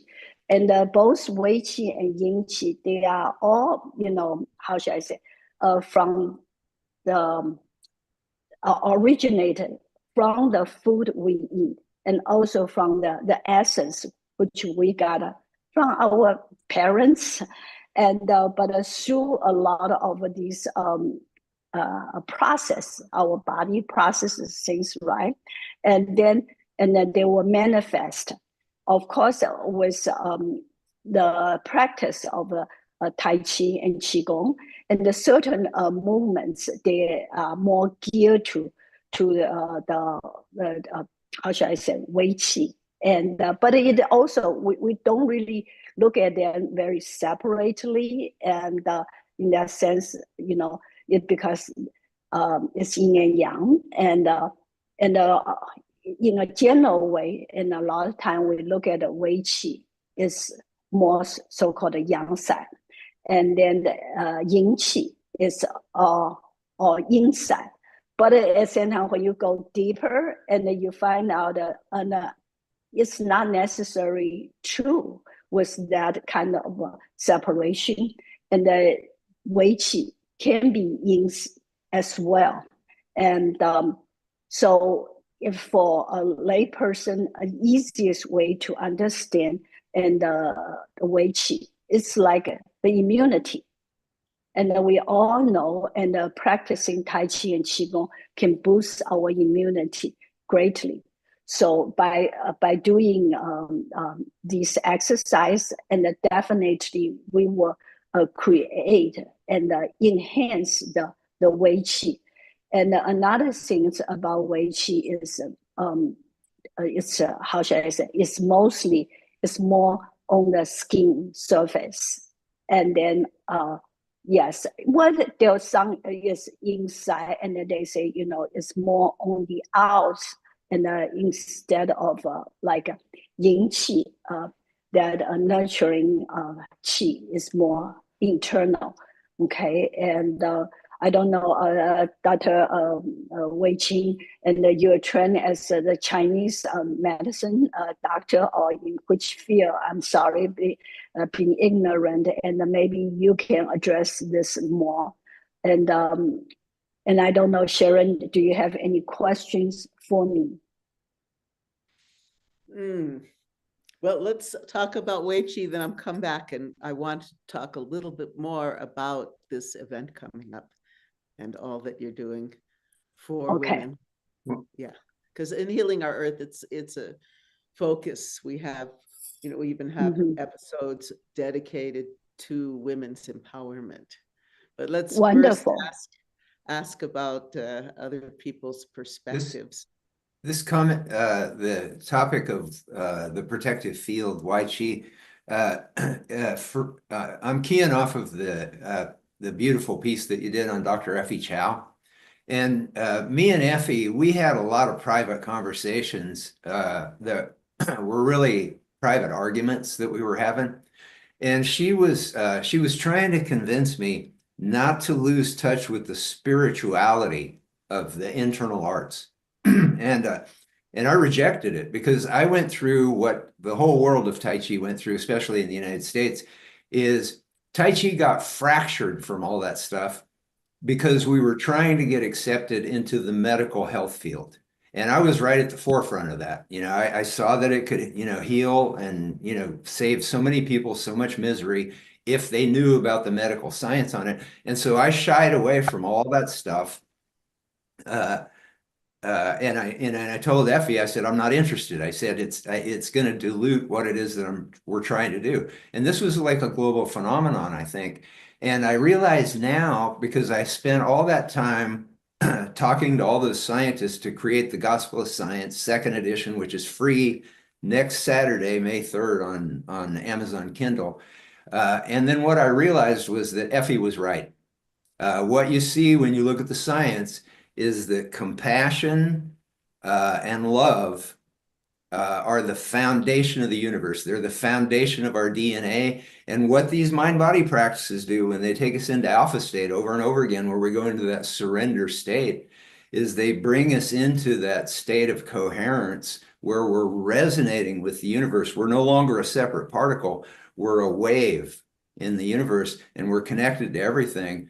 And all the science shows that gratitude and love is, and then I realized our Tai Chi and Qigong practice, our Tai Chi practice, when we're letting go and we're letting that flow go through us, we're just loving the sensation of our existence and our body in space, you know, and just lost in the pleasure and the gratitude of that.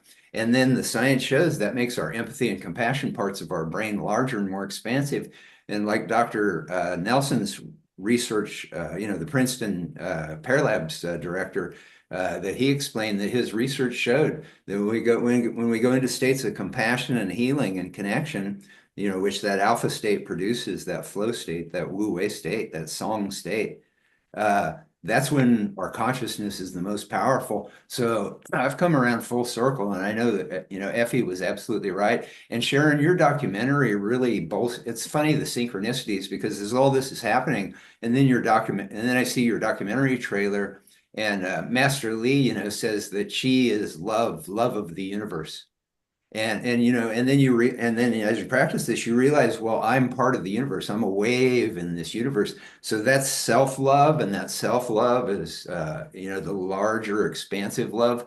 And so I hope everybody gets this Gospel of Science second edition next week for free on May 3rd, because I find that it's really important for us to, as mind-body teachers and advocates, is to be able to confidently talk about love and gratitude and have science to back it up. So it liberates us to be more, adamant about how important that aspect of the mind-body practice is. And then I think that, you know, amplifies the ability of the mind-body practices to do what it is they're here to do on the planet right now. Well, I brought up and I want everybody, including Stephen, to give their comments on building this energetic protective field and what it is. And I know in Quantum Chi, I have Robert Peng, who gives us actually a little exercise in order to help focus and build up your field. So we'll start with we have sides. Everybody here now really does have a science and experiential background. So we'll start with Wai Ching, of course, because I say in Quantum Chi, she and Roger are the most scientific, and she likes to talk about the quantum. So I love to talk about the quantum, but in this case, following what Bill was saying, I like to highlight the mystical aspect of Qigong. Okay, because that's my experience in Wei Qi, Violet, is of course we all build up the immune system, but my particular skill that runs in the family bloodline, Sharon, you know, because Sharon has had direct experience of this particular gift that I have, which is ghost busting. So I'm actually say that again. I didn't hear it. Say that. busting. Ghost busting. Who are you gonna call? Yeah, Watching. and that Neil is like that signal. No, don't go there. No, it's called energy clearing. Yes, it's that's it. You know, so it's chi clearing and is linked with feng shui and environmental Wei Qi. So basically, before that, I just jumped into that, but really I've used intentional fortitude for protecting chi. I actually avoided or averted 3 thugs from looking at us by moving, by intentionalizing them and speaking to them, to their minds, and they turned at the same time down, looking down, and then went off at the same time. So Sharon knows this story as well. So that's just through Shen and intention. And just looking at them, and my hands came out like this naturally. So that's one incident. Okay, and which was surprised me as well, because I said, oh my gosh, this really works. So yeah, I know. So we learned that way, right? So that's my aspect of Wei Qi, what I learned about it. And then I've also helped clients with litigation and court cases and so on. So very interesting. And also I've helped women from stalkers. And I'm just paraphrasing one-liners like this and teaching them Wei Qi. And also that is a little bit martial. So there are different layers that has come through me with building up Wei Qi, not just, you know, just for the immune system, but actually through visualization. And it's very soft and gentle in the beginning, like very core, very soft, but then it goes increasingly much firmer, from a crystal to arrows, like the you know, the shachi, arrow chi, that's really to do that. So it's a little bit martial, that's internal martial arts. So all this was given to me. It was shown to me, you know, say if I made it up or not, but it works.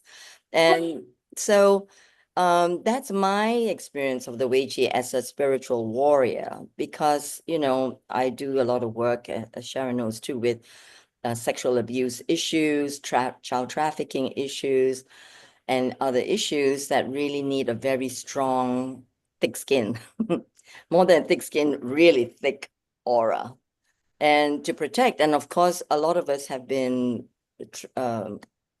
tested, challenged with dark forces and so on.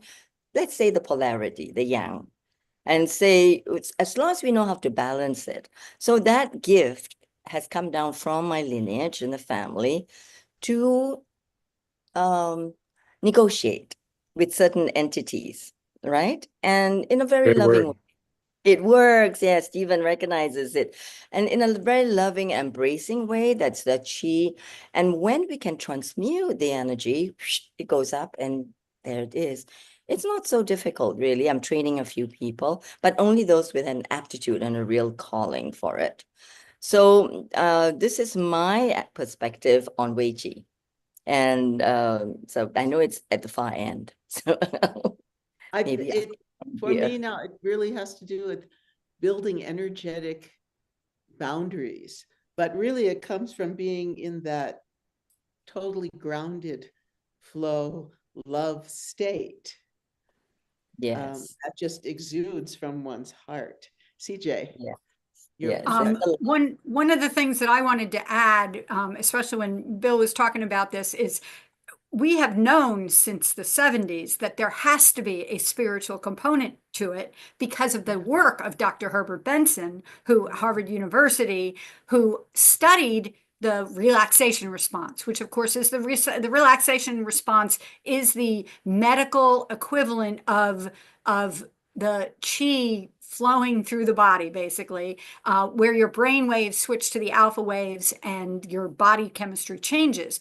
And so he needed to get basically volunteers to get into this relaxation response. Now, he could have taught them Tai Chi, but of course he didn't know Tai Chi. So what he did was he told them to think about God, or to think about the expanse of the universe.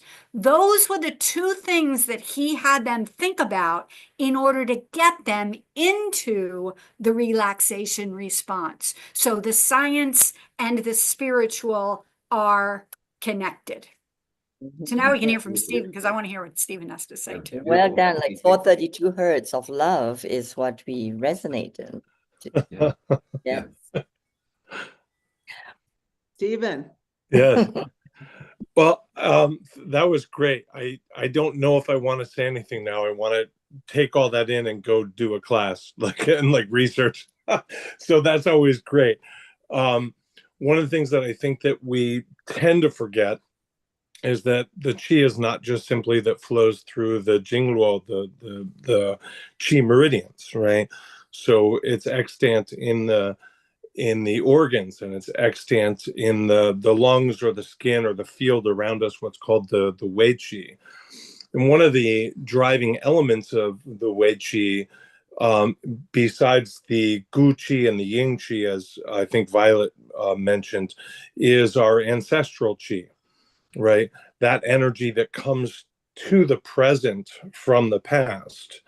And accessing that, or maintaining access to that, is an important element. And for me, and this is just for me, not like in my lineage, but what I find is just kind of reliably reminding myself under duress, right? Like dealing with energy clearing or a child trafficking survivor. I got an hour of this session, but boy, it's troubling them for their whole life, but it's going to be a tough week for me, which is also the reality. It's tough for me. Oh, hi, Violet. Oh, we're so excited to see you. I gave mine away, my little unicorn. My Steve was because I went to Mexico and this Palenque, and they have a lot of these monkeys. It looks like you have the same hairdresser. Yes, and they call ecology and park, the zoo, and I found my soulmate. Look at that, we're the same. Oh, that's so great. So for me, maintaining that and access to the pectoral qi, the ancestral qi, it really helps for me under duress, like when I'm currently being challenged, to remember why I'm doing what I'm doing, which could be a mantra or a word or a phrase or something like slogan, whatever, like my school slogan or something like that. But just to remember that the current moment, which is stressful and difficult, maybe even I'm being actively challenged, is that the why seems to me to be threaded in with my ancestors. Like, it's not my decision entirely. I'm part of a human thread. Yay, CJ, hooray. Yes. Now we're talking. Somebody just interviewed me. There's a podcast up from like a month ago, and it's we should take a screenshot with somebody three of us. So crazy. Yeah, I have to tell you, I've had this teddy bear since I was 5 years old. It was given to me by my aunt. That's amazing. Thank you for sharing. Yeah, I love Violet's Hanuman. Somebody just interviewed me on a podcast, and it's just about, why are you a grown-up teaching healing, but you have all these stuffed animals? And I said, well, we can talk about that for an hour. Well, it's getting to be time to say goodbye, but I'd like to, before we do that, I'd like to ask Violet to tell us a little bit more about let's do this first. These are our future online episodes. Oh yes, Ayurveda special, benefits of Ayurveda. Sunday, the 4th of May. And I'm sure we'll have Dr. Donovan, some wonderful Ayurvedic physicians. Then we have the vegan vegetarian kitchen, and anybody here who has recipes, vegan recipes, you're welcome to come on and share it with us. We'd love it. We could have. I'll be on that one, interviewing a chef from Bali. In the Nice. restaurant, they are conserving a heritage strain of rice. Well, the elegance of Wai Ching's interviews, because I've seen these with chefs all over the world, actually. I really encourage you to join us for this. Oh, yes. And now we have mental health awareness coming up on the 18th of May. And we really should bring some of us from the Tai Chi Qigong TCM world, because there's incredible information and assistance for us all in that field specifically. So then yoga and meditation for body, mind, and soul. Join us for this free global online session on Sunday, the 25th of May. This is always a wonderful episode, and it's not only just yogic, but from all different traditions, we bring meditation, different aspects of meditation. So please join us for that. And now, Violet, tell us, before we go, tell us the kind a little bit about the nature of what people will be experiencing at the Immortal Sisters event. As I mentioned earlier, and we have invited seven instructors around the world to share different kind of Qigong forms. And you will see some people like myself, really old, they are teaching. And then we have some younger instructors, but they are all very experienced. And so a lot of these things, we hope that people can really take home. And then if they don't remember, then there are videos, and they can access any day, anytime, anywhere, and then just to continue to practice. But I should say the Council of Sisters, we have spent a lot of time to seek out various good instructors to help with this event. So, yeah, and come if you have time. If you don't, sorry. Where can people hear your interviews and see your articles? Oh, my article is very easy. VioletTaiChi.com. That's my name. VioletLi TaiChi.com. Yeah, so very simple. And many of you here, I already had the privilege to speak with, and Bill, Steve, and CJ, and yeah, and I'm still waiting for you to nod at me. Just so Sharon, I'm talking about you, so we can talk about your new movie, and also a lot of the great ideas and the projects you are putting together. Okay. Thank you. Thank you so much. It's really, I'm grateful for you joining us today, and all of you. And Bill, who's done this extraordinary, heartfelt labor of love called World Tai Chi and Qigong Day.